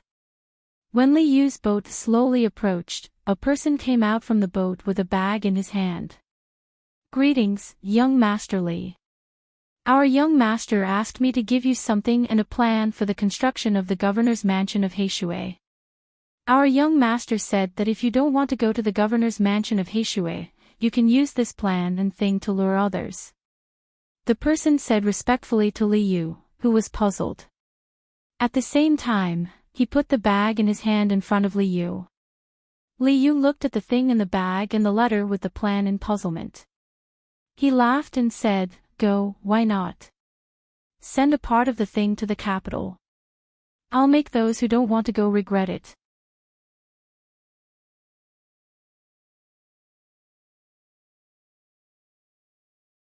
Chapter 837. Li Yu, who felt that he had been exiled, finally found a chance to hold his head high. He vowed to make those who were unwilling to come regret it. The things in the pouch were very ordinary, so ordinary that ordinary people could afford them even if they wanted to. Li Yu ate a lot. There was venison, beef, pork, and fish. These were the canned food that the Zhang family and Wang family originally prepared for the people of the inner court. When the canned food first appeared, many servants of the big families were envious. Regardless of the taste, at least it warmed their hearts. Later, Li Longji also asked for a lot of canned food and put it in the palace. He would give it to people when he had nothing to do and occasionally eat it himself. For a time, it really became popular. The Zhang family and Wang family did not mainly sell canned food, so they found a lot of merchants to cooperate with. The merchants paid the money and were not responsible for management or production. They were only responsible for the dividends, so the production of canned food gradually increased and the price of the common varieties decreased. Li Yu was holding a can in his hand. What made him happy was not what was in the can, but the packaging. The outermost layer of the can was a paper box. Inside the paper box was a wooden box. The wooden box had a beautiful pattern on it, and the can was at the innermost layer. The can was placed in a groove in the wooden box. The bottom was lined with smooth fur, and the iron was pressed with a yang seal. Book, do not blame the cold for 3 feet, and the delicacies are fairies in the snow. Product, Northern Mountain Beyond Mountain. There was also an exquisite can opener with a sharp blade and a smooth wooden handle. The words Beyond Mountain were carved on it. Seeing this packaging, Li Yu thought of a phrase, buy the casket and return the pearl. Not to mention whether the taste was better or worse than the Zhang and Wang family's special canned food, just the packaging alone was enough to give people a lot of face. They could invite 3 or 5 friends to sit in the corridor and listen to songs and eulogies. When they were hungry, they could take the canned food out. It had to be 30% more elegant. Li Yu opened a can and tasted it. He smacked his lips twice and felt that there was an indescribable taste. He looked at the person who delivered the can in confusion. The person who delivered the canned food was Zhang Wang from the inner courtyard. Naturally, he was good at reading people's expressions. Before Li Yu could ask, he introduced, Young Master Li, this can contains roe deer meat. In order to get rid of the fishy smell, it was smoked with pine wood before it was canned. There's a rosin smell in it. Yes, yes. Now that you mention it, I can taste it. It tastes like pine oil. How much is it? Li Yu took another bite. Sure enough, it tasted like pine oil. The one in your hand costs 10,000 copper coins, and the one below costs 500,000 copper coins. They can't be sold directly. They need to be custom-made, and the quantity is limited. We only accept 10,000 sets every year. The person from the inner court explained. It's really expensive. According to previous calculations, it's 10 strings of coins and 50 strings of coins. Is this box more expensive? Li Yu took out a bigger box from his pocket and asked. You don't need the box. You don't need to pay for the canned food. What you're holding right now is a small bottle of wine brewed with ginseng, velvet antler, and other precious herbs. It's also stored in a glass bottle.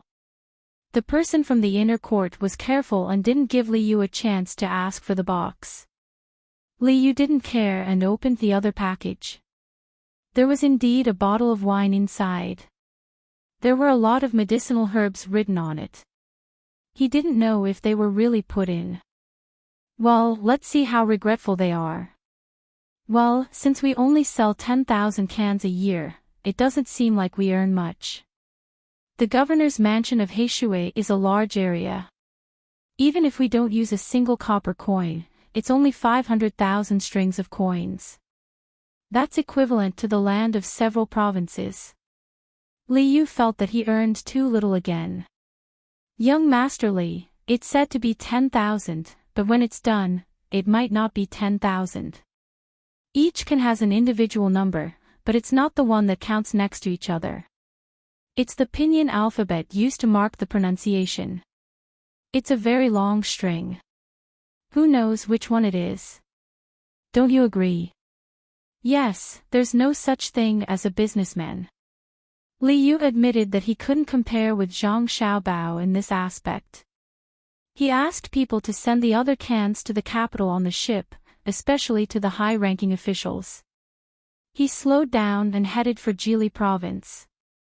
When Li Yu arrived at Jili province and met Zhang Xiaobao and Wang Wan to discuss the follow-up plan, the cans had already reached the hands of the officials in the capital. The exquisite packaging and unique taste immediately won the praise of the officials. When the pigeons that Li Yu released from Jili province flew to the capital and reported the various mines of the governor's mansion of Heishui, the officials who didn't want to send their own people to the governor's mansion of Heishui all regretted it. It turned out that the governor's mansion of Heishui wasn't barren. The people of the governor's mansion of Heishui didn't have a good idea. They used to beg for food with a golden bowl. When they regretted it, they began to propose to the emperor to send more people to help with the construction. As for the problem of population, they thought that Li Yu could solve it. Li Longji knew that the idea was Zhang Xiaobao's. Gao Lisher's letter described the matter in more detail. The governor's mansion of Heishui didn't ask people to take the initiative to migrate. They only recruited employees from Tubo. They could bring their families and do things on the ship. When they reached the shore, they would build warehouses and houses on the shore. Naturally, there would be people who were willing to go down and stay. While weakening the strength of Tubo, they could also enrich the governor's mansion of Heishui. Therefore, when he heard that the officials wanted to continue to send people, Li Longji didn't object. Not only did he send officials, he also wanted to find merchants from all over to cooperate with them. He also wanted to connect the Nihe River and the Nihe River at the border with Xinluo. It was convenient for ships to travel, and they didn't need to go around Xinluo Island. When the officials made a suggestion, they had to think of a way to send merchants who were related to them. Even if they weren't related, they had to think of a way to make connections. Does everyone agree? Seeing that the matter was almost done, Li Longji asked another question.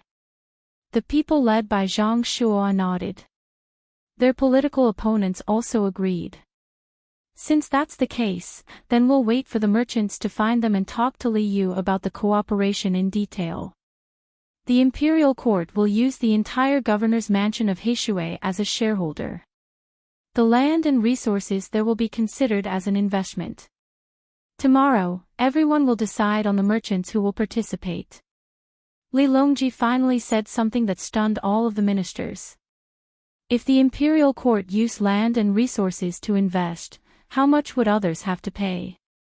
And what was the proportion? This was a problem.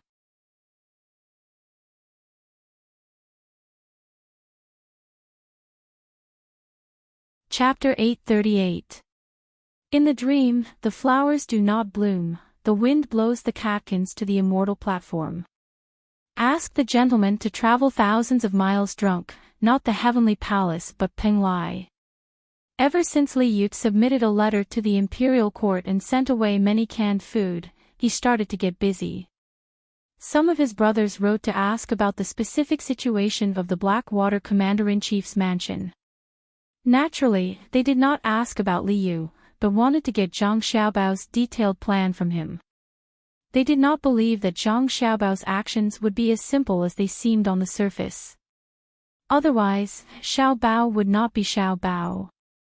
Zhang Xiaobao himself did not know that he had another nickname, Ji Lianhuan. In many people's hearts, he was already a godlike existence. There was a nursery rhyme that said, "Millionaire, make a lot of money, the top ranking is hard and hard. Hard and hard, you have to be humble, the top of the sky beyond heaven." Sky beyond heaven, Sanshui City, Sanshui Zhang family had a man. Jumping out of the 5 elements, not in the 3 realms. Seeing that he did not speak of a scheme within a scheme, he used a chain of schemes. Zhang Xiaobao's reputation spread like this. It was said that the current emperor complained when he was drunk one day in Xingqing Palace. His desolation could not be described in words. Whether it was true or not was still to be verified. Li Yu's brothers and sisters replied to his letters one by one. His blood brothers and cousins came to him one by one, and he also had quite a number of cousins. Adhering to the idea of making money together and helping each other when it was difficult, Li Yu boasted about the future development of the Blackwater Commander's mansion. In addition to those close to him, there were also capable officials and connected businessmen in the capital. They all contacted Li Yu because of Zhang Xiaobao's name, hoping to get a share of the soup. Li Yu told others according to Zhang Xiaobao's plan, but in his heart, he always felt that Zhang Xiaobao still had a backup plan. When he saw the plan, he thought that it was almost done, but the little worm found him and told him that it was not so simple. According to the plan, one was to transfer other people to the Blackwater Commander-in-Chief Manor to weaken their cohesion, develop the Blackwater Commander-in-Chief Manor's mineral resources, hunt wild beasts, collect medicinal herbs, and make the Blackwater Commander-in-Chief Manor rich. It was to facilitate the transportation of merchant ships to and fro, to connect the Mud River, and to cut the journey short. After reading the plan, Little Worm said to Liu, "Sir, what do you think of Changning?" Liu was puzzled. "Well, I was the one who developed it, but now I'm giving it to someone else." In Xiao Bao's words, it's like picking peaches. Fortunately, Imperial Uncle asked people to pick the peaches and gave me a bigger piece of land to plant peaches. What does this have to do with Xiao Bao's plan? Of course. Think about it, Your Excellency. Changning is just a county, while the Blackwater Commander-in-Chief's mansion has several provinces under its jurisdiction. Changning is the young master of the Zhang family. At that time, there was nothing to develop in the county. It was only after the young master of the Zhang family came up with one plan after another that Changning became what it was today. Since the young master of the Zhang family was able to come up with so many plans for a county, what more for several provinces? If that was the case, Zhang Xiaobao wouldn't be the Zhang Xiaobao we know, and he wouldn't be an existence that surpasses the top ranking list. This humble one thinks that things can't be as simple as the plan in front of us. What do you think, Your Excellency? Little Worm had analyzed Zhang Xiaobao's plan for Changning for Liu, and then compared it with the Blackwater Commander-in-Chief's mansion's territory. He voiced his conjecture. Liu slapped his thigh hard, ignoring the pain, and said loudly, "That's right. Now that you mention it, I remember that Zhang Xiaobao's plans for the surrounding areas have always been continuous. For example, Xinyuan Island, he still has a backup plan. For example, Japan, the silk we collected is now being used there. For example, Tubo, after a few years of torment, he still hasn't relaxed. A few days ago, the Turks have voluntarily submitted to him, the kind that is different from before. Now that the Blackwater Commander-in-Chief's mansion has just been conquered, the people have moved to the capital to wait for the Imperial Uncle's decision, and to go there, they have to go through Xinluo. How can Zhang Xiaobao not have some ideas? No wonder I keep feeling that something is missing. Let me go ask." Having made up his mind, Liu hurriedly went to Zhang Xiaobao and Wang Wan. Zhang Xiaobao and Wang Wan were spreading out a piece of paper, writing and drawing. Liu curiously went up to take a look and saw that it was a large snow scene. Wang Wan was drawing seriously, and Zhang Xiaobao was mixing the colors. Liu squatted beside Zhang Xiaobao and whispered, "Xiaobao, what are you playing at?" "Not telling you means not telling you our follow-up plan. Since Little Worm can tell you about Changning, you can ask him and see if he can figure it out." Zhang Xiaobao said casually to Liu, but Liu was so scared that he broke out in a cold sweat. He looked at Zhang Xiaobao in horror, not knowing how Zhang Xiaobao knew that it was Zhang Xiaobao who told him. Zhang Xiaobao glanced at Liu and said, "Little Worm is quite capable, but he has a shortcoming, which is that he always shows his thoughts on his face. During the days in Jili province, every time I see him, his expression is too obvious, always giving people the feeling that he wants to say something but then hesitates. You are not busy with your own things and have the time to come here. It must be because I told you the final plan yesterday. Little Worm, who always likes to guess what I told you, otherwise you wouldn't have the ability to think so much. You need to train Little Worm more. Come, look at this Rhyme River painting. What do you think? You can guess other people's thoughts just by looking at their faces. Your plan is finished. Start drawing for fun." Liu was slightly relieved to hear Xiaobao's explanation, but he was still very surprised. "You can't learn this skill. Who said it's for fun? Didn't you come here to ask about the plan? This painting is a plan. When it's finished tomorrow, you will have things to do."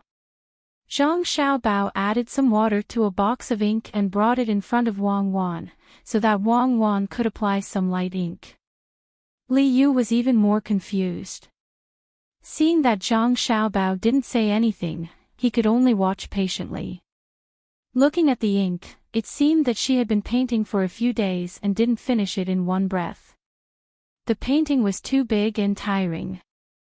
Now that the painting was almost finished, it looked good, but he didn't know what it had to do with the plan. Wang Wan painted for a while more, then handed the brush in her hand to Zhang Xiaobao. She picked up another brush, paused for a moment, and then began to write on the completed painting. The flowers of the northern kingdom bloom and disappear. Floating clouds fall from the 9 heavens. The river water is soft, and the snowy mountains are painted with frost. Brewing wine, swords are like rainbows. Brewing tea, people at the border are like jade. One is not a hero until he reaches the northern kingdom. Looking back on last night, the wind came. When Li Yu looked at the painting, he thought it was very beautiful, but when he saw Wang Wan writing, he was shocked. He whispered, "Is it very dangerous over there? Why does it feel like going to the Blackwater Commander-in-Chief's mansion is like going to a hero and not coming back? It's not dangerous. It's just a saying. That's the real place to go for skiing and skating. How many heroes and heroes have actually gone there? If you exaggerate, when people go there and realize that it's not that dangerous, you can brag to others when you come back. For example, you can make a ski slope that's a few hundred feet long and not too steep. You can name it Heroes Snow Road. When you go there, you'll realize that even children dare to skate down a wooden plank." Zhang Xiaobao explained to Li Yu. Li Yu nodded. "Oh, it's a lie. Sure. I'm not lying to anyone. It's really cold there. You find a way to find a woman from the brothel there. Find someone who's not afraid of the cold. It's okay if her skin is a little darker. She'll be white after a while. Now your task is to go to Penglai, Hunan province, take this painting, and advertise that the Northern Kingdom is the place for immortals. Let people refute. It's best to make it look like they're about to fight." Zhang Xiaobao pointed to the south. Li Yu continued to nod. "Should we let people go there together and then compare which side is better? When we compare, even if we can't say which side is better, the Blackwater Commander-in-Chief's mansion will be famous." "Okay, I'll go." Go. It's best to find more literati and bring them to the Blackwater Commander-in-Chief's mansion. If they can write a few famous works, we can post a notice and offer a big reward." Zhang Xiaobao dried the ink on the handwriting, rolled up the painting, and handed it to Li Yu. Then, he waved his hand at him. Li Yu pursed his lips solemnly. He really looked like he would never return. He walked out. When he reached the door, he suddenly remembered something important. He stopped and turned his head to ask, "I haven't told you the plan yet. It's definitely not as simple as a painting. I'm afraid that you won't keep your mouth shut. In fact, it's not a big deal. Ships travel between the Blackwater Commander-in-Chief's mansion and Penglai. No matter how Xinluo goes around, it will stick to it. Some people who want to get close will directly cross the Mud River. Some who are willing to enjoy the scenery will go around Xinluo. They can even disembark on the shore and pass through Xinluo on land to experience the local life. At that time, I'll organize a tourism agency and find a suitable place to build a house along the coast of Xinluo. Then, I'll help Xinluo build a road that crosses the northeast and southwest. I'll do business on both sides of the road so that it's convenient for people to rest and shop. If the people of Xinluo dare to bully the people of the Great Tang, I'll have an excuse to beat them up. If they don't bully and get used to interacting with the Great Tang, I can arrange for the people of the Great Tang to buy land and live there. Build more boats and let people go to the seaside around Shinluo to play. Build more shops and send the things of the Great Tang to be sold there. Let them get used to the clothes of the Great Tang, get used to the food of the Great Tang, get used to the culture of the Great Tang, get used to the clothes of the Great Tang, get used to the food of the Great Tang, and get used to the culture of the Great Tang. Zhang Xiaobao counted with his fingers as he spoke to Li Yu. Li Yu finally understood. Zhang Xiaobao wanted to stab people with a soft knife. It was related to the issue of sovereignty. I know, I'll definitely keep it a secret. Xiaobao, you're really something. Others are just trying to get some money to spend, but you're planning to take over the country. I hope I can see that day in my lifetime. Li Yu felt that the burden on his shoulders was heavier. Regardless of whether he succeeded or not, at least he was very excited in his heart. He shook his head, carried the painting scroll, and strode out of the door. Zhang Xiaobao craned his neck and waited for Li Yu to walk away. Then he said to Wang Wan, "Why do I feel like he's carrying a dynamite to blow up a fort? Come on, don't mock people. Li Yu is a good comrade with ideals, but I also feel that he wants to be heroic. Don't ruin the painting I painstakingly painted." Wang Wan also came over and looked at Li Yu's back. Li Yu knew the importance of his task. He took a boat to Penglai as quickly as possible and went straight to the Blue Sea Silver Sand restaurant. He asked someone to frame the painting and hang it in a conspicuous position. Then he began to look for people to make trouble. He also posted a notice and offered a large reward. Any scholar who knew and liked snow could write a poem about snow. Once selected, they would receive at least $10,000. Once the notice was posted, there were quite a few people who wanted to earn $10,000. For many people, it was not just a matter of money. Once they were selected, they might become famous because of it. That was the most important thing. In the past, there were many people who came to Penglai. Now there were even more people passing by. They were all businessmen who wanted to get some benefits from Heishui Commandery. Some of them even had official backgrounds. When there were more people, it would be chaotic. Many businessmen picked the bigger ones from the smaller ones and found people who were slightly more capable to organize others. On this day, a group of people came from Huainan Dao. Many people in Huainan Dao were soldiers in Jili Province.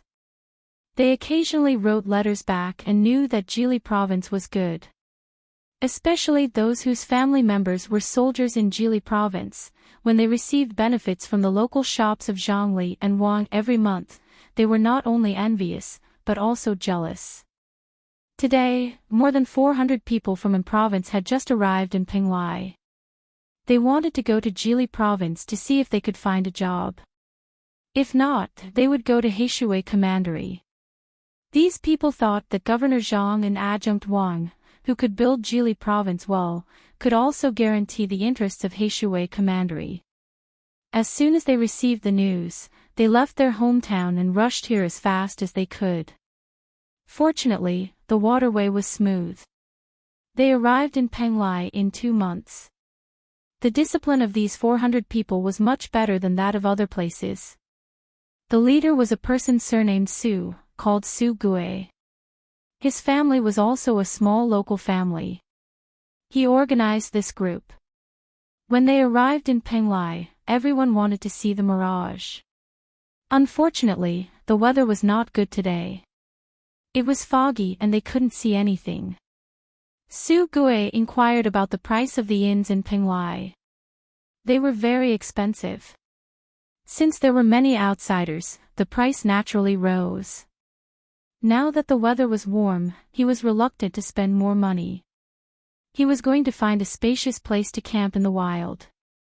He knew that he was not good enough, so he had to find his brother-in-law or son-in-law. Thinking of his son-in-law, Su Gui's mood was very complicated. He looked down on this son-in-law who was like marrying into the family.